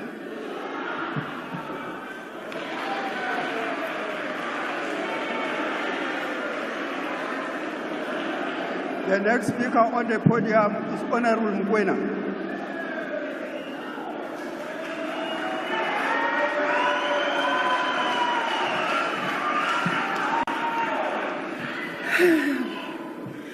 Thank you, Chairperson. I would like to greet the Madam Speaker, Mr. President of South Africa, Deputy President, honorable members, but more than anything, I would like to do a special welcome to my party president, President Zuma.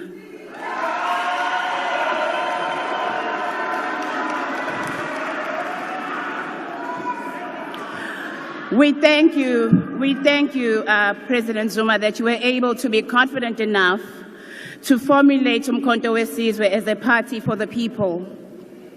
Mr. President, your State of the Nation address was filled with promises, projections, self-congratulations, and visions and optimistic forecasts.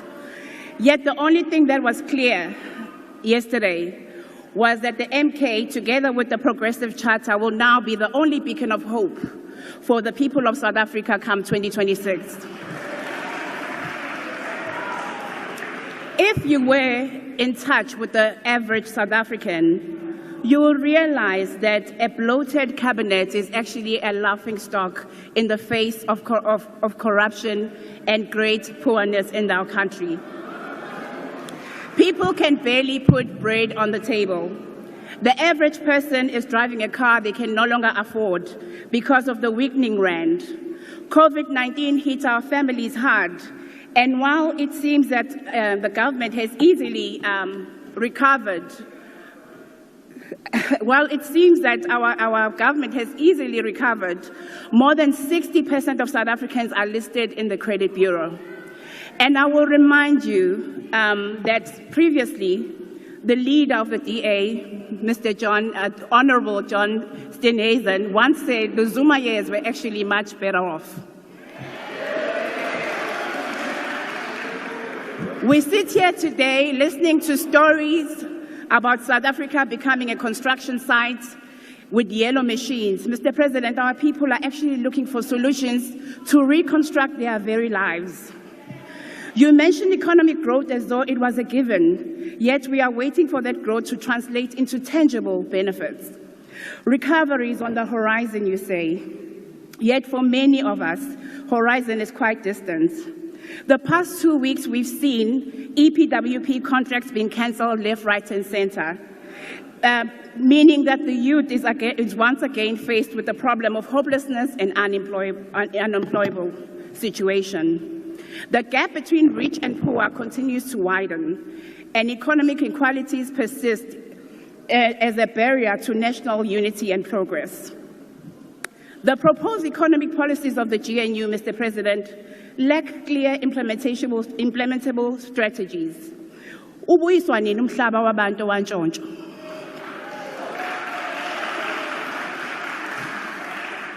Azwanga lutho babu president ngeyinkinga ezibhekene nabantu bamakhosi, amakhosi asiphethe. And as a delegate of the NCOP in the KZN, I was quite intrigued that none of the traditional leaders made it as part of your GNU government.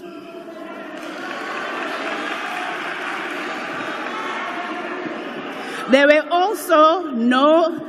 was also nothing said about the everlasting presence of gender-based violence. And as a woman in South Africa, I'm quite sensitive about... Will you please take your seat? Seemingly there's an intervention on the other side. Honourable House Chairperson, if I may rise on a point of order and clarify that the Minister of Public Service Administration, Inkosi Mzamo Buthelezi, is a traditional leader. Thank you.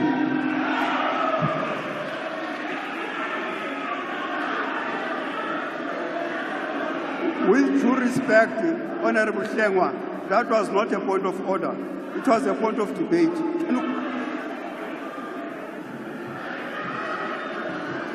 Thank you, Chair.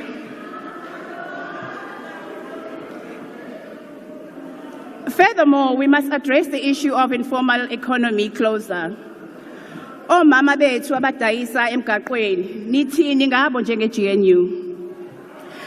Ithini iplan yokubanika amathuba omsebenzi nokuthi babe yi-part and parcel of this economy? Nazo izinto ebesiyilindele kuwena babu president nethuma mina campaign yakho. Abantu bakithi deserve a government that not only acknowledges the challenges but also delivers concrete and effective solutions. The GNU has left nothing but a vacuum for us. And it is our commitment as Umkhonto weSizwe, together with the Progressive Charter, to ensure that these issues are addressed at every step of the way. And the reason why, Mr. President, soqhubeka sicule revolutionary songs is because of our heroes like Chris Hani, or Hector Peterson, or Steve Biko. Abantu abayifela lenkululeko. Lenkululeko namhlanje okudayiswe ngayo. Siyabonga.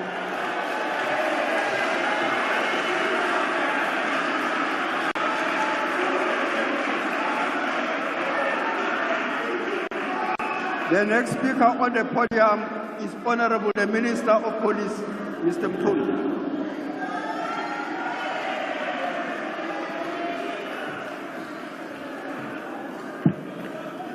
Thank you very much, Chair. Greetings to the President of the Republic and the Deputy President and honorable members. I join those who have commended the address by the President last night. Thank you very much, Mr. President.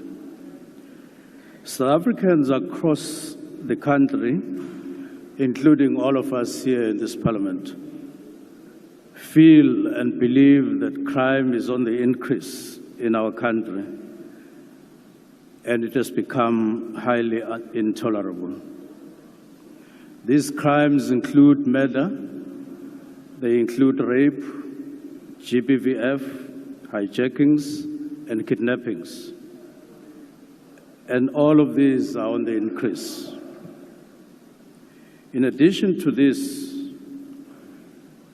it is important to observe that most of these crimes are being committed by gangs and organized groupings in several provinces. Hence the surge behind this crime, this criminality. So our priority number one is to ensure personal safety, family safety, and safety of the whole communities. In this regard, we believe it is going to be important, firstly, to acknowledge all the efforts to fight crime in the 6th administration, and we will build on those efforts, and we recognize them. Where there are weaknesses shown in the last administration, we'll close those gaps and build from there, and where there are strengths, we'll build from those strengths. But it is important that we recognize work done in the 6th administration. One of the things that we believe we need to do is to contribute in the enhancement of the security cluster in the country so that we're more coordinated, we're stronger, we're sharper. This includes all formations in the country that are geared to fighting crime. That we come together because it is our enemy number one in where people live. And we need all kinds of weapons and techniques and every other instrument to fight crime to be targeted towards criminals in the country. The safety and protection of women and children are non-negotiable priorities. Quite a number of units in SABC have been established to deal with this particular issue, including child protection. But further, there are campaigns, awareness campaigns out there. But we've identified a great need to coordinate closer with social development as a sister department so that we can work in tight coordination with the police. Police are trained more to fight crime than to work as social workers, but there are units that are being, but they are not adequate, and therefore we need to coordinate closer with social development. But we also we've identified the need to work with the Department of Correctional Services. Quite a number of crimes are increasingly getting coordinated and even committed inside prison cells. And therefore it is important that we meet and we discuss this matter. But thirdly, the phenomenon of so-called repeat rapists needs to be brought to an end.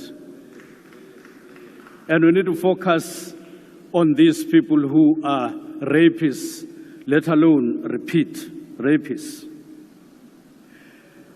One of the weaknesses that we are identifying is technology in the SABs, who are very low on technology. We cannot run behind on horses, in cars, chasing criminals. It's getting more and more impossible. And therefore, we need to enhance technology to this effect. We're going to review our budget so that we push a little bit of money into technology. We will do that. The other area that is important is to strengthen crime intelligence, which we regard as the backbone of driving, of intelligently driving crime fighting in the country by SABS. The next priority is to deal with crime in partnerships.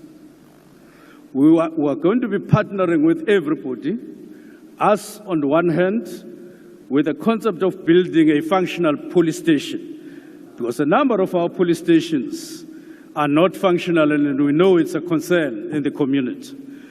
Unless police stations that are existing and the ones that are going to be built are highly functional, even communities and organizations that want to assist us, want to work with us, it would be impossible. Of course, we need to professionalize SABs. And in the process of professionalizing them, we need to remove those who are in cahoots with criminals in the country. And communities are very concerned about this. They are pointing at them. They even know them by name, that so-and-so and so-and-so is in cahoots with criminals. And therefore, we are going to work very hard and ensure that these police who are tarnishing the name of otherwise very good policemen and women out there will have to be dealt with. And in conclusion, we need to do what Martin Luther King Jr. said at one point. He said, I quote, "We must combine toughness of the serpent and softness of the dove, a tough mind and a tender heart." And this is what we are going to do. We are going, on one hand, to be very tough, and on the other, where we need to be soft, we will be soft. And we're starting in the Western Cape tomorrow. We will be meeting stakeholders here with a view to gathering information and things that are worrying them. But that's not the only thing that we're going to do. This is the first step in a program that we are rolling out in the Western Cape to fight crime. And this includes drugs, because the usage of drugs is quite rife and it leads to criminals. And I'm pleased that police are poised to pounce on some criminality in relation to crimes into drugs in Limpopo any minute from now. Now, we will proceed to the Eastern Cape. Ubaba, where you DM la pubekalo ukuthi ayibafile crime in Gqeberha. That is where we're landing on Sunday morning, to do what will start in the Western Cape and do in the Eastern Cape. And we'll leave no stone unturned in both provinces. And it's not a one-day or a one-week program. It's going to last until we're able to overcome these criminals. We know that there are very few criminals compared to people who are law-abiding, and we'll overcome and defeat them. Thank you very much. I'm afraid your time is expired. The next speaker on the podium is Honorable Mpiti.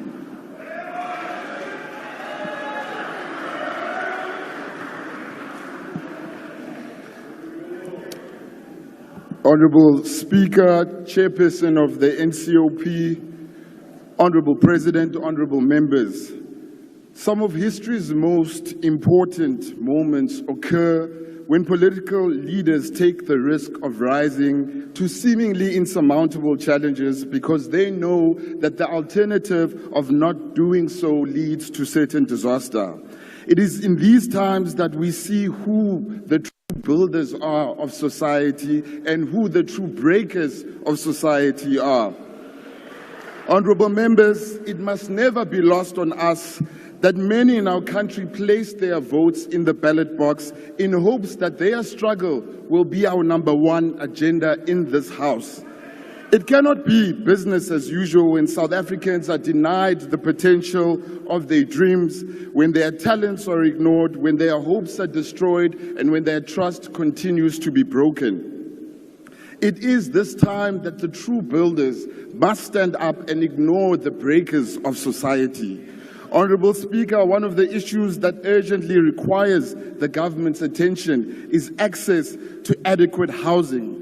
Across the length and breadth of South Africa, many people remain destitute and without dignity. The promise of our Constitution under Section 26 remains unfulfilled. We need to urgently focus the attention on fast-tracking and rolling out of title deeds to give people security. In doing so, we give the people the opportunity to leverage property as capital, to enable property owners to pass down formal title to their families, and to improve access to credit, and so much more.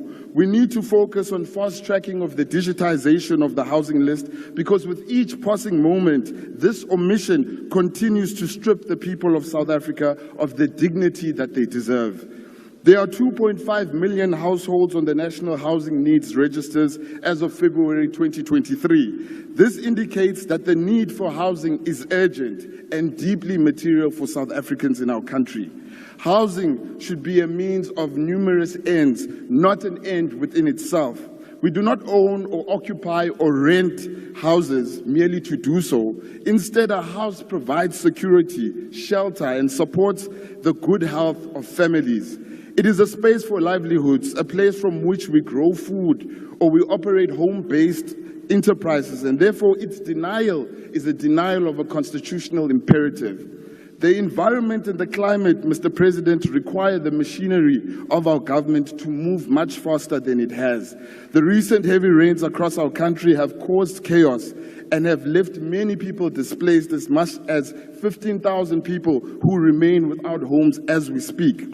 The expansion of social housing for people who earn between 1,500 and 15,000 per month, particularly individuals who do not qualify for housing bonds and do not qualify for breaking new ground housing, is vitally important. We want to suggest that there should be an increase in rental housing stocks, specifically formulated to address targeted sections of the population for which the demand for rental housing is particularly high. This includes, but not limited to, students, young professionals, single-headed households, and the elderly. It is also important to ensure that we revise the income thresholds annually in line with inflation. We strongly suggest that there is a firm focus on the low spending of provincial and municipal grants, as this is important that people are able to receive the funds that government has set aside. It is deeply unfair and unjust that funds are simply not being spent whilst millions of South Africans remain outside of formal housing in this country.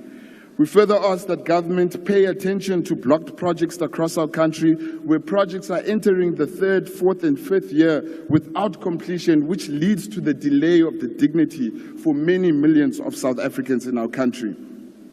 Many of us will leave here today and go back to our homes, but the people that we represent don't have homes to go to. The people of South Africa need us to be builders in this House, because there is so much at stake. There's too much on the line. We have to succeed. The breakers believe that when other people succeed, they themselves are somehow diminished. They try to take down everyone else who is trying to build so that they can stand out. In church, they say there are two kinds of people: those that are born again and those that are born against. We know who those individuals are in this House. South Africa has called us to make their struggle the #1 agenda in this House, and the DA will and has answered that call. We repeat to say, hope and help is on the way. Thank you.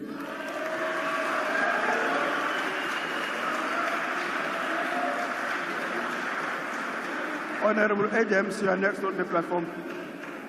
on the platform.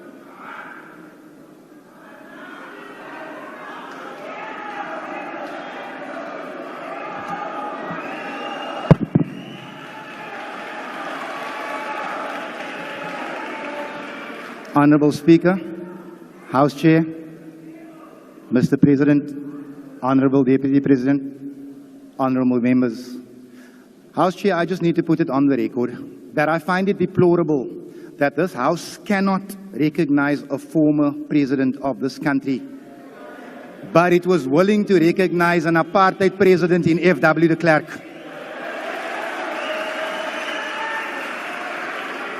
If former President Jacob Zuma is still here, welcome, sir.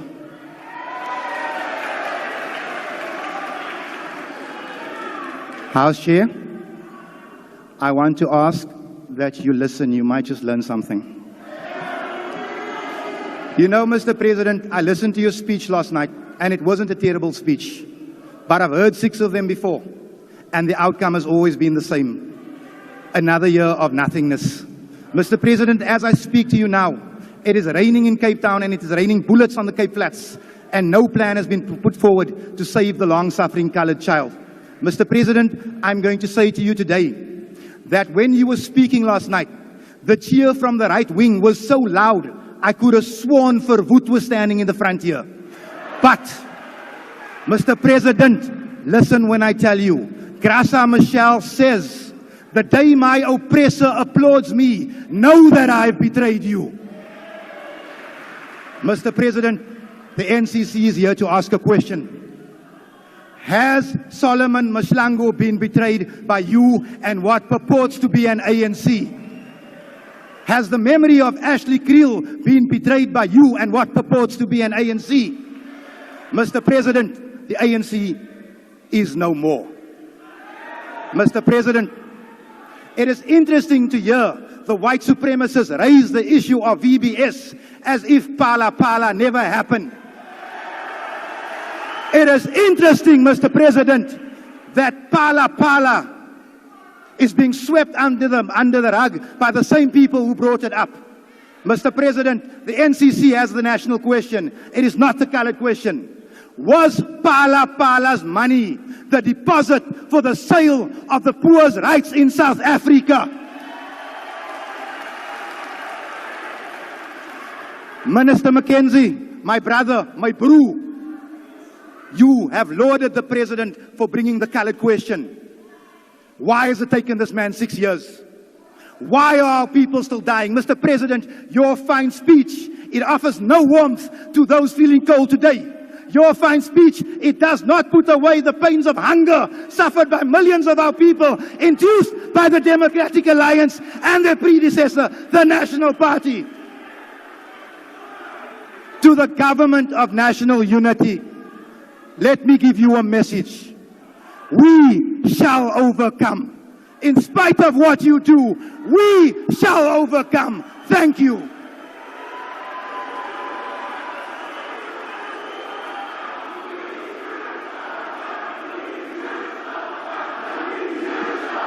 The next speaker on the podium.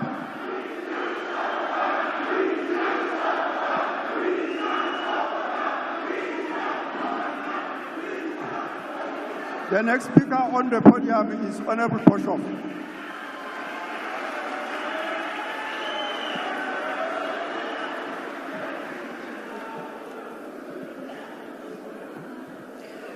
Honourable President, honourable members and fellow South Africans, I greet you. Agbare President, ek staan vandag voor u as 'n trotse lid van die nuut gestigte regering van nasionale eenheid. Hierdie regering verteenwoordig 'n betekenisvolle draaipunt in die Suid-Afrikaanse geskiedenis.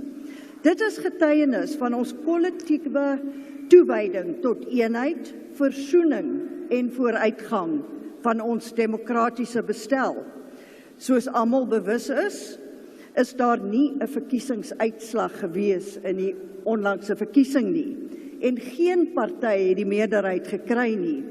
Dit is 'n klinkklare bewys dat Suid-Afrikaners oor die spektrum heen 'n regering begeer wat samewerking en verantwoordelikheid omhels. Dit is dus ons plig, agbare president, om te verseker dat die parlement en sy uiterste doen om die vaardigheid van elke Suid-Afrikaner te bevorder. Honourable President, the formation of this government is entrusted to us by voters to deepen our nation's commitment to the principles that underpin our democracy, to advance human dignity, equality, and freedom of every South African. It speaks to the strength of the Constitution's guarantees, which include inclusivity, accountability, and transparency. We, as representatives of different political parties, are united by one common goal: to serve the people of South Africa. Our allegiance is to the nation, transcending party lines and ideological divides. Een van die primêre doelwitte van die RNE is om toe te sien dat dringende ekonomiese uitdagings aangespreek word, om sodoende te verseker dat werkloosheid, armoede en ongelykhede uitgewis word. The energy crisis, high incidence of crime, and failures in basic delivery are the enemies of economic growth. And it is to these issues that the government of national unity should look first, by taking concrete steps to reduce the cost of living, stimulate the growth of SMMEs, and attract much-needed investment. We can build a prosperous society for all South Africans. Deur ons hulpbronne en kundigheid saam te voeg, streef ons daarna om beleide te implementeer wat ekonomiese groei sal stimuleer, belegging sal lok en wat sal lei tot die skepping van broodnodige werksgeleenthede. Deur 'n kollektiewe poging moet daartoe gesien word dat 'n veerkragtige ekonomie gebou word wat alle Suid-Afrikaners sal bevoordeel, veral die mees kwesbare in ons samelewing. En derhalwe, agbare president, verwelkom die DA u progressiewe aankondiging gisteraand dat daar van ons beleide opgeneem is in u lys van prioriteite. Dit is 'n duidelike aanduiding dat ons beroep vir 'n program gebaseer op vinnige groeiende ekonomie en werkskepping aangehoor is. No, President, together as the GNU, we must implement it. In closing, to every South African out there, we stand here today, not as members of different parties, but as united representatives of South African people. You have entrusted this Parliament with the extraordinary responsibility of ensuring that whatever it does to ensure a better life for all. And I'm sure that my colleagues will agree with me when I say that we intend to do just that. Together, we will strive to fulfill the promises of our vibrant democracy, ensuring that South Africa remains a beacon of hope, unity, and progress. Agbare president en Suid-Afrikaners daar buite, die DA het 'n verkiesingsbelofte aan die kiesers gemaak om ons wonderlike land te led. En daarom sê ons onomwonde, die RNE is u regering, nie ons sinne nie. Saam sal ons dit maak werk. Ons gaan dit laat maak werk. En ons nooi u uit om saam met ons hierdie pad te stap na 'n beter toekoms. Ek dank u.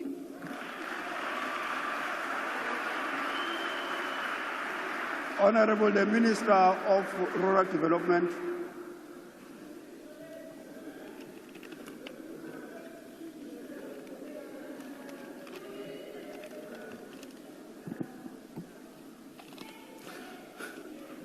Honourable Chair, Honourable President, and Honourable Deputy President, The opening of Parliament speech is a cement plastered on the new paradigm that has emerged out of the 29th May 2024 general elections, wherein the voters publicly, collectively expressed their wishes and aspirations to press the button and reset the governance of their beloved country.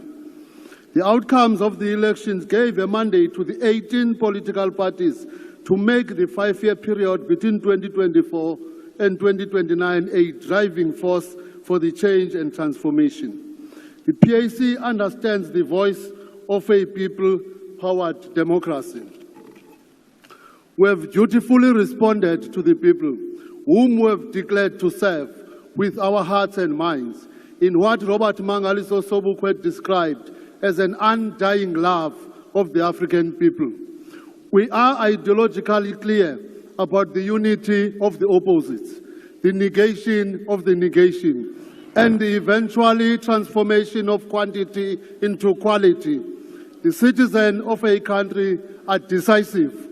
We have heard them and will act on their behalf, doing what they are calling for.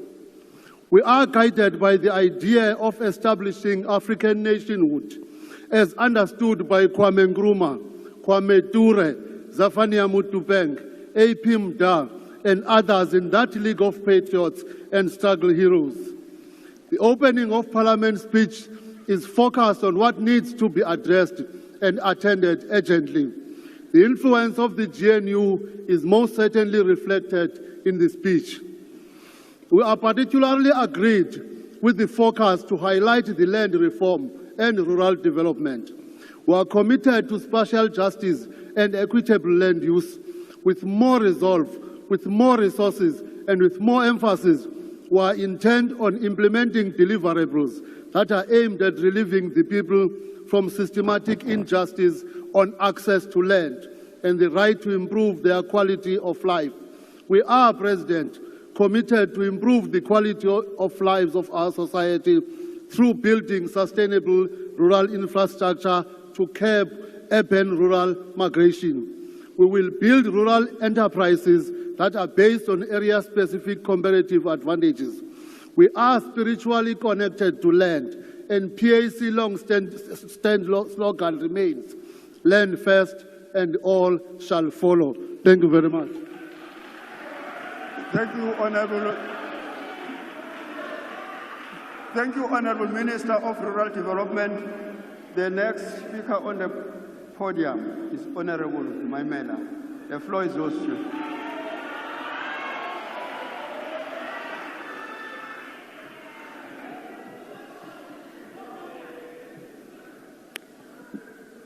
Honourable Speaker, Chairperson, Your Excellency the President and the Deputy President, honourable members, as we welcome the opening of Parliament address, we take a reflection, honourable members and President, on the background of the state of basic education in our country.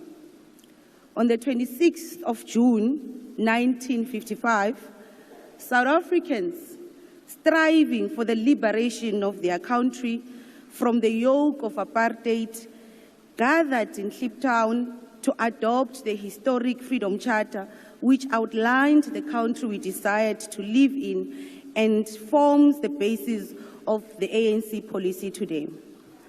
That festival of the oppressed and justice-loving people of South Africa unequivocally pronounced that the doors of learning and culture shall be open to all who live in the country, which was an affirmation of the demand on education Africans had made in 1943 through the ANC's African Claims document. Acutely aware of the reality that education is not class neutral, nor is it free from the chains of the dominant ideology of an epoch. The Freedom Charter articulated the education required to take South Africa forward, by making the point that the aim of education, amongst others, shall be to teach the youth to love their people and their culture, to honor human brotherhood, liberty, and peace. This point was succinctly put by Comrade Zwelakhe Sisulu when he explained the concept of people's education for people's power to the National Education Crisis Committee in 1986, when he said, and I quote, "We are no longer demanding the same education as whites. Since this is an education for domination, people's education means education at the service of the people as a whole. Education that liberates, education that puts the people in command of their lives."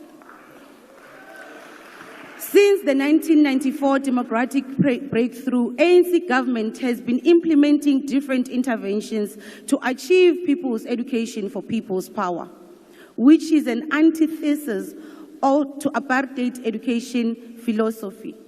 The investment in education the ANC government has made since 1994, and through the passing of the seminal 1997 South African Schools Act and the 2024 Bill, produce an education system which seeks to redefine the place of Africans in South Africa.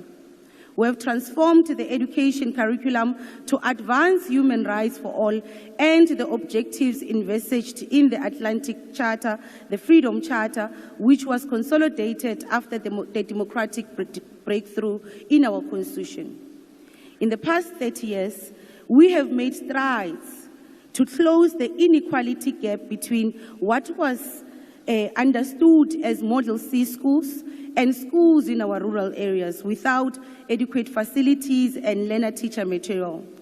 Today, that distinction between Model C schools and public school is as good as non-existent.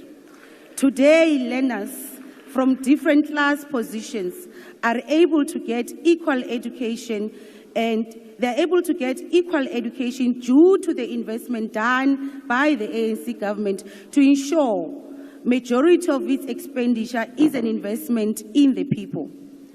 To tackle the social ills impacting learners, social ills such as alcohol, drugs, and bullying, we must promote sports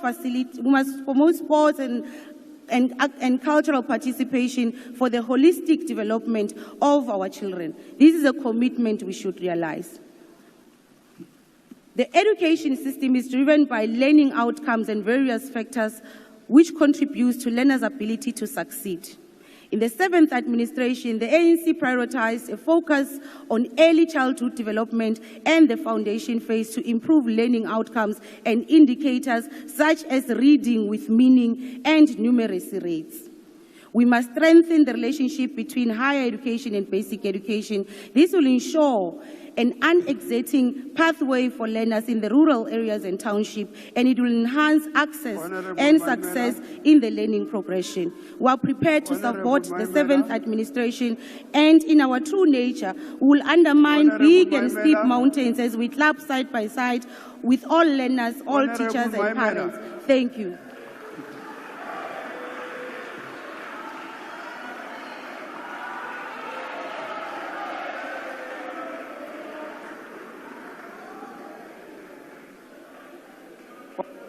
Honorable members of this august House, I will now suspend proceedings until 16:45.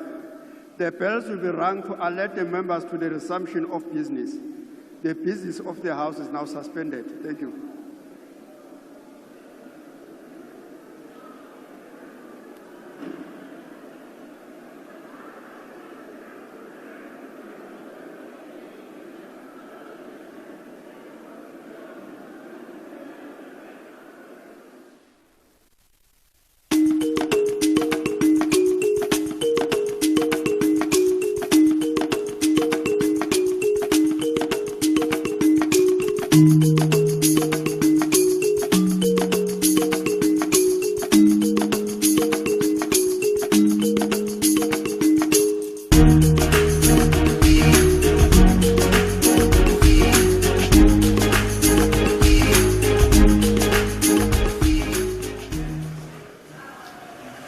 welcome back later this evening.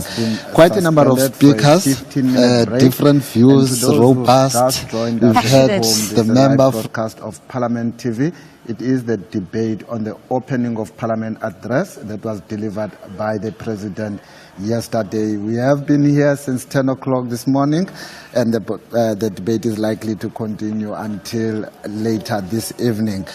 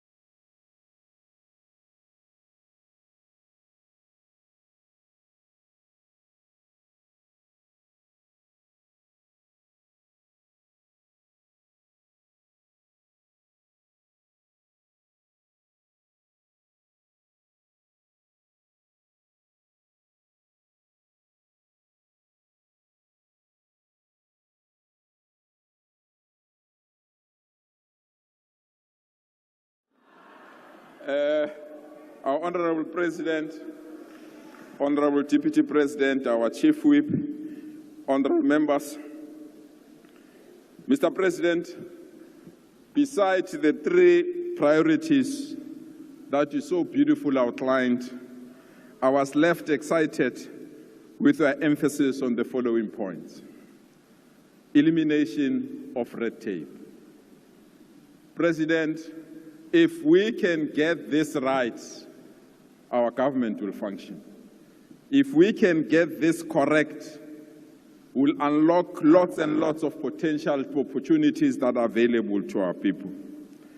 The second area of interest, President, that you correctly highlighted is the intervention and the need to strengthen local government, in particular our metros, and the urgent need to intervene where national government should intervene. We want to welcome your intervention, President, that you have alluded to in terms of the Durban Metro or eThekwini municipality. I want to extend my personal invite to you, President.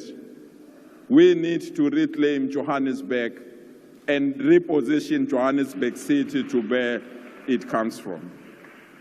We can inherit Johannesburg from the apartheid regime and make it worse under a democratic government. We need a second time opportunity to reclaim Johannesburg and ensure that Johannesburg CBD is back to where it was, a beautiful city of gold. The third area, President, that we are excited as the Gauteng government, that you have correctly captured it in your statement, President, is reducing the cost of living. And the simplest way to reduce the cost of living, President, is when government do what government must do. President, just imagine if government was offering quality health services where there will be no need for us to have medical aid, how much will we save as a country? Just imagine if government was offering quality education where all our children are in the public education system, how much will we save? Just imagine, President, if police were doing what police should do, how much we'll save from alarms, private security, and many other things. And therefore, to reduce the cost of living, it means we need to start where we need to start as government, for government to provide quality public good so that government can be in a position to reduce the cost of living. But from our side, President, as Gauteng, we want to bring you, President, to something that is very crucial, and we feel it was missing in your input: the ability to raise, defend, consolidate, and support township economies. Townships are the new gold, and townships are the new economic opportunities in our areas. We really believe our townships, informal settlements, and hostels are the new backbone of economic growth, that they need guidance, they need support, they need all the relevant resources so that they can be in a position to prosper. We present, President, on the table a partnership fund of 300 million rands that we are directing to Abogogo and Abomkulu that are selling on the street so that they can sell even when it rains, so that they can sell even at night. We want to give them that opportunity to have proper infrastructure to sell their goods. We also want new investments that are coming to the townships, to be investments that will incorporate those entrepreneurs that open the shops that me and you bought from Ubaba Makumalo or Ubaba Mtimkulu, who had that corner shop at the townships. We are remodeling those shops and we're providing the additional resources that are needed in that particular area.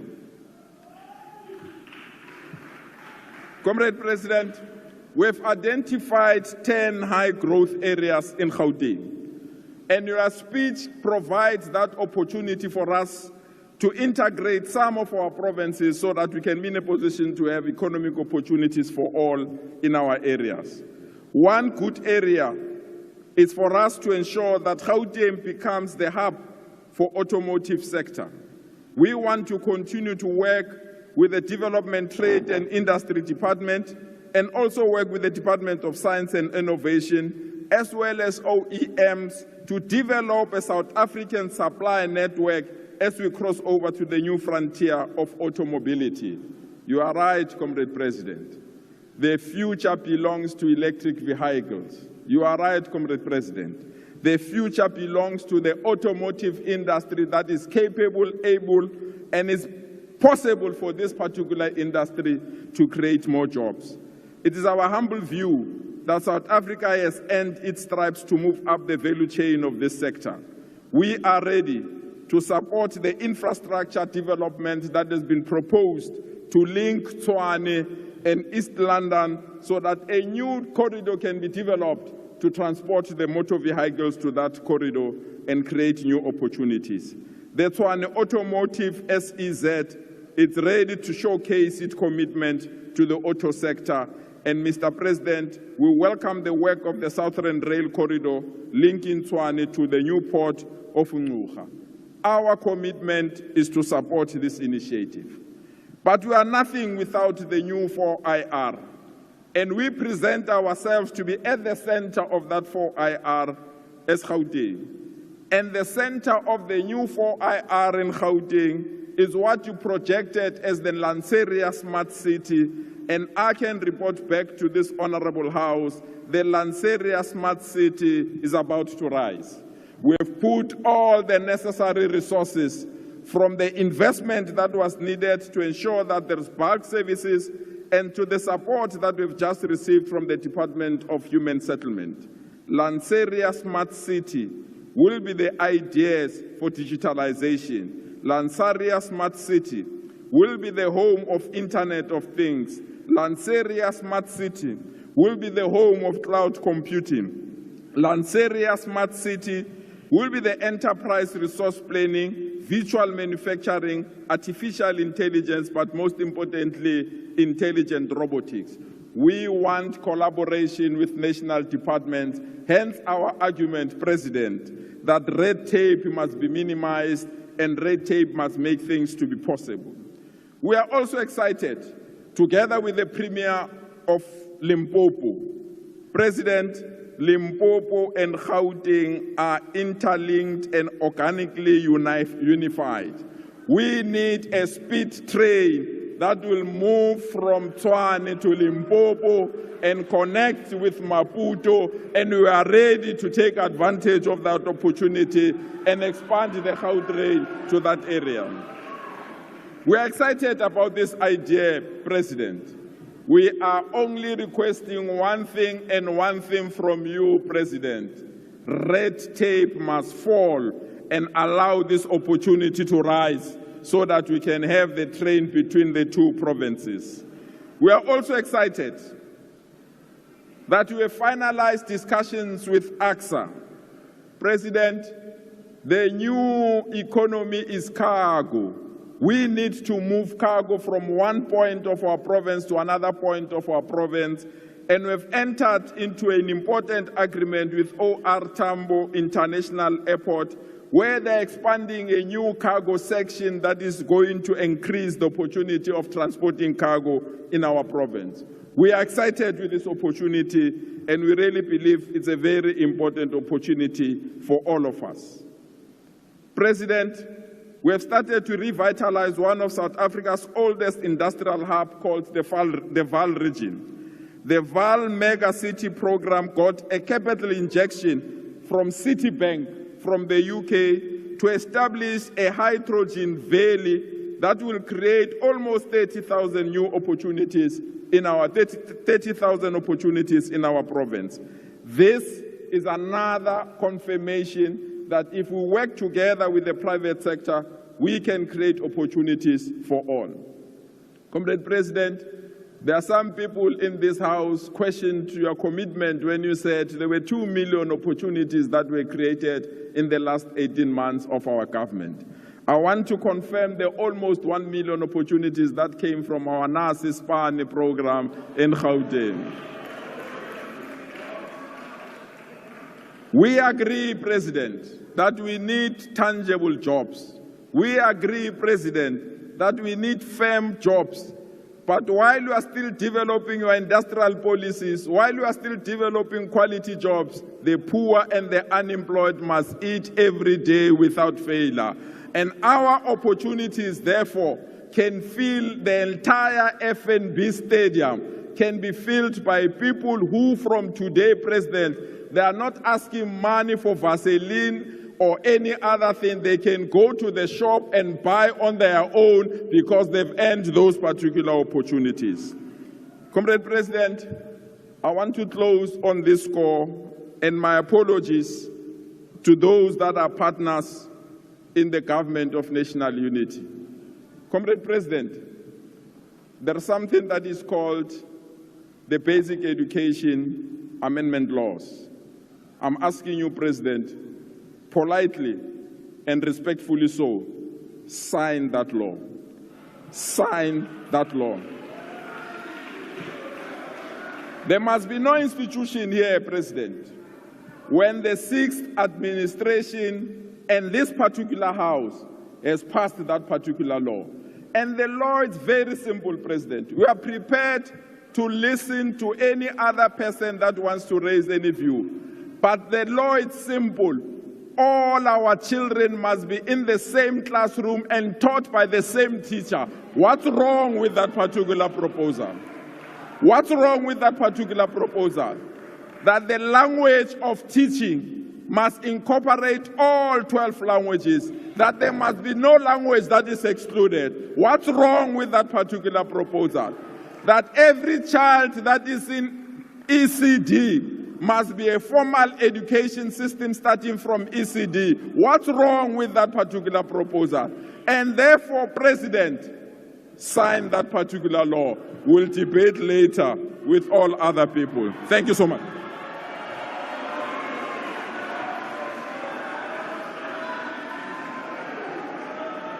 Honourable members, the next speaker is the Honourable Clark.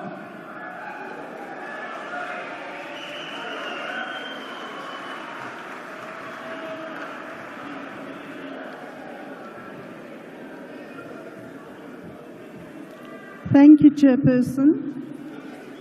Good afternoon to the House Chairperson, to the Honourable Speaker, the Honourable Deputy Speaker, and Honourable President.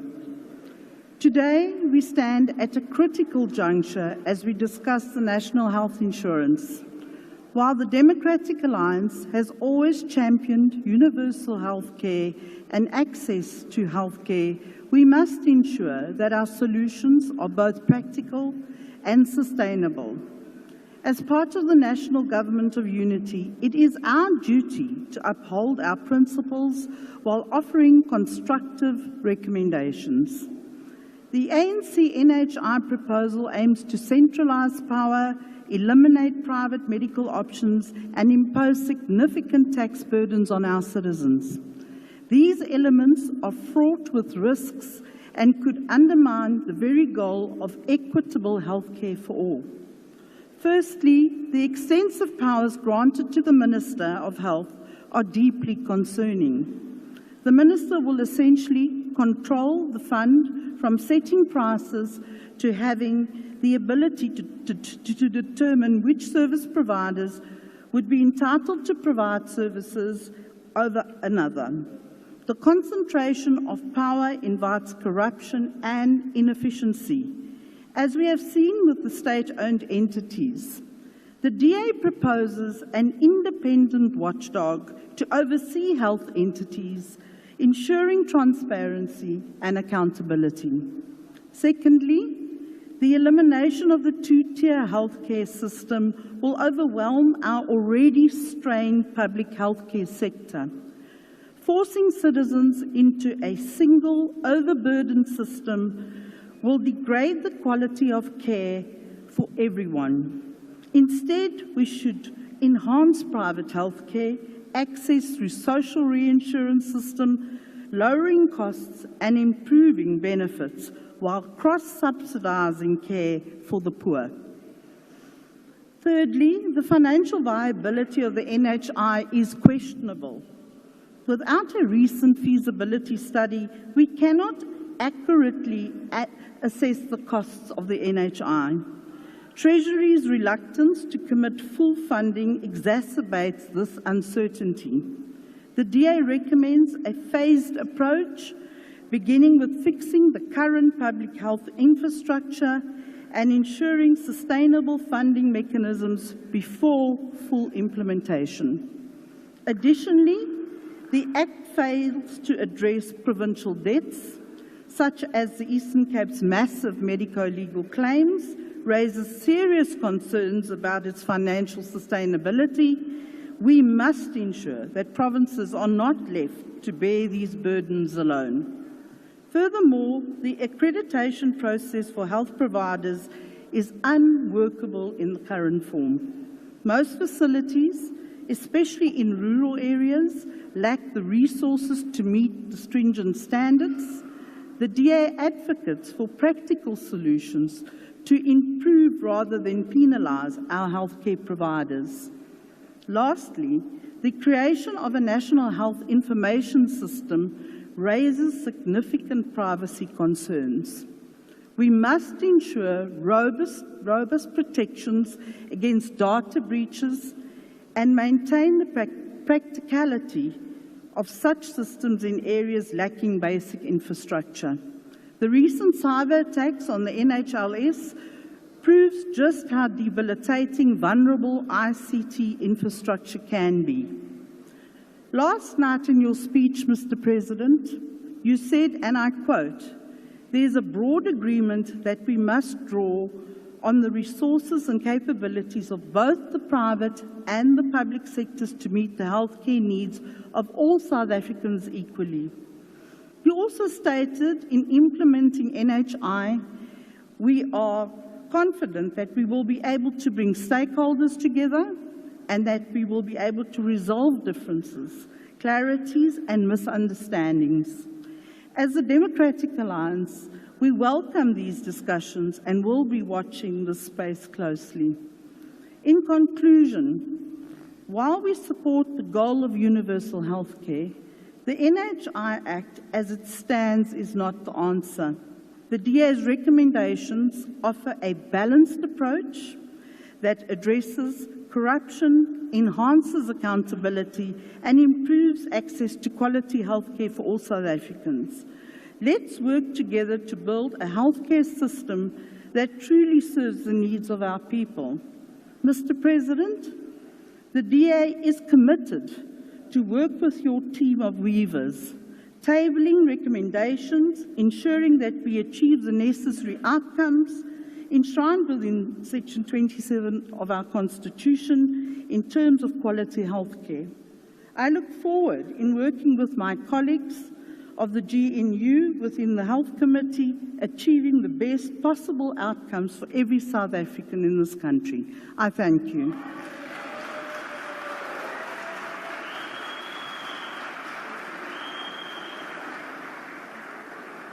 The next speaker is the Honourable Breed.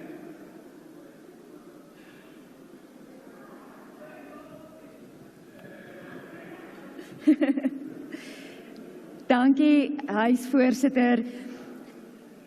I was full of hope yesterday when we had an opening of Parliament that didn't have the usual chaos from our colleagues in the red. And I thought that we might get to the job at hand this year and that we would really be able to restore and build South Africa together. But I was wrong. Order. Honourable members, please allow the speaker at the podium. Honourable Breed, will you take your seat for a moment, please? Honourable Manye. Thank you, Chair. I'm rising in terms of Rule 92, read with Rule 85, subsection 1. In terms of that rule, a member may not cast aspersions. The member is casting aspersions on our organization. Thank you, Honourable Member. Aspersions is to be cast on individual members, and the Honourable Breed, I believe, actually appreciated your behaviour of last night. Honourable Breed, please continue.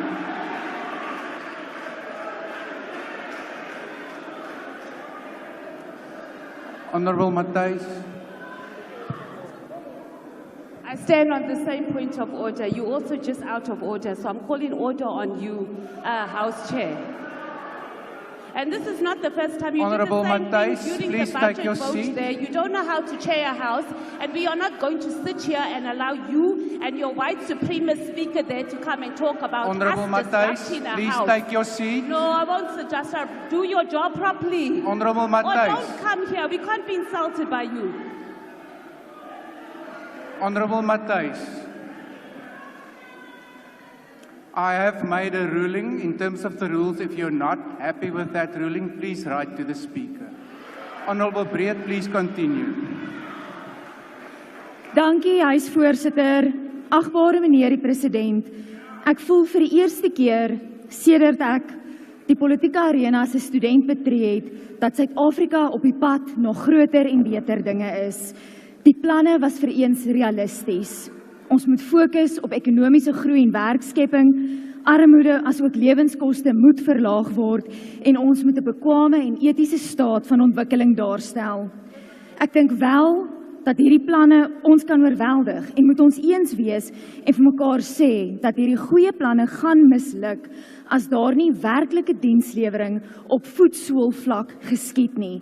En dit beteken dat ons op ons munisipaliteite gaan moet fokus. During this week's budget vote debate,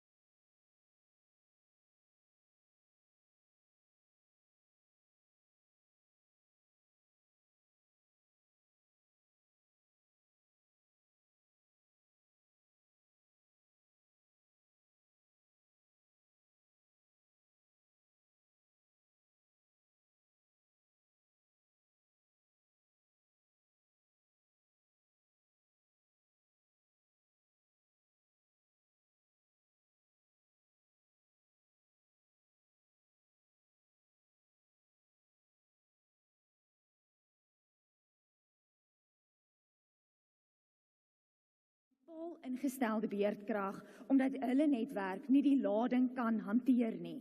En dit natuurlik op sy beurt lei tot watertekorte en pompe wat uitbreek wat dan weer ook nie water vir die dorp gee nie. It is however not just cynicism from our side. And I have tremendous gratitude for the announcement of an expanded basket of basic and essential items, and particularly the fact that girl children will be able to have access to sanitary products at school. A third of our girl children regularly miss school because of this, and it is not right.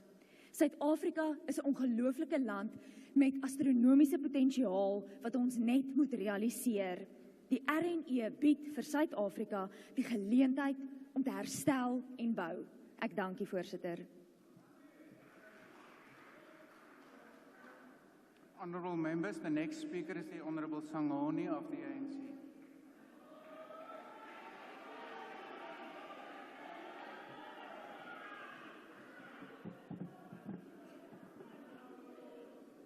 Thank you, House Chair. His Excellency, Comrade President Cyril Ramaphosa, Deputy President, Comrade Paul Mashatile, Honourable Ministers and Deputy Ministers, Honourable Members, fellow South Africans. Your Excellency, Mr. President, we cannot create jobs and build an economy of the future with skills of the past.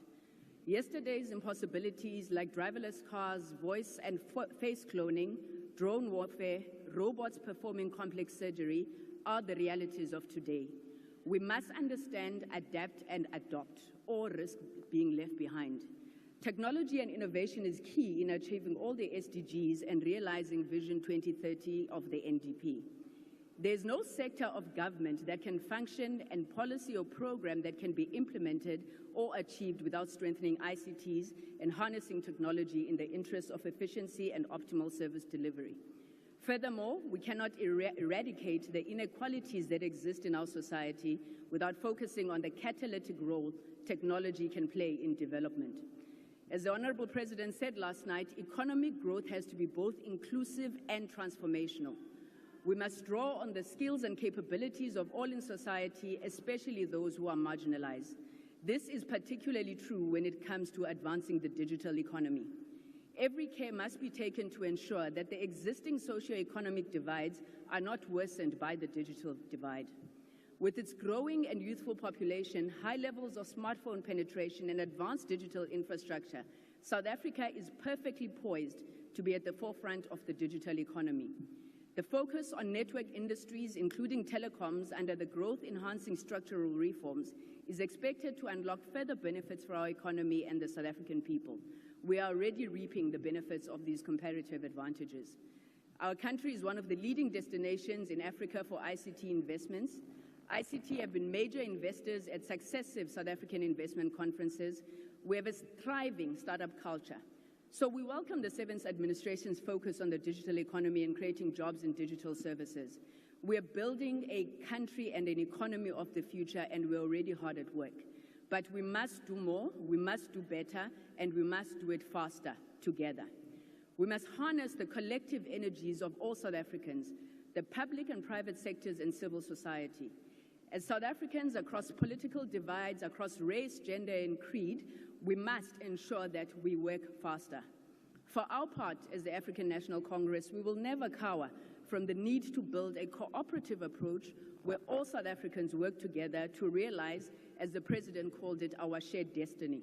We will never be blackmailed by those who wish to pigeonhole us into a black party. The ANC is a non-racial party, not a black party. We do not now, nor have we ever hated white people. Please take your seat for a moment. Honourable Manye, why are you rising? Thank you, Chair. Again, in terms of Rule 92, read with Rule 83, a member is not supposed to read word for word her speech. Those are the rules.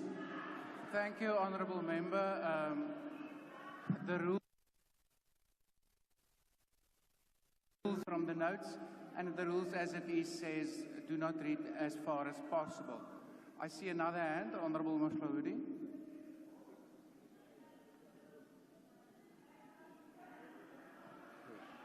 Thank you very much, House Chairperson. I rise on a point of order on Honourable Manye, who for the second time is quoting the wrong rules. We are using the joint rules of the joint rules, not the National Assembly rules. Honourable Shivambu, you have a responsibility to educate your member there. Thank you very much. Thank you, Honourable Member. Honourable Members, yesterday when we came here for the opening of Parliament address, all of us were supplied with a joint roll book. Please use them. Honourable Member, please continue. My apologies for the interruption. Thank you, House Chair. I repeat, the ANC is a non-racial party, not a black party. We do not now and never have we hated white people. We hate white supremacy and the system that perpetuates it. We do not believe that it is the color of a person's skin that determines whether or not a person is progressive or reactionary, but rather the content of their politics. For example, it makes no difference how black you are, but you call for a regression to feudalism, where government accounts to unelected traditional leadership. That is right-wing and reactionary to the core, regardless of how one tries to signal left. Honorable President, it is for this reason that the ANC supports and welcomes the opening address you gave yesterday. It speaks to the progressive policies, politics, and manifesto of the ANC and the mandate the people have elected us to deliver on. It addresses job creation, building an inclusive economy, and tackling the high cost of living, amongst other things the people sent us here to advocate for. House Chair, the building of a new digital world and an economy of the future begins at the very foundational level in our schools.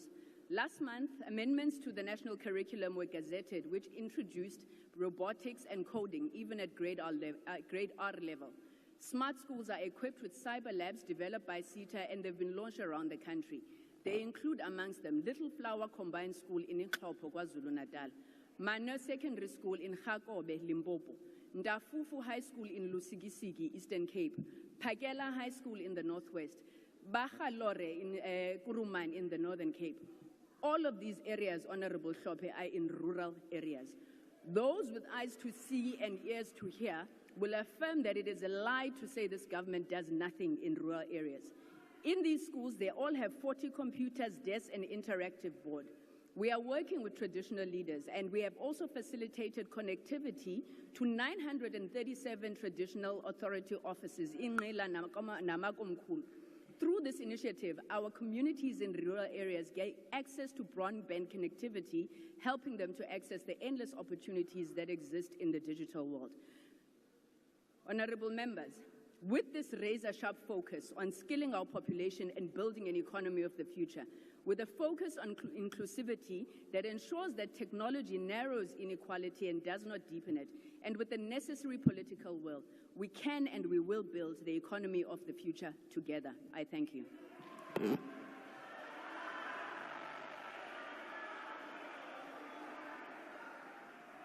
The next speaker is the Honorable Billy.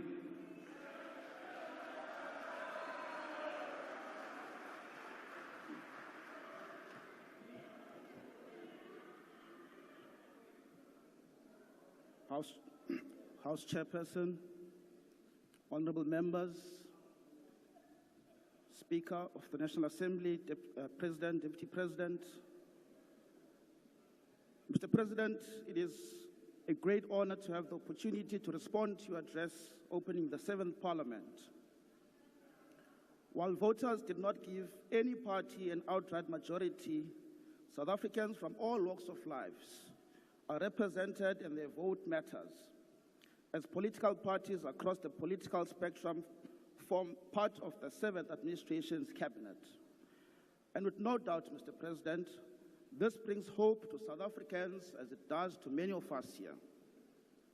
Mr. President, you can be rest assured that as the Democratic Alliance in both the Houses of Parliament, in the NCOP, in the National Assembly, along with the ministers from the DA you have appointed in your cabinet, we will be active participants in the government and provide our input as well as support, provided that, Mr. President, all participants respect and uphold the Constitution of our beloved country and the rule of law. In recent times, Mr. President, we have seen elements of questionable actors that have threatened the integrity and the Constitution of the rule of law. We have seen rogue elements masquerading as political parties, actively campaigning against the Constitution, seeking to replace it with anarchy, chaos, and confusion, while the looting efforts in our country intensify.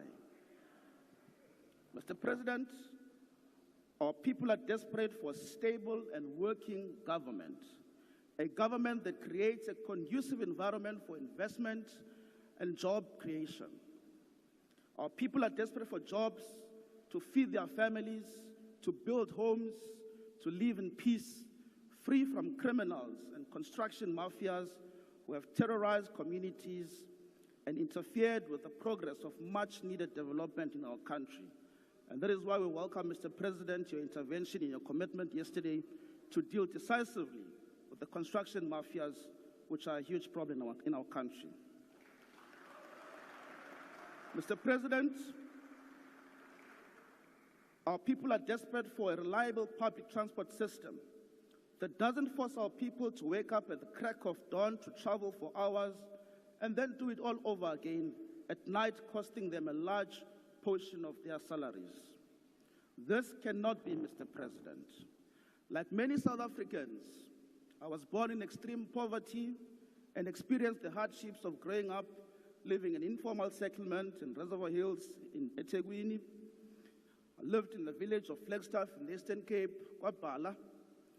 I live in the hardest townships in eThekwini, Umlazi, and Claremont.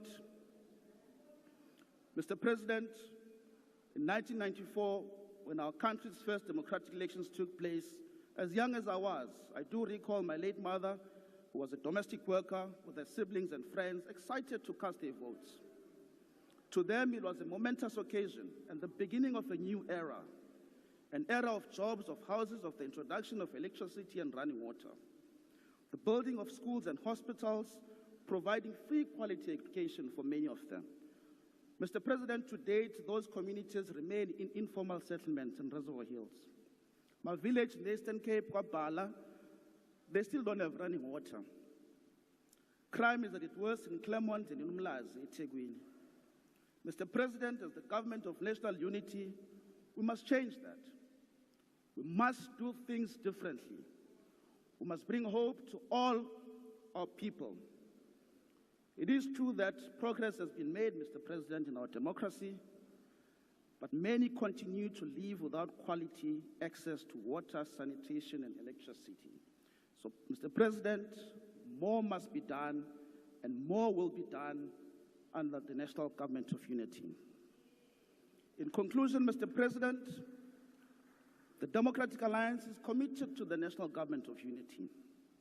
Ministers from the DA will work diligently in their respective departments. You would have seen, Mr. President, as you did highlight yesterday, that there was some excitement. Indeed, there is excitement.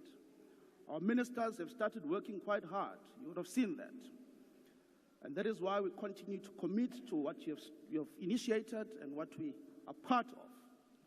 And that is why we'll never be part of Honourable Member, your time has expired. President, let us stand for South Africans. The strength of our nation lies in our collective commitment to justice, equality, and the rule of law.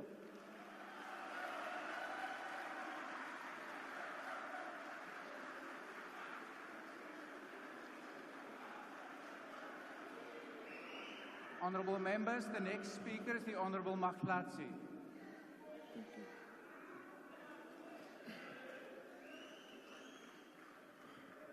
Greeting, House Chair, to President of Africa, Jacob Zuma, to President of the Republic, Khotsontat, the Deputy President of the Republic, Khotsontat, Khotsom Africa. President, yesterday you started your speech with the concept of Ubuntu, using the aphorism of Mutuki Mutukabatu, one of my favorites. But the concept is meaningless when there's no relation. There must be just for statement to have a meaning.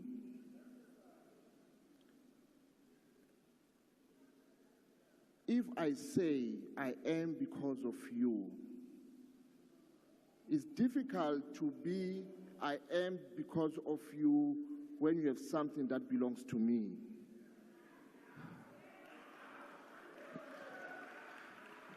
there must be just. When it's injustice, it's difficult to be you, to be who I am because of you.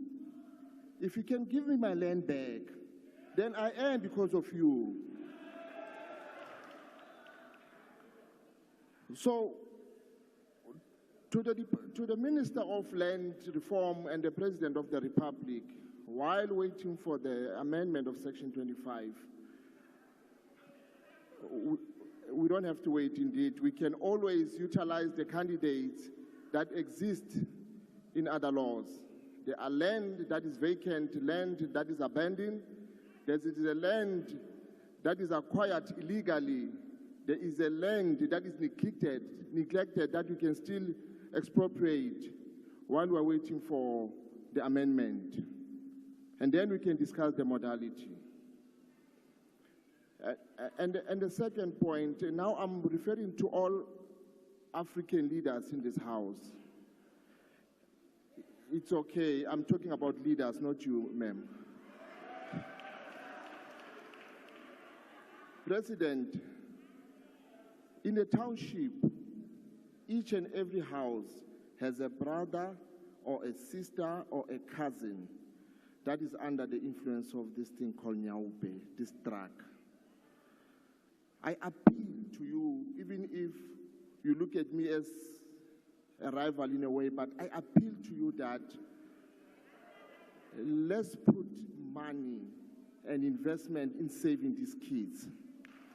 Let these kids experience the economic freedom in our lifetime. In your plans, let's put these kids in our plans. All these kids are black kids, are African kids. So I appeal to you, leadership, that while we are talking all these beautiful things, excluding the policies, because there was no policy yesterday in the speech, let's think of our people. Our people are hungry,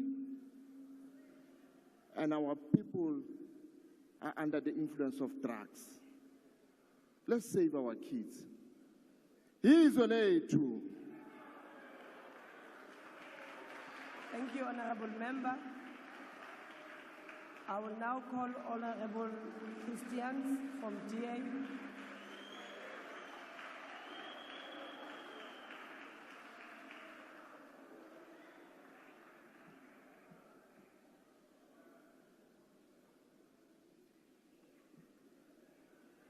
Honorable President, honorable members, fellow South Africans, we are at a critical juncture in our nation's history. Apologies. Honorable President, honorable members, fellow South Africans, we are at a critical juncture in our nation's history. The President's address has set the stage for our collective future, and the focus must be on harnessing the transformative power of education. Our journey in the Democratic Alliance has been defined by relentless advocacy, rigorous scrutiny, and a vision for a better tomorrow. Today, we renew our pledge to the children of this country, to their families, and to every citizen who dreams of a brighter future through the power of education. While South African learners cannot read for meaning, while they attend schools in unsafe environments, and while they sit in overcrowded classrooms with overworked and underqualified teachers, forced to teach an overloaded curriculum, the department continues to face immense challenges in implementing effective plans to turn the situation around and save this generation. The President's acknowledgement of the dire state of school infrastructure is a sobering reminder of the work that lies ahead. Dit is 'n skande dat daar in 2024 steeds talle skole is wat ontbreek aan noodsaaklike fasiliteite soos lopende water en behoorlike sanitasie. Die tragiese voorval onlangs waar 'n 3-jarige in 'n pittoilet geval het, is 'n hartverskeurende herinnering aan die gevaarlike omstandighede wat baie kinders daagliks ervaar. Hierdie tragedie, asook die katastrofiese ongeluk wat die lewens van 11 jong leerders in Carletonville geëis het, beklemtoon die dringende behoefte aan veiliger skoolomgewings en betroubare vervoerstelsels. Pittoilette en onveilige strukture moet binne die volgende regeringsperiode verwyder word. Elke kind verdien 'n veilige omgewing om in te leer. Honourable President, we cannot ignore the critical shortfall in funding allocated to key areas such as infrastructure development, teacher training, and learner support services.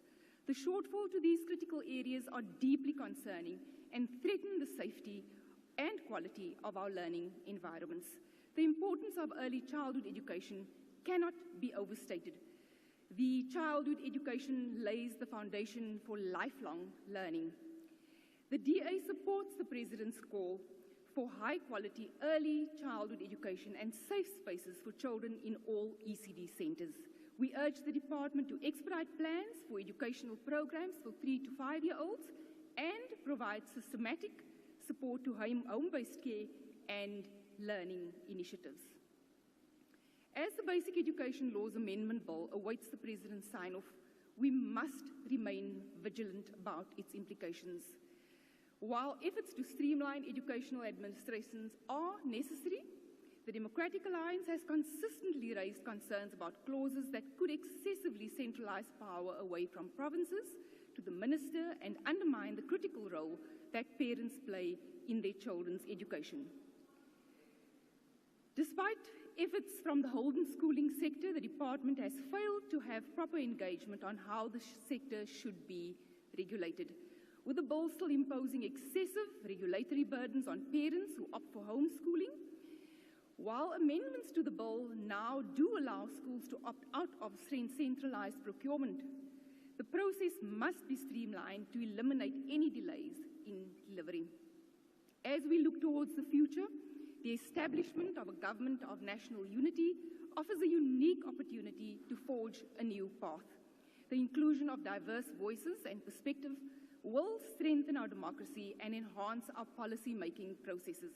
In this new era, we envision a DA-led Ministry of Basic Education that brings innovation, accountability, and unwavering dedication to our educational landscape. Regardless of which party you belong to, we all want to see our people and our children live a life of dignity, to be part of the solution that breaks the change of intergenerational poverty. Aan die ouers en voogde, ons verstaan julle hoop en vrees vir jul kinders se toekoms. Aan die onderwysers, julle toewyding vorm die leiers van môre.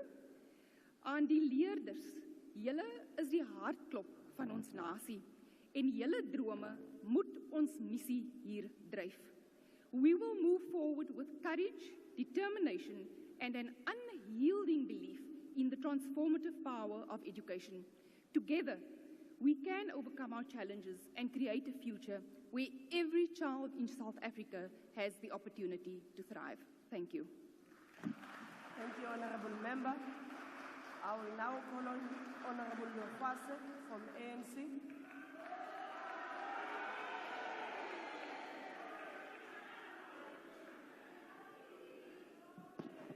Honourable House Chair, His Excellency, the President of the Republic of South Africa, His Excellency, the President, Honourable Members, Kiali Dumedis.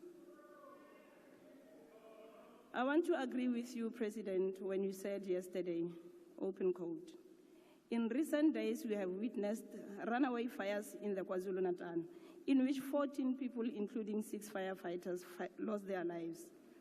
The fire is caused the destruction of homes, livestock, and grazing lands due to climate change.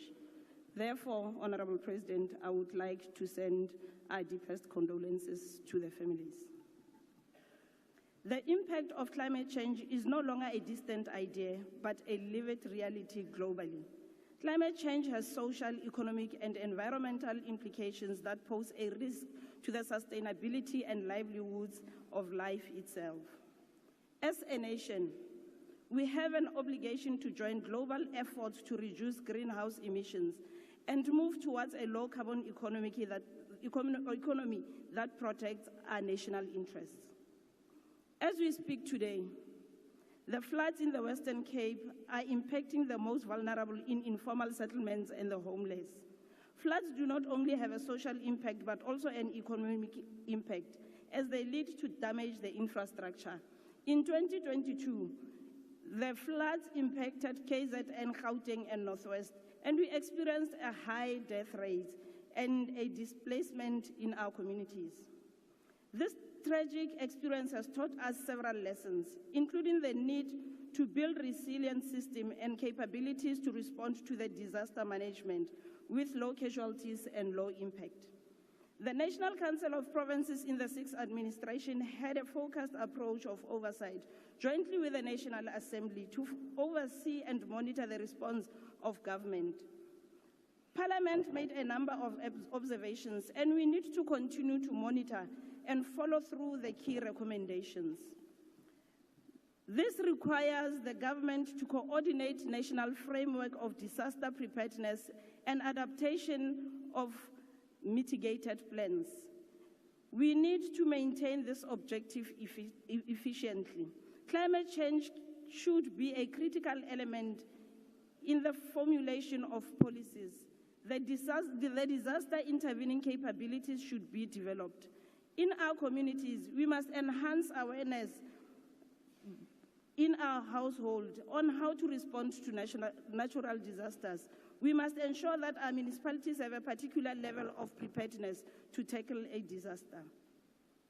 In the 7th administration, the government needs to closely measure and monitor the capability of the state in relation to disaster management capabilities and capacity. We must also implement a disaster-facing strategy which mitigates the risk of social and economic loss, and as efficient funding system which enables implementing agents to respond to a disaster. We need to also develop regional and continental disaster financing institutions to leverage the capacity of countries and to enhance the continent's ability to respond. Responding to apartheid. Spatial planning is another fundamental consideration in shaping development. In green development, planning is important as part of the philosophy and human settlement and land use planning. Another climate change risk is drought, which impacts many communities, particularly in rural areas. Dependence on subsistence farming, drought also negatively impacts on the agricultural sector. We must take decisive measures against deforestation, which is rampant in protected areas. We must strengthen law enforcement agencies to tackle the problem of deforestation, as the wood industry has risen due to load shedding. Honorable President and members, conserving our natural resources is critical for the sustenance of our resources and future generations to benefit from the wealth and the richness of our natural resources. Honorable members, economic development is local, and our municipalities should be at the center of creating an enabling environment for local economic development. Our municipalities' capability have spillover effect on local economic activities, and we believe that when we have effective planning at a local level, opportunities and many jobs can be created in communities where our people live. Honorable President, we should ask ourselves some critical questions if we are to respond to development at a provincial and local level. We must ask ourselves, when last did we adequately capitalize on provincial development financial institutions? We should also question whether such development agencies at the provincial and district levels are having a desired impact. We believe we need to support the agency and ensure it is capacitated with persons with the requisite skills and capabilities to manage development cooperation. Honorable members, long-term planning should not be a strategic function largely undertaken at the national level, but also at a provincial and district level. For the district development model to work efficiently, intergovernmental planning should also be done at a conceptual level, not just to integrating plans. Long-term planning will enhance the predicability of policy, which enables a better proportion for long-term investments. The government of national unity creates opportunity to coalesce all social partners towards a developmental path, which will enable distribution, redress, transformation, and improved living conditions in our country. Tackling the high level of unemployment is a commitment the ANC has made to the people of South Africa. And through municipalities, our metros, and the province, we realize our commitment. We welcome the focus on addressing the financial structural factors impacting municipalities, mainly in rural areas and those revenue challenges. The bulk of challenges impacting South Africans on a daily basis is service provision to our communities. Yes, the cost of living and the overall economic environment alienates the youth and those above the age of 35 who are unemployed. We must ensure that our youth, women, and entrepreneurs are involved in manufacturing of construction sector input. We must leverage the infrastructure spending to also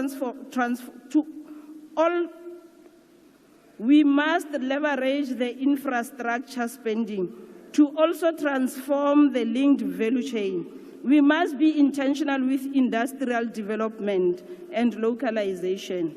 We believe that we can create many economic opportunities by supporting and investing local ecosystem in villages, townships, farms, schools, colleges, and civil society. Lastly, the African National Congress, we undertake a process of organizational renewal. This renewal is not for itself, but to persevere the ANC as an instrument in the hands of South Africans to transform their living conditions. Lastly, President, thank you,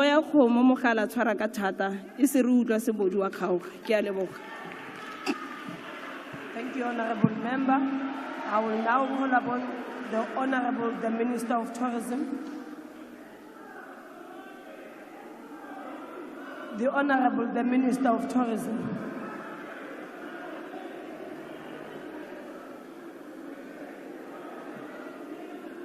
Honourable House Chair, Honourable President and Deputy President, the May election was a major step in the realignment of South Africa's political landscape. The GNU is not the final destination. It's an important junction in the road. It has the ability to implement policies and programs that will strongly influence where our country heads next. The Good Party joined the GNU for two reasons. One, to contribute positively to the realignment process, and two, because the statement of intent was closely aligned to our policy pillars of social, economic, spatial, and environmental justice. When we enter cabinet meetings these days, we don't just leave our phones outside, but our party hats. We have a mandate rooted in the Constitution, directed by the approved policies and legislation, and led by the President. Outside of cabinet, we will continue to be sensible, constructive, critical, and add value wherever we can. We want to be part of defining a better, more inclusive country. The GNU means putting politics aside and not wasting the opportunity. As the GNU, we must be careful not to structure our message as if nothing has been done in the past. We must not send out a message that the GNU had now discovered all the mistakes. The GNU ministers must know that when you inherit a department, you inherit it with the good and the bad, and you must fix it. When you are called to serve in the executive, you serve the people of the country, because the needs and the pain of our people knows no political affiliation. Madam Speaker, the Fiscus is not in a good space. Therefore, all departments must introduce zero-based budgeting as we agreed in the 6th administration. We must do more with less. Mr. President, like Minister Park-Stow, I also want to quote your economic advisor, Ms. Marihana, in a book called Mission Economy, and I quote, "Government has bought into the ideology that their role is simply to fix problems, not achieve bold objectives. Government cannot limit itself to reactively fixing markets, but must explicitly co-shape the markets to deliver the outcomes society needs," close quote. Tourism is one of these bold objectives, to co-shape markets and ensure inclusive growth that create jobs for our people. And we are already busy with it. In 2023, the tourism sector grew by 49% compared to the previous year. Like Mr. President said, a demand-led approach to skills development will empower our people. I see tourism as an enabler that will absorb many unskilled and semi-skilled citizens in a growing and thriving tourism industry.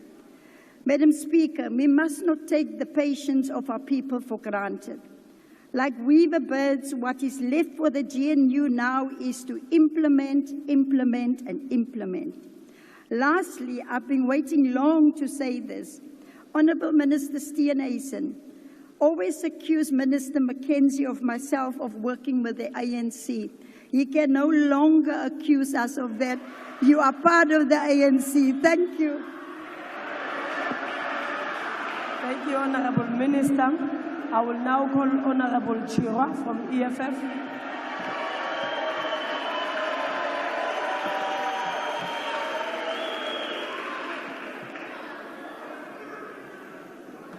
Thank you very much, Chairperson. Greetings to the Commander-in-Chief of the EFF, Julius Sello Malema, EFF officials, commissars, the leaders of the Progressive Caucus, and sympathizers of the revolutionary movement in Africa that turns 11 years old on the 27th of July. To be young is to be in a stage of becoming, of working towards your goals and aspirations to transition from being dependent to independent. However, the youth of this country are perpetual children, and some will never know independence until their old age. At the realization of how doomed we are under your leadership, Mr. President, thousands continue to give in to Nyaupe, and young women and girls amount to bottle girls for you and your friends at the peak of their vibrancy and zeal for life and prosperity. We live with our parents, and finding a 40-year-old man asking his mother for bread is more common than otherwise. This phenomenon is known as the Ramaphosa economy. Joblessness, poverty, and constantly questioning if we are truly the young adults of today. In 2018, Mr. President, you launched a jobs summit and promised the youth of this country 275,000 jobs per year. You failed. In 2019, you promised 2 million jobs and an end to hunger, halving of crime, and empowering the school curriculum where a 10-year-old will be able to read for comprehension. You failed. In 2020, you unveiled a 100 billion rand fund to create jobs in the public sector for the youth. You failed. You launched the NSP against GBV and femicide, and 4 years later, on the eve of elections 2024, the murderer of Kidisaleti Elsin Donje was granted bail of 2,000 rands. You failed. In 2021, you spoke about building new cities, and the National Youth Development Agency would fund 1,000 young entrepreneurs in 100 days. You failed. In 2022, plagued by your own failures over the years, you promised the National Youth Service would create a modest 50,000 jobs in its first phase. You failed. In 2023, you came here and praised yourself for the Youth Employment Service that placed 100,000 youth in peace jobs that lasted nothing more than 12 months. Once again, you failed. Yesterday, you came to this house and promised 2 million jobs to the youth of South Africa. It is thus fair and deliberate to then say that this time next year, the result will once again be not achieved and failed. When you became president in 2018, youth unemployment was sitting at 43%. And nearly 7 years into your presidency, youth unemployment currently sits at 45%. for individuals aged 15 to 34, and a whopping 59% for young people aged 15 to 24. Your presidency is characterized by many promises and many failures. It is now apparent that as the youth of today, we must ready ourselves psychologically like the youth of 1976 for the biggest fight against the establishment. The establishment has charged you, Mr. President, at the forefront as the weapon that is formed against us. The youth of today, like Nelson Mandela, who is now hailed as an icon of peace, must be ready to be called terrorists. We must be ready to be called criminals. We must be ready to be jailed for crimes we did not commit. We must be ready to be character assassinated like Ida Mtwana, Robert Sobukwe, Unkhopotsi Tiro, Steve Biko, Winnie Mandela, and Julius Malema. But amongst ourselves as the youth of this country, we know who the true criminals are. We know who stole our land from our grandmothers. We know who stole our mines. We know who stole COVID-19 funds that was meant to keep our people alive. We know who stole Tembisa Hospital money. We know who stole SAA, ISCO, Sasol, Telkom. We know who is now stealing Eskom, Transnet, Prasa, and even privatizing our water. All the while, you are creating an impression that these are natural disasters, despite the fact that they are orchestrated by the true criminals of the government of today, deployed by the Oppenheimers. We know who stole the money that is meant to eradicate pit toilets in the Eastern Cape. We know who stole NSFAS money. We know the mafias of the Steinhoff heist. We know the thugs of the Skills Development Fund. And we definitely know who the #1 money launderer is.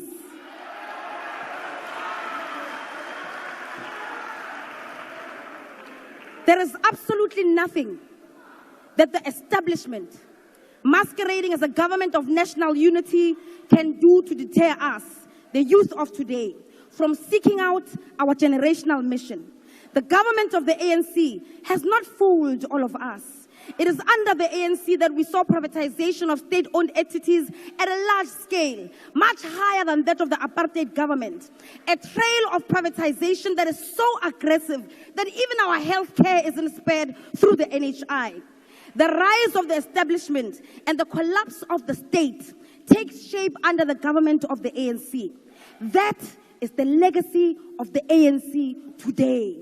The positive outcomes of all of this neoliberal facade of the government of the day is that we now rightly characterize the neoliberal agenda encompassing of all its participants who are part of the GNU coalition.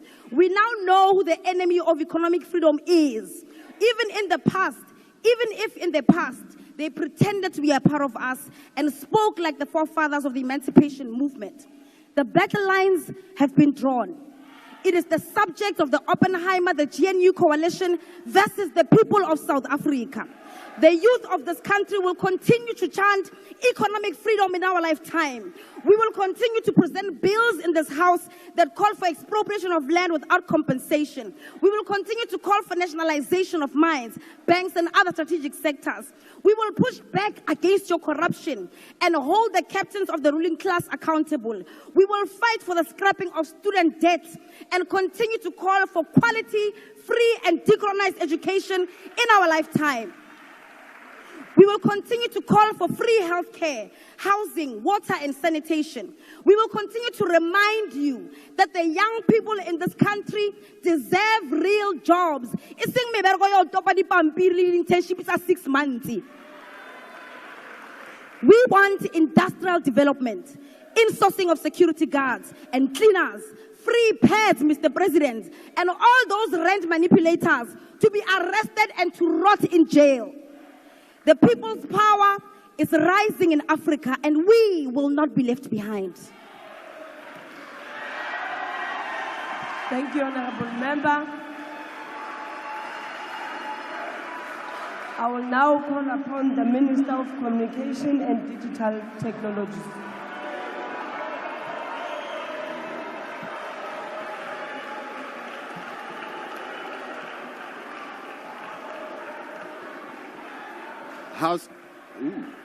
House Chairperson, let me take you to church.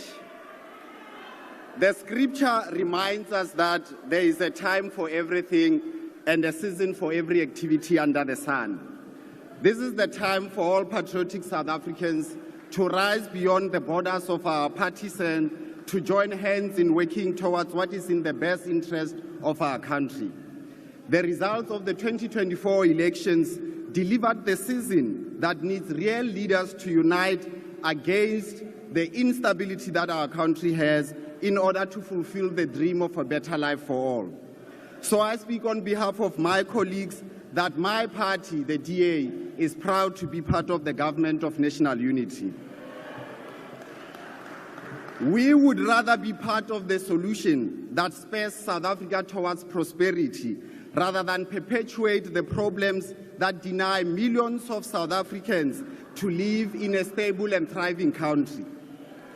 Unlike some Johnny-come-latelys who are masquerading as wannabe, red and camouflage socialists, having no shame while they are exhibitors of opulence gained through the proceeds of crime and corruption, we would rather find solutions to uplift poor South Africans out of poverty.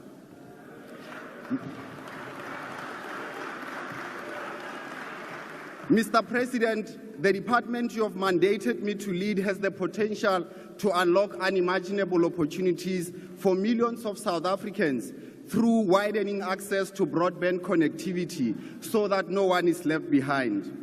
And by the end of this financial year, we will be able to connect approximately 2 million households through the public Wi-Fi hotspots program. And as part of our efforts to building a digitally inclusive society, we will be in a position to connect over 20,000 government facilities.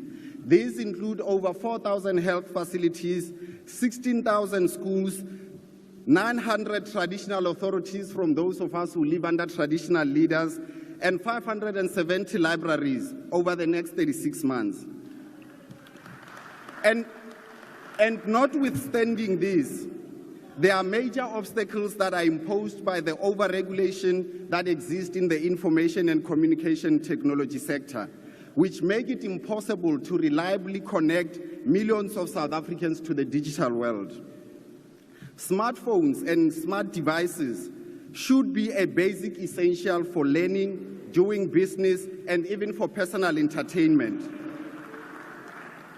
Yet one of the most obvious inhibitors to connectivity is the cost of smartphones and devices. Their classification as luxury goods drives their prices to the extent that they are unaffordable for many South Africans.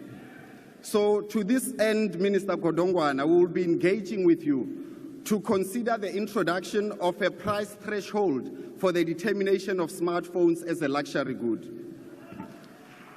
Mr. President, we welcome what you said about the need to simplify legislation in order to encourage investment. We will become obsessed with making evidence-based decisions so that we remove every regulation and policy that impedes opportunities for investment and job creation in this sector. House Chairperson, progress is not linear. It is a series of small steps, sometimes forward, sometimes sideways. But we know that progress always endures turbulence. It attracts pessimism from doubting Thomases, and there are many in this House. But with every persistent effort towards prosperity, making progress is possible. So the digital universe needs to be able to connect to every single child in every village throughout our country. If we do this, we'll be able to discover a generation of geniuses that will spur innovation in the digital world. So I would like to challenge all the mobile network operators and telecommunications companies to work together with government to put devices in children's hands. And before I end with the scripture, Honorable Ndlozi and Honorable Pampo, have you really relegated your intelligence to trolling other members because of their wardrobe or height? Please do justice to your own intellect. But to end with the scripture, Many are called, but few are chosen. Honourable Minister, the your time GNU is has been expired. chosen by people. Thank you.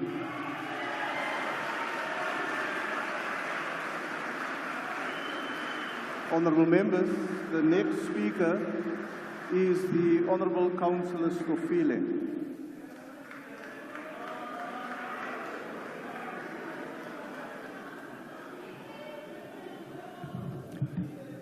House Chairperson, the Speaker of National Assembly, the Deputy Speaker, the Chairperson of the NCOP,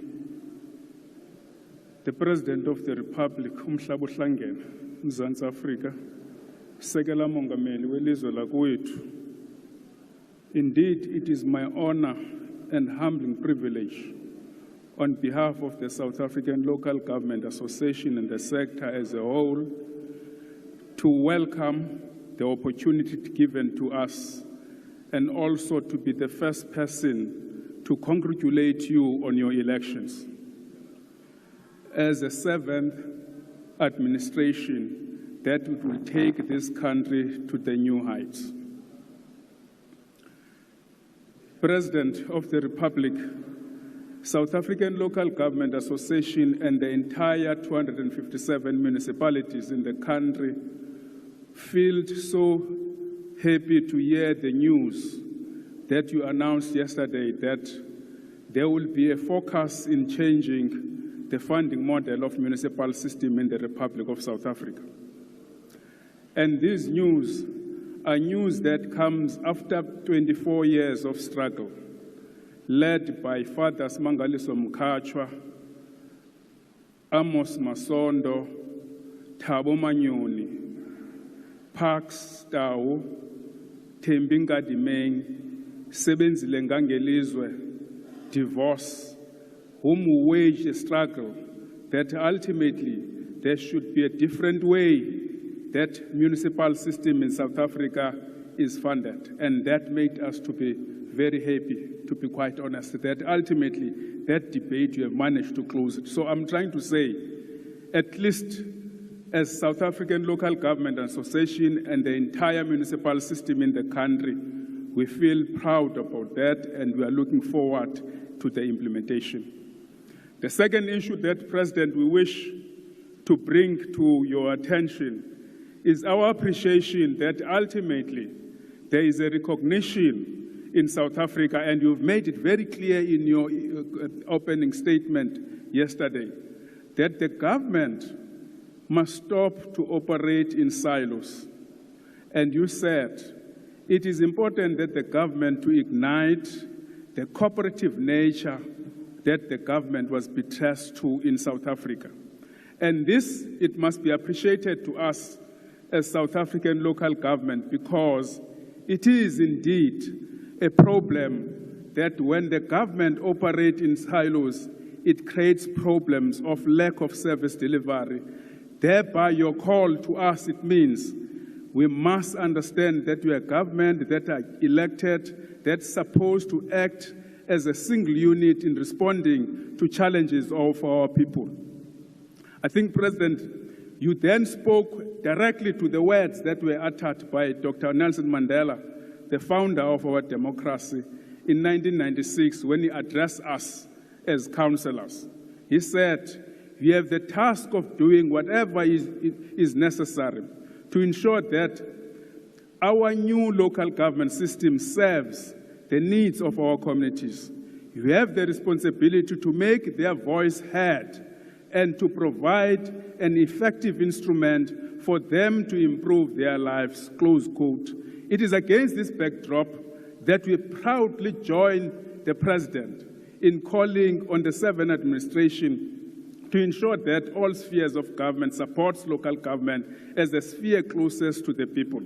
Implementing this request, it is in line with our belief that in order to achieve a state that is capable of playing a developmental and transformative role, if we are serious about reversing the legacy of apartheid, local government is strategically positioned and a key pillar to play a fundamental role in building a capable state.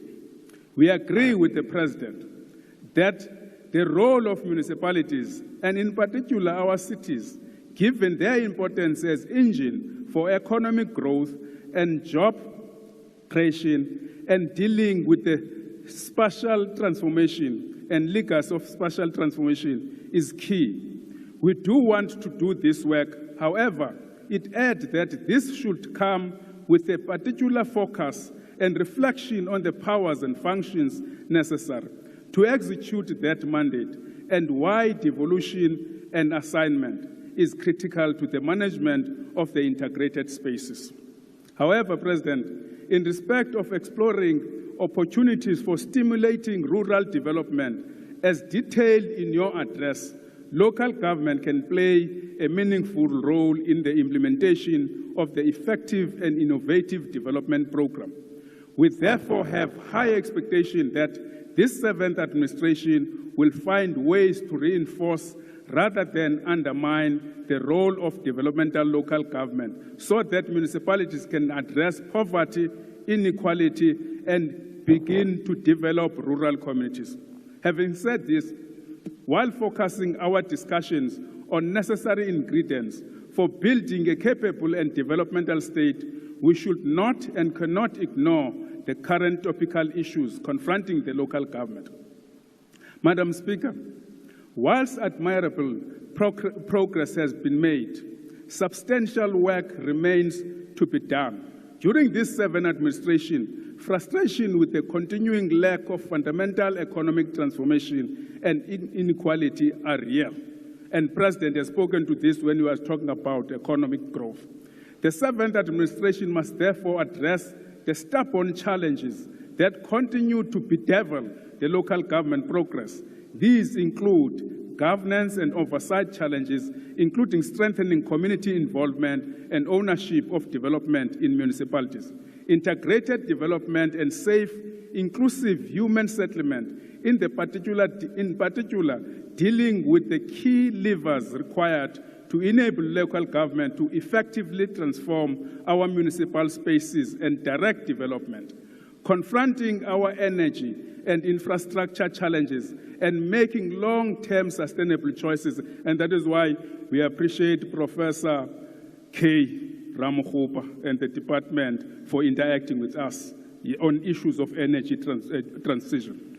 Intergovernmental debt and rising consumer indebtedness, as well as the declining revenue base of municipalities, and linked thereto, the viability and long-term financial sustainability of the sector, local government.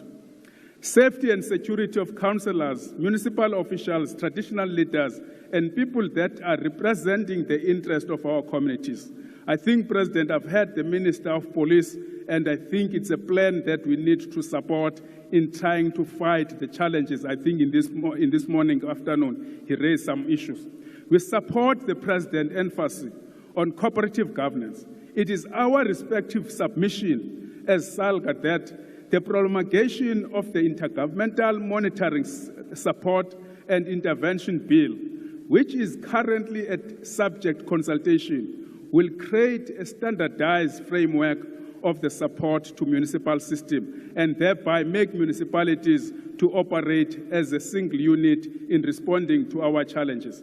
As I conclude, noting the details unpacked by the President in his address, the journey of local government in South Africa has been an impactful transition.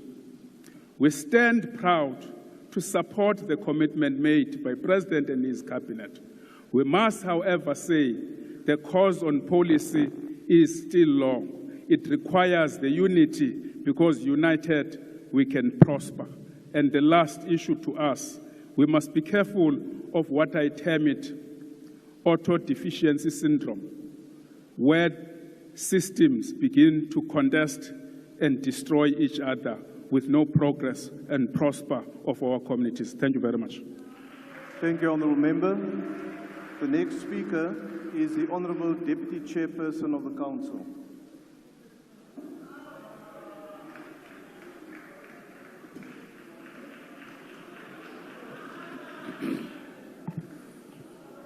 Thank you very much, House Chair. Honourable Deputy Chairperson, will you just take a seat, please? I want to recognize the Honourable Ndlozi. Honourable Ndlozi. House Chair, you are amending the program wishing us. We don't have this program of this speaker. And I think it would have been prudent either to share or explain rather than just ambush us. We have agreed times as to how long this debate must take place. Speakers have been released and now there's someone here. Yes, no, thank you, Honourable Ndlozi. The speakers list has been updated, and it's incumbent on the table staff to ensure that all the chief whips of party get the speakers list. The Honourable Deputy Chairperson of the Council is the next speaker. Honourable Deputy Chairperson, you may proceed. How long does he have? The Honourable Deputy Chairperson, will you proceed? Please get the speakers list to the Honourable members. We didn't get, I started by saying we haven't received it. Yes, they will ensure that you get it. How long does he have? Honourable Member, the Deputy Chairperson of the NCOP will now proceed. Please ensure that the speakers list is provided to the whippery of the EFF. Thank you very much once again, House Chair.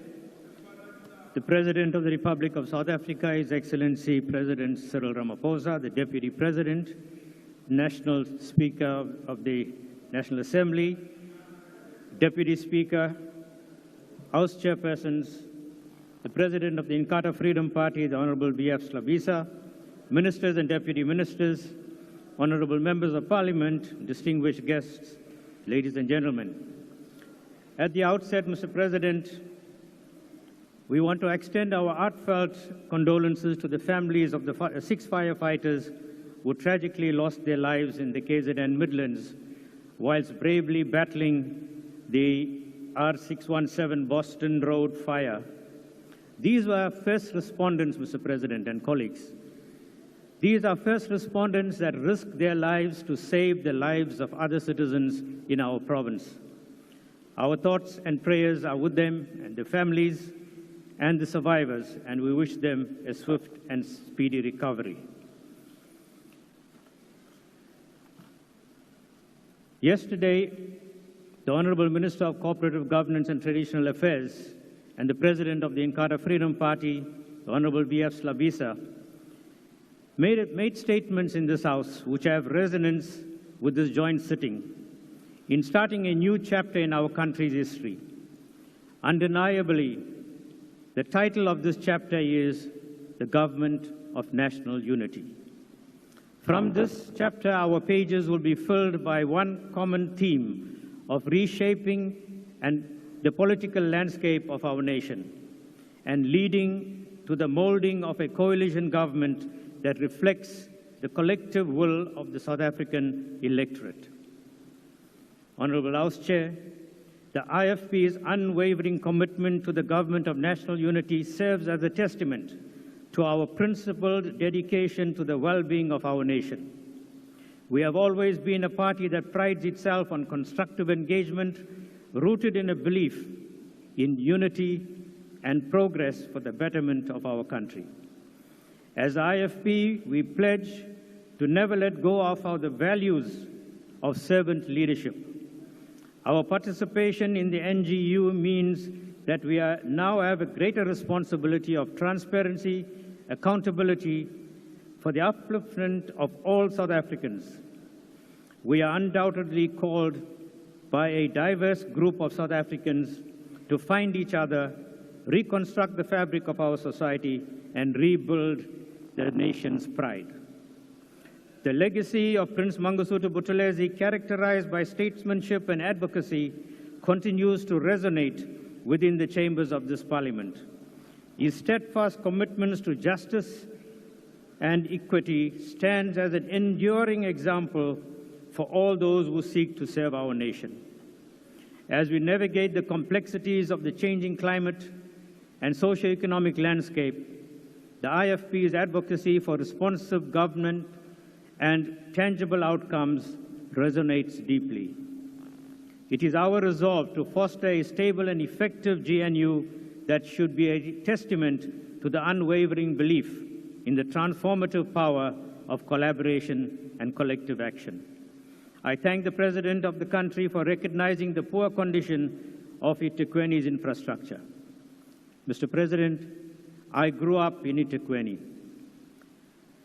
This is the only metro in KwaZulu-Natal and is the economic hub of our province.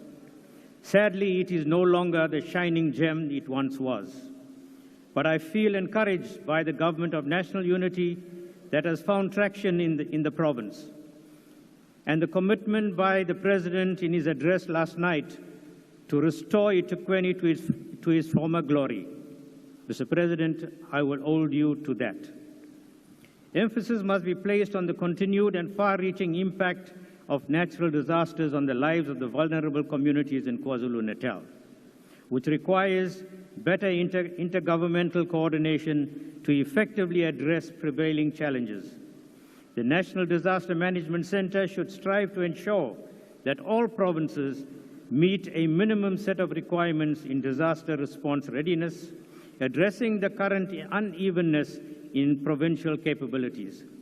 The sets of standards are not a one-shoe-fits-all, but must rather be a response to the individual needs of each province. And whilst reference has been made to KwaZulu-Natal, in this instance, we must not forget other provinces who have been through climate change and natural disasters. It is imperative that all stakeholders in the disaster response chain act urgently, align with the gravity of the national disasters, and be able to respond to those communities who have been affected.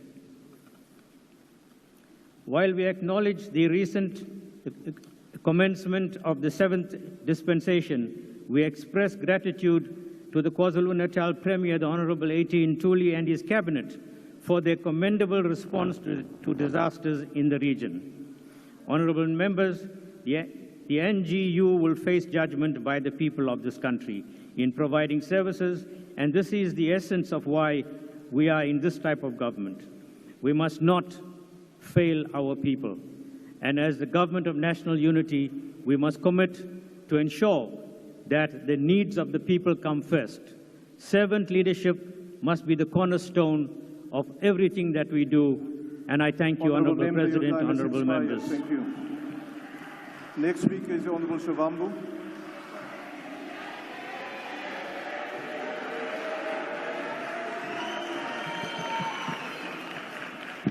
Thank you very much, House Chairperson, Commander-in-Chief, in the struggle for total economic emancipation in the entire African continent, the leadership of the Progressive Caucus here in the 7th Parliament.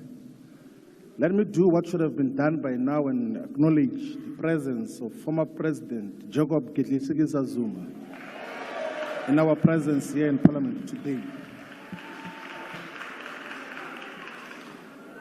President, we had said in the budget vote on national treasure that we, as the economic freedom fighters, stand categorically opposed to the government, the so-called government of national unity.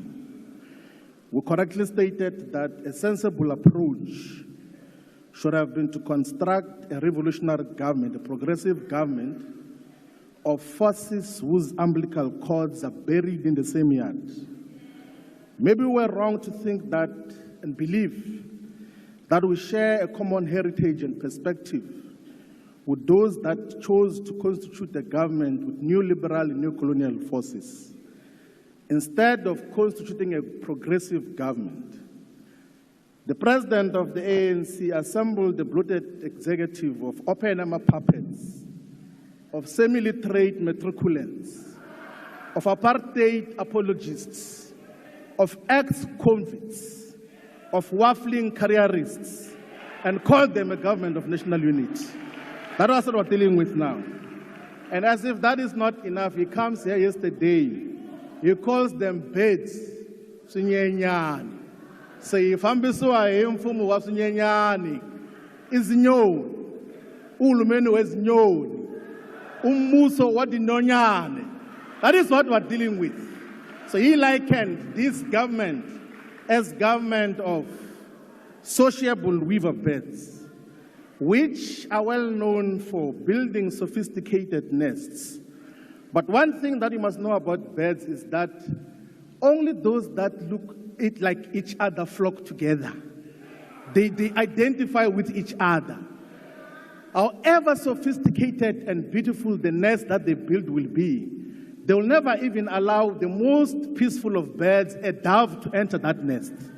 So this social weaver needs birds that you are bragging about and speaking about here will always associate with themselves. Maybe you are correct that that is what you intend to achieve as a social weaver birds, 75 birds in the executive, bloated executives, 77, which are supposed to be government of South Africa, who are supposed to be constituting a government. Now, on the 15th of July 2024, the National Film and Video Foundation, the NFVF, issued a call for South Africans to nominate people who must receive the awards for the South African Film and Television Awards. I want to propose here, House Chairperson, that we should nominate Mr. Cyril Matamela Ramaphosa for the SAFTAS Awards for Best Fiction. If there is no such a category, we must introduce a category of even a Lifetime Achiever Award on fiction, because everything else that it represents is just fictions. So the NFVF, Minister of Arts and Culture, is a very important instrument in the Department of Arts and Culture. So before you introduce the sporting code of spinning mostly stolen cars, you should pay attention to the NFVF so that you can deal with all of these issues clearly. That is what we're dealing with. Now, the nomination is based on the following fact. In 2018, after the coup d'etat, which we regrettably supported as the EFF, what Mr. Cyril Ramaphosa said, he said, we are determined that expropriation without compensation should be implemented in a way that increases agricultural production, improves food security, and ensures that the land is returned to those from whom it was taken under colonialism and apartheid. Did that happen? No. He said again that starting this year, free higher education and training will be available to first-year students from households with a combined gross income of 350,000. Is that happening? There's no free education in South Africa. He said that we're going to forge ahead with the localization program through which products like textile, clothing, furniture, rail rolling stock, and water meters are designated for local procurement. Do we have got local procurement in South Africa out of those products? No. He further said that we're going to improve our capacity to support black professionals, deal decisively with companies that resist transformation. Is he dealing with that? No. He further said that moving forward, young South Africans will be moved to be at the center of the economic agenda. Are young people at the center of our economic agenda? No. He even further said that government will honor its undertaking to set aside at least 30% of public procurement to small, medium, and macro enterprises, cooperatives, and township and rural enterprises. Is such happening? No. He even said that it's going to accelerate the land redistribution program, not only to redress the grave historical injustice, but also to bring more producers into the agricultural sector and to make more land available for cultivation. Is that happening? No. So this person deserves a lot of awards.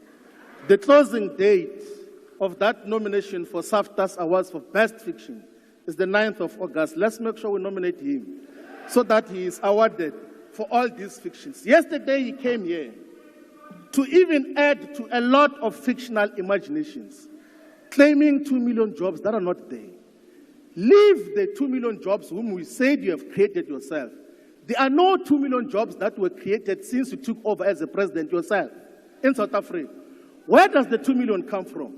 It only comes from the figments of your imagination.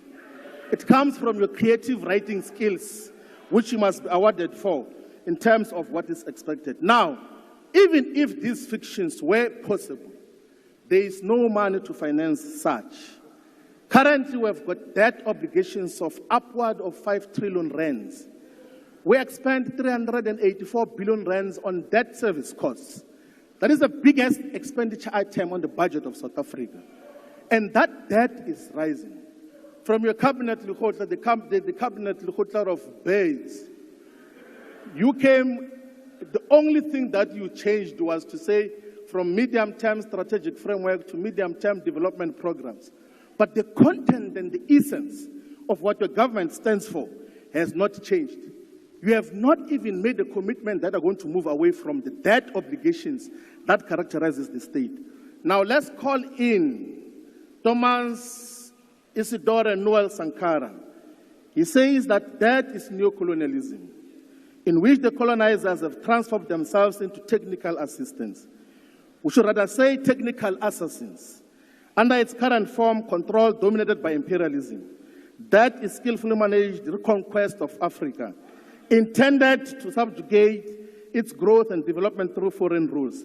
That is what is the trajectory of this government, the continuation of debt obligations that are not sustainable. We are going to give a far much more substantial perspective of what is to be done moving forward. But one issue that I want to highlight is that South Africa should optimally utilize its strategic partnerships with countries in the BRICS Forum, Brazil, Russia, China, and India. And of course, now added the UAE, Ethiopia, and all these other countries. Now, if you were to check what Ethiopia got to benefit out of its strategic partnership with the People's Republic of China, is that over the past 15 years, Ethiopia's economy has grown average of 10%. They built a railway from Addis Ababa to Djibouti, which is a neighboring country, which is coastal, of 759 kilometers, to lead an export-led industrial development manufacturing plan, which is reducing poverty, is giving jobs to our people. That is what is happening in that, and that is through proper, meaningful usage of strategic partnerships with countries that relate with. The Commander-in-Chief is correct that when you exclude the global balance of forces in trying to design domestic politics, you will completely miss the point. You will never achieve anything domestically without locating it within the global economy. South Africa, this is not going to go anywhere. They disagree on everything, on Bella Bill, on NHI, on the source of energy. These ones of the DA, even those who are leading the department, are saying that we must discontinue coal. You can't discontinue coal in South Africa as a source of electricity. We have to have a clear agenda. There is no developmental state that is not based on a common, sound, ideological perspective. All developmental states must be founded on a sound ideological basis. And what we have created now is confusion, which is going to take South Africa backward. And that is what we stand. But we are inspired that the Progressive Caucus is going to take South Africa forward and take political power from this government of national confusion. Thank you very much. Thank you. Honourable members, the next speaker is the Honourable Mr. Lakis.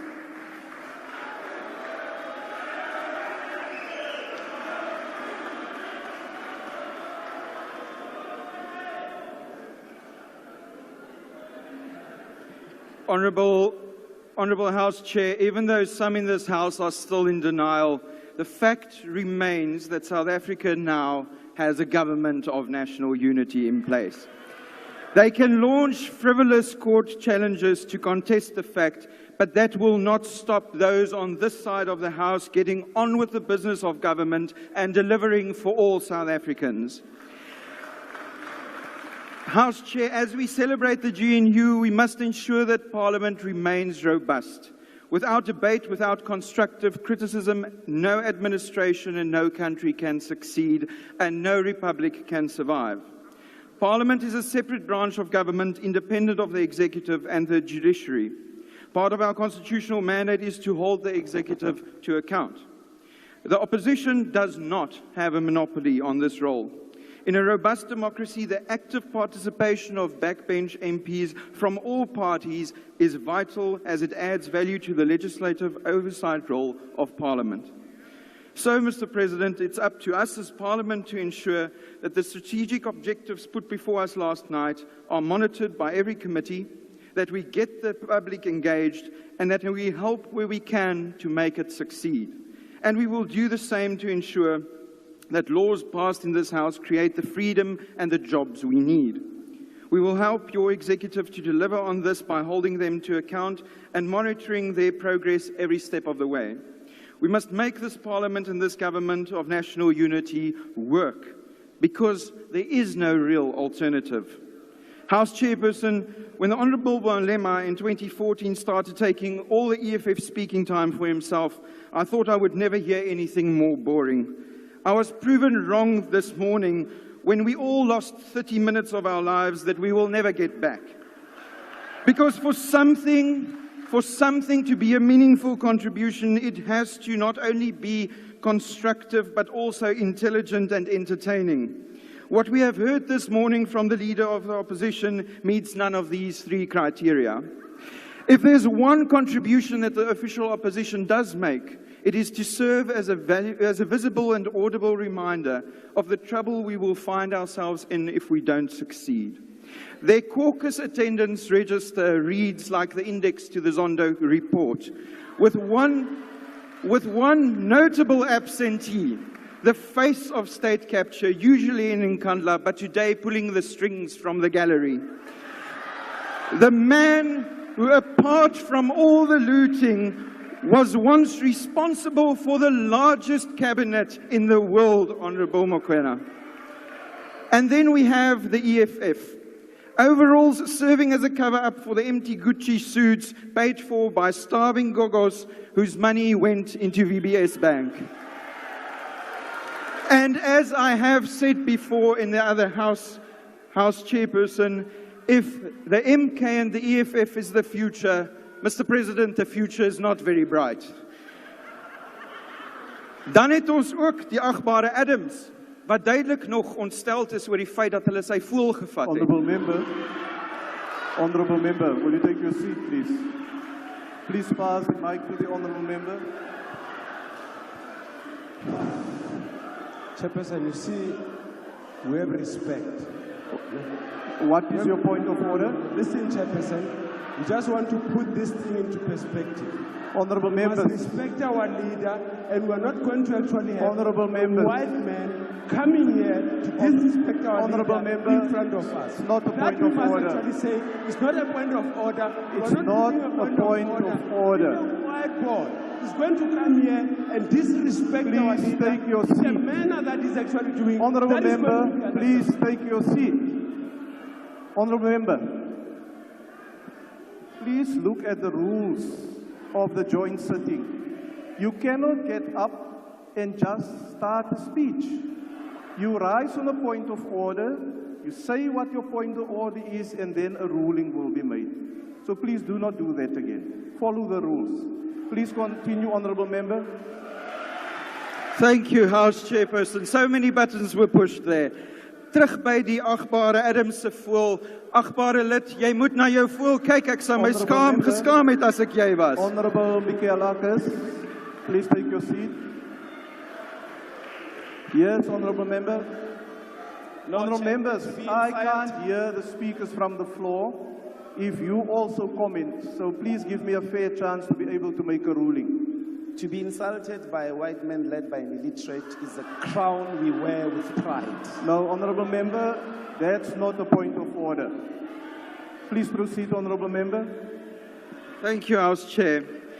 But there is hope, Honourable House Chair, for those who have been seeking opportunity and real freedom. There were some breakthrough announcements by the President last night that the DA has put on the table over the past few years, suggestions that will get South Africans into jobs again. Mr. President, thank you for including these constructive suggestions that we agree on, and thank you to the millions of South Africans who backed these initiatives, such as the review of the fuel price model, the increased basket of VAT-excluded food items, to abolish cadre deployment and end political interference in the public service, and the release of state land as a priority for meaningful land reform, to mention a few. House Chairperson, we have to make the GNU, in defense of our Constitution, work, because the alternative is simply too ghastly to contemplate. We wish the President and his executive well in this mammoth task. We do so with one message, Mr. President. Where you should be held accountable, you will find a Parliament that stands ready to do its oversight duty as required by the people of this country. And where you act in their interest, you will find us standing behind you in support. We wish you and this government well. Thank you. The next speaker is the Honourable Bubane.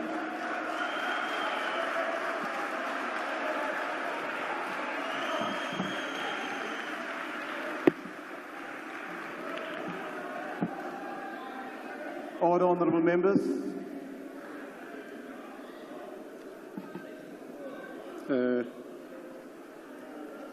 Honourable Chair,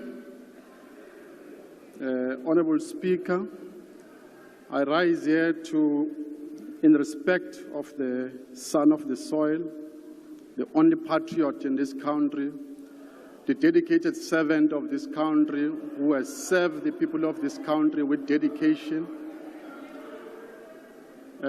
President Zuma, President Jacob Gedleyihlekisa Zuma,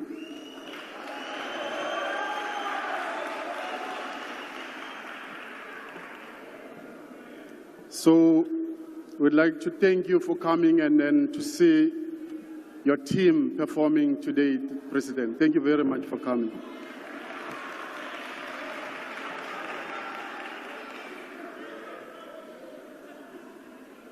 On another note, I would like to convey a message of condolences to a family member of the DMV who passed on yesterday. A lot of military veterans in this country are not treated as the veterans of the other color.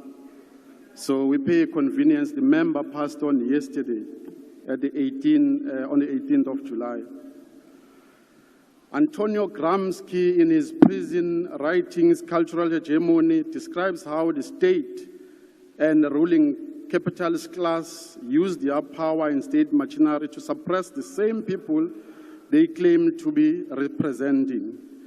This is evident with the former ruling party, ANC, and Gramsci calls it a pitfall of national consciousness. History has taught us that liberation movement in Africa becomes irrelevant to the society after 30 years in power. Typical examples is Chama Chama Mapinzo, a party that was led by late Julius Mwalimu Nyerere in Tanzania, Frelimo in Mozambique, led by late Samora Machel, SWAPO in Namibia,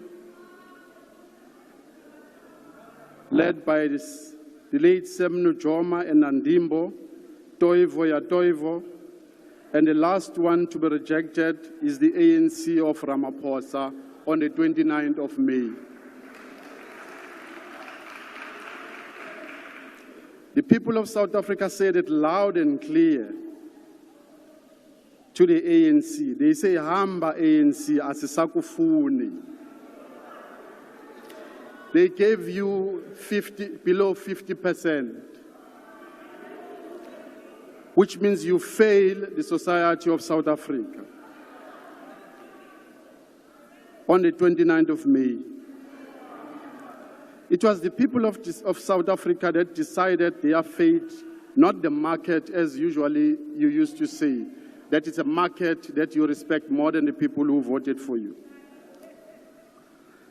And as usual, Mr. President, you started to use Chapter 9 institution, IEC, which is not independent anymore, but rather became the subcommittee of the ANC to do your dirty job. What happened to the ANC, to the IEC? We were there, we were watching. The IEC is riddled with loophole. It needs to either be reformed, revamped, and be redone from scratch. That institution, all political parties are only able to monitor it on the voting day and on the counting day only. Anything else from there, on capturing of the slip, on auditing, you need to know this because you don't know about the IEC institution that you are running. It's riddled with loopholes, and from there onwards, the officials, they do as they please.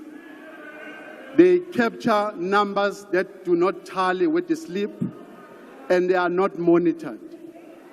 That's why, as the MK, we do not recognize this president, because the election was stolen.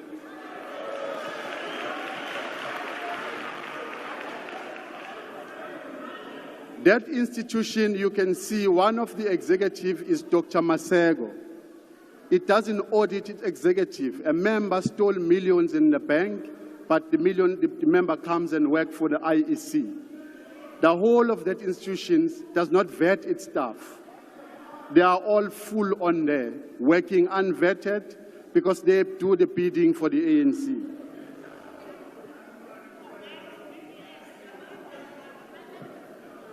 With all the evidence we provided to the IEC, we did everything in our power. We provided every evidence, and then we're still going to challenge that in court through and through. We're not going to give up on that.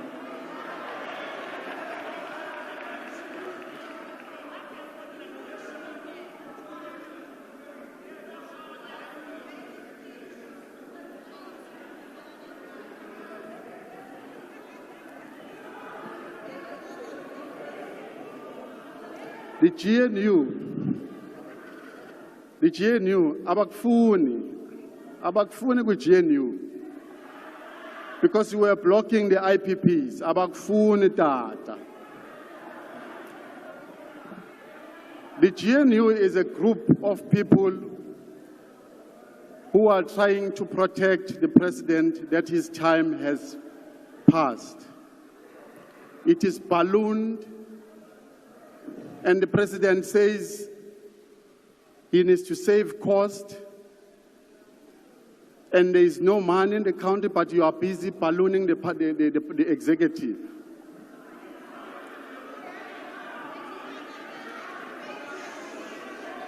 Order, honorable members. Order. On your speech, Mr. President, you spoke about inclusive economic growth. Whatever name it is, there's no inclusive growth that you've ever seen. Most of the business people that I know in the middle classes, they are not included in your economic growth. You are busy assisting the monopolies to grow in their economies, but our SMMEs and our middle class business people are at poverty. You've neglected the poorest of the poor. You spoke about the reduction of poverty. There's no reduction of poverty. In your tenure, the poverty has escalated. The high cost of living of our people is so expensive. There's no reduction of poverty, and the tackling of cost of high living, you haven't done it. You have failed even on that one. You spoke about redistribution of wealth. Wealth is not being redistributed. There are no opportunities for black middle-class poor people, worse the ones at the lowest level. In your speech, there is too much we will, we will, we will. It's empty promises as usual.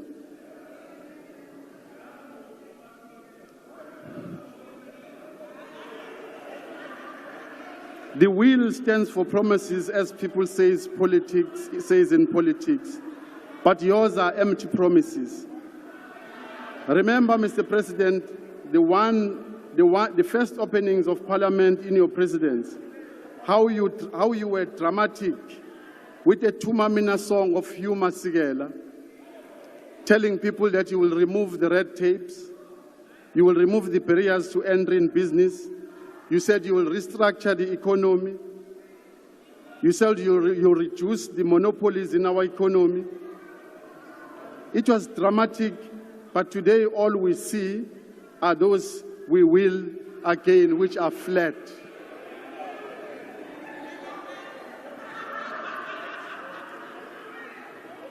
You said we are simplifying the regulations on public-private partnerships to enable greater investment in both social and economic infrastructure development.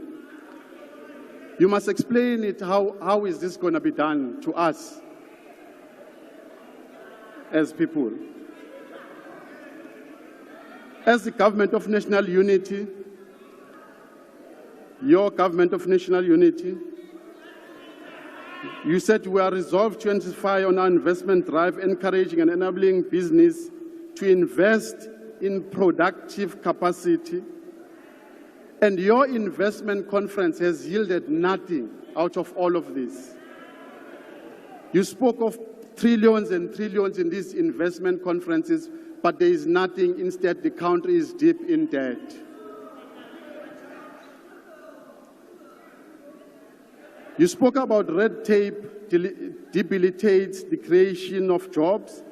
Every department and every public entity has been directed to reduce the undue regulatory burden that hold black businesses from creating jobs.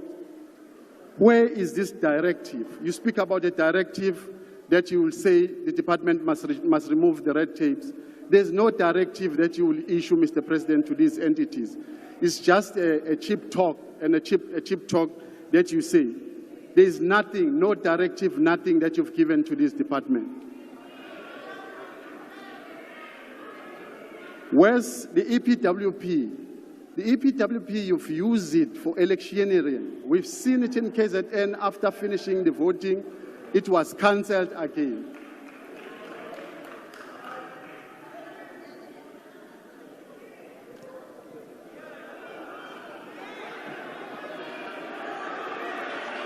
Order, honorable members. Order. You see, President, I cringe when I cringe because I know this has nothing to do with the people of South Africa. All these things you are saying. Even the investment you speak about that you're going to invest in Africa and above, it's all a cheap talk. All what we're going to see is monopolies going to Zambia's, opening malls and opening ShopRite and Clicks, but there's no black people of ours that will go out in the Africa and invest. Your speech, Mr. President, was hollow, it was cheap talk, and there was nothing that we can applaud you on. You wasted our time yesterday, completely wasted our time.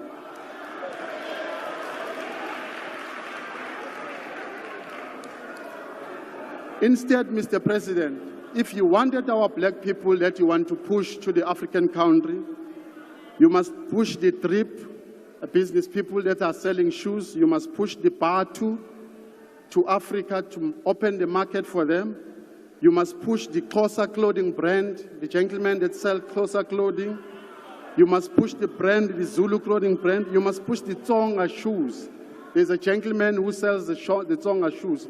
Those are the people you must push when you go and invest in the brands in Africa. But you are failing again to do that.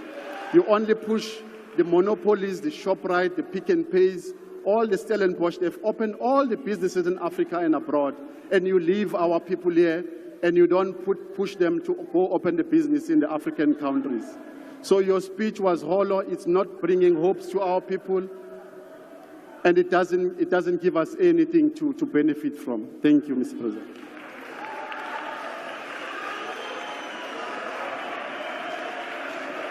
Thank you, honorable member. Honorable members, I now invite to the podium the Honorable Minister of Electricity and Energy. Thank you very much, House Chair. And my warm and sincere greetings to Honorable President Ramaphosa, Honorable Deputy President Paul Mashatile. I must say that 12 minutes can be a very, very, very long time when you don't know what to say. And I want to say the following to the previous speaker, that I think he'll be served exceptionally well by directing the arguments against the IEC to the Electoral Court. So I really want to pursue you, not to withdraw the case, but to pursue that case, and hopefully you'll be able to prevail. So on the occasion of the inaugural Lekgotla of the 7th administration, the President made an inspired decision to invite one of the most preeminent and prolific political economy scholars in the country, Mr. J.P. Landman. Mr. Landman delivered a compelling paper, and that paper is titled From Crisis to Opportunity, A Path to Sustainable Growth. And that decision is inspired at two levels. The first one was it is important that we are able to invite outside parties who will be able to provide a critical analysis, a critique of the performance of the South African economy in this instant, and we are able to get better insights on how best to improve the situation going into the future. And what Mr. Landman did was to compute a longitudinal study of the South African economic performance over an extended period of time. And he was able to illustrate that that period is punctuated by a number of tectonic events. And these events include the Great Depression of 1929, the crisis, the oil crisis of the 1970s, the financial crisis of 2008, and the most recent headwinds of COVID-19 of 2019, amongst the others. And he was able to illustrate that they were on a correct path, but there are things that requires our collective attention. And in his own independent computation, contrary to what has been shared before us here, was that we have returned to pre-COVID levels from a position of, if you had to use multiple matrices, including the issues around jobs, that we have been able to claw back those jobs, although we still have a lot to do for us to be able to address this situation. But it's also important because there has to be a greater appreciation that, unlike what has been deposited here by Dr. Hlophe, he makes the point that the scholars of political science suggest that the government of national unity are only constructed to respond to an emergency or a crisis. I want to suggest to you that there is more contemporaneous studies that suggest that it's not only about emergency or crisis, but the possibility of collectively pursuing an opportunity that presents in the context of a geopolitical crisis. I am making this point because, as the good doctor will know, is that we've got both an intellectual and academic responsibility to surface alternatives and, if you like, counter views when we posit an argument. And in fact, what we have done amounts to, if you like, an intellectually and academically incompetent argument. And I'm saying that with the greatest of respect. So it's important that we are able to pull this together.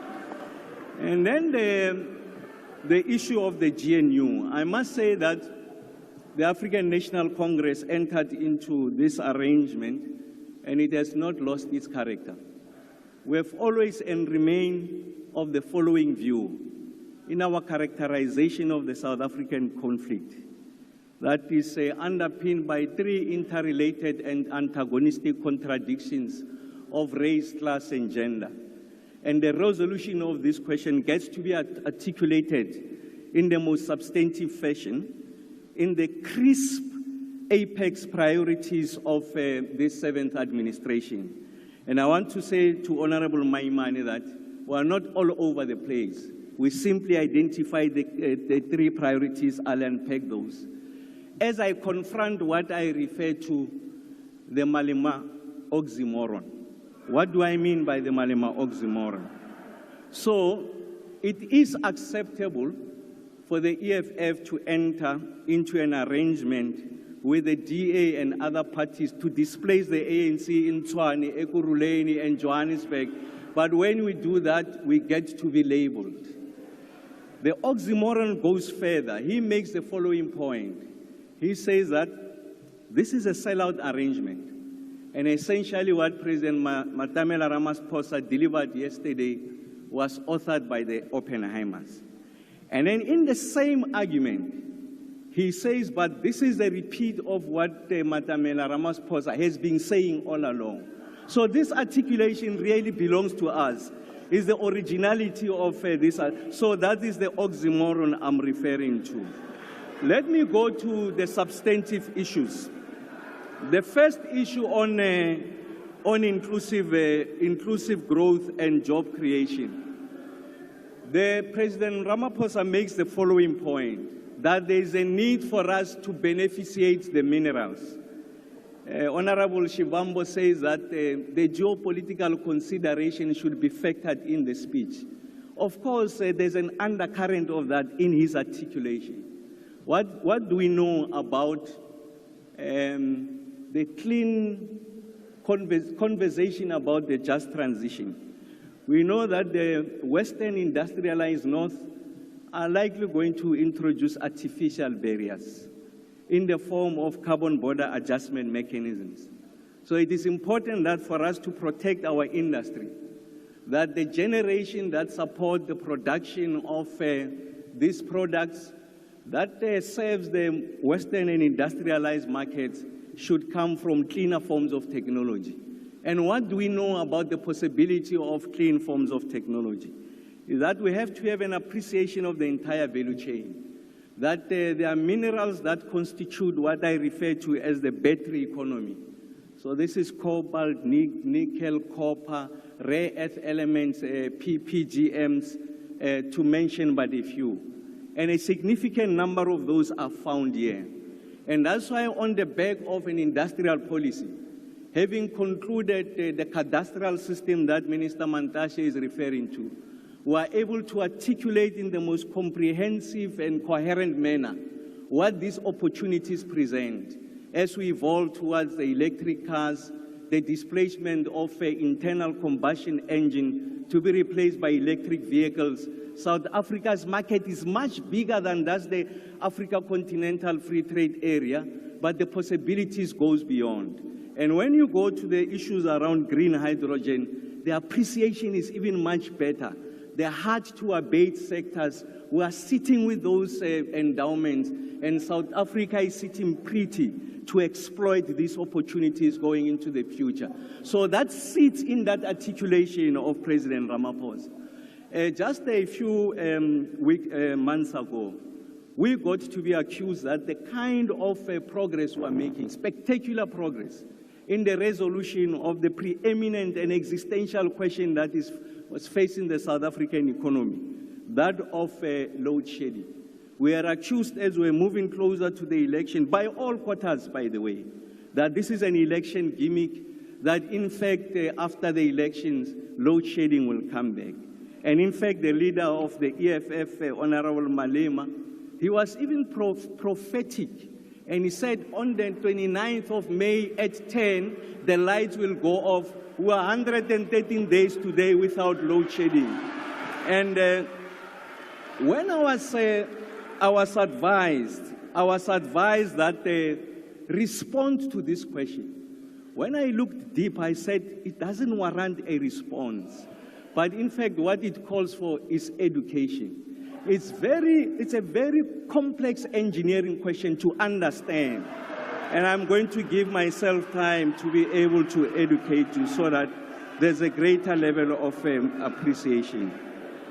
But we also, on the issues of reducing poverty and tackling high cost of living, President Ramaphosa makes the point about expanding the flow of the social wage. When I'm talking about the social wage, I'm not only talking about transfers. The 340 SRD grant is the threshold of water and electricity that we give to the poor. And the zero rating, the expansion of the zero VAT rating of the basket of food. President Ramaphosa refers to that in his articulation. Surely, someone who defends and expands the social wage can't be a sellout. He's someone who's on the side of the poor and doing everything to ensure that we address this question. I want to say, as I move closer to conclusion, that we are going to protect also the interest of the poor to the extent that their wages and their disposable income is eroded by the exponential increases with regards to electricity tariffs. And it is at this point that we are going to super exploit our renewable endowments in the form of the sun and the wind speeds that are found in the Cape provinces. And in this way, we are able to green faster, cheaper, more affordable, and we are able to achieve universal access as we continue the agenda of reindustrializing the South African economy, as we articulate a comprehensive economic growth policy undergirded by an industrial policy and an energy policy, and we'll be coming out to articulate the integrated energy plan going into the country. And the last one is around building a capable, ethical, and developmental state. The turnaround, as an example, that we are seeing in ESCOM, is not an act of miracle. It is a deliberate, calculated, orchestrated engineering effort to respond to an existential problem on the economic front by competent men and women of ESCOM who are diligent. Chalmers Johnson, one of the most foremost scholars on the political economy of countries, when he studies the Asian tigers, he makes the point that what is common about those Asian tigers is that the state was never in retreat. The state led the developmental agenda and was able to aggregate all of society, including business, behind a common agenda. The second one he makes is a concentration of pockets of excellence, what we call SOEs, and that those are the major drivers. We're able to push back state capture at ESCOM, and that's why the lights are on. It's because of the honest men and women. But that's not only restricted to the public sector. The private sector also has an obligation, and we can see the decimation, the devastation that has been visited on VBS.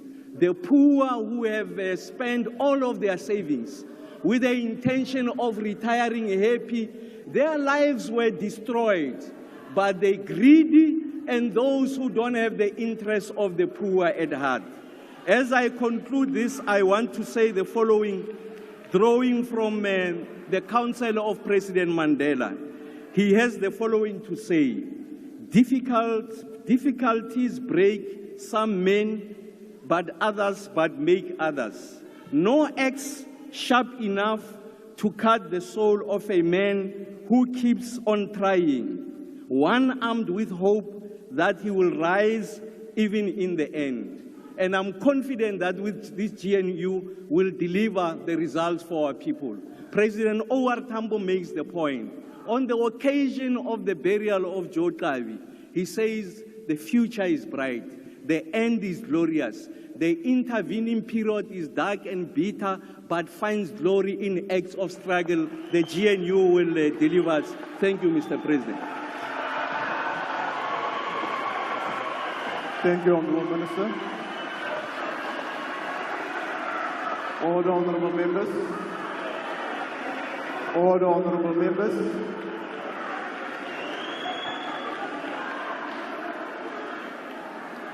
Order, Honourable Members, please take your seats. Thank you.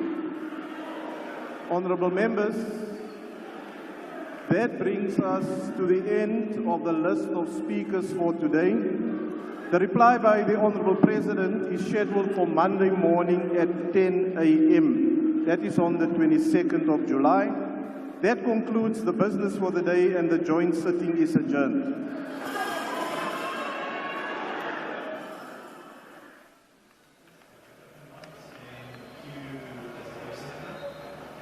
And that brings us to the end of the robust debate on the opening of Parliament address delivered by President Cyril Ramaphosa.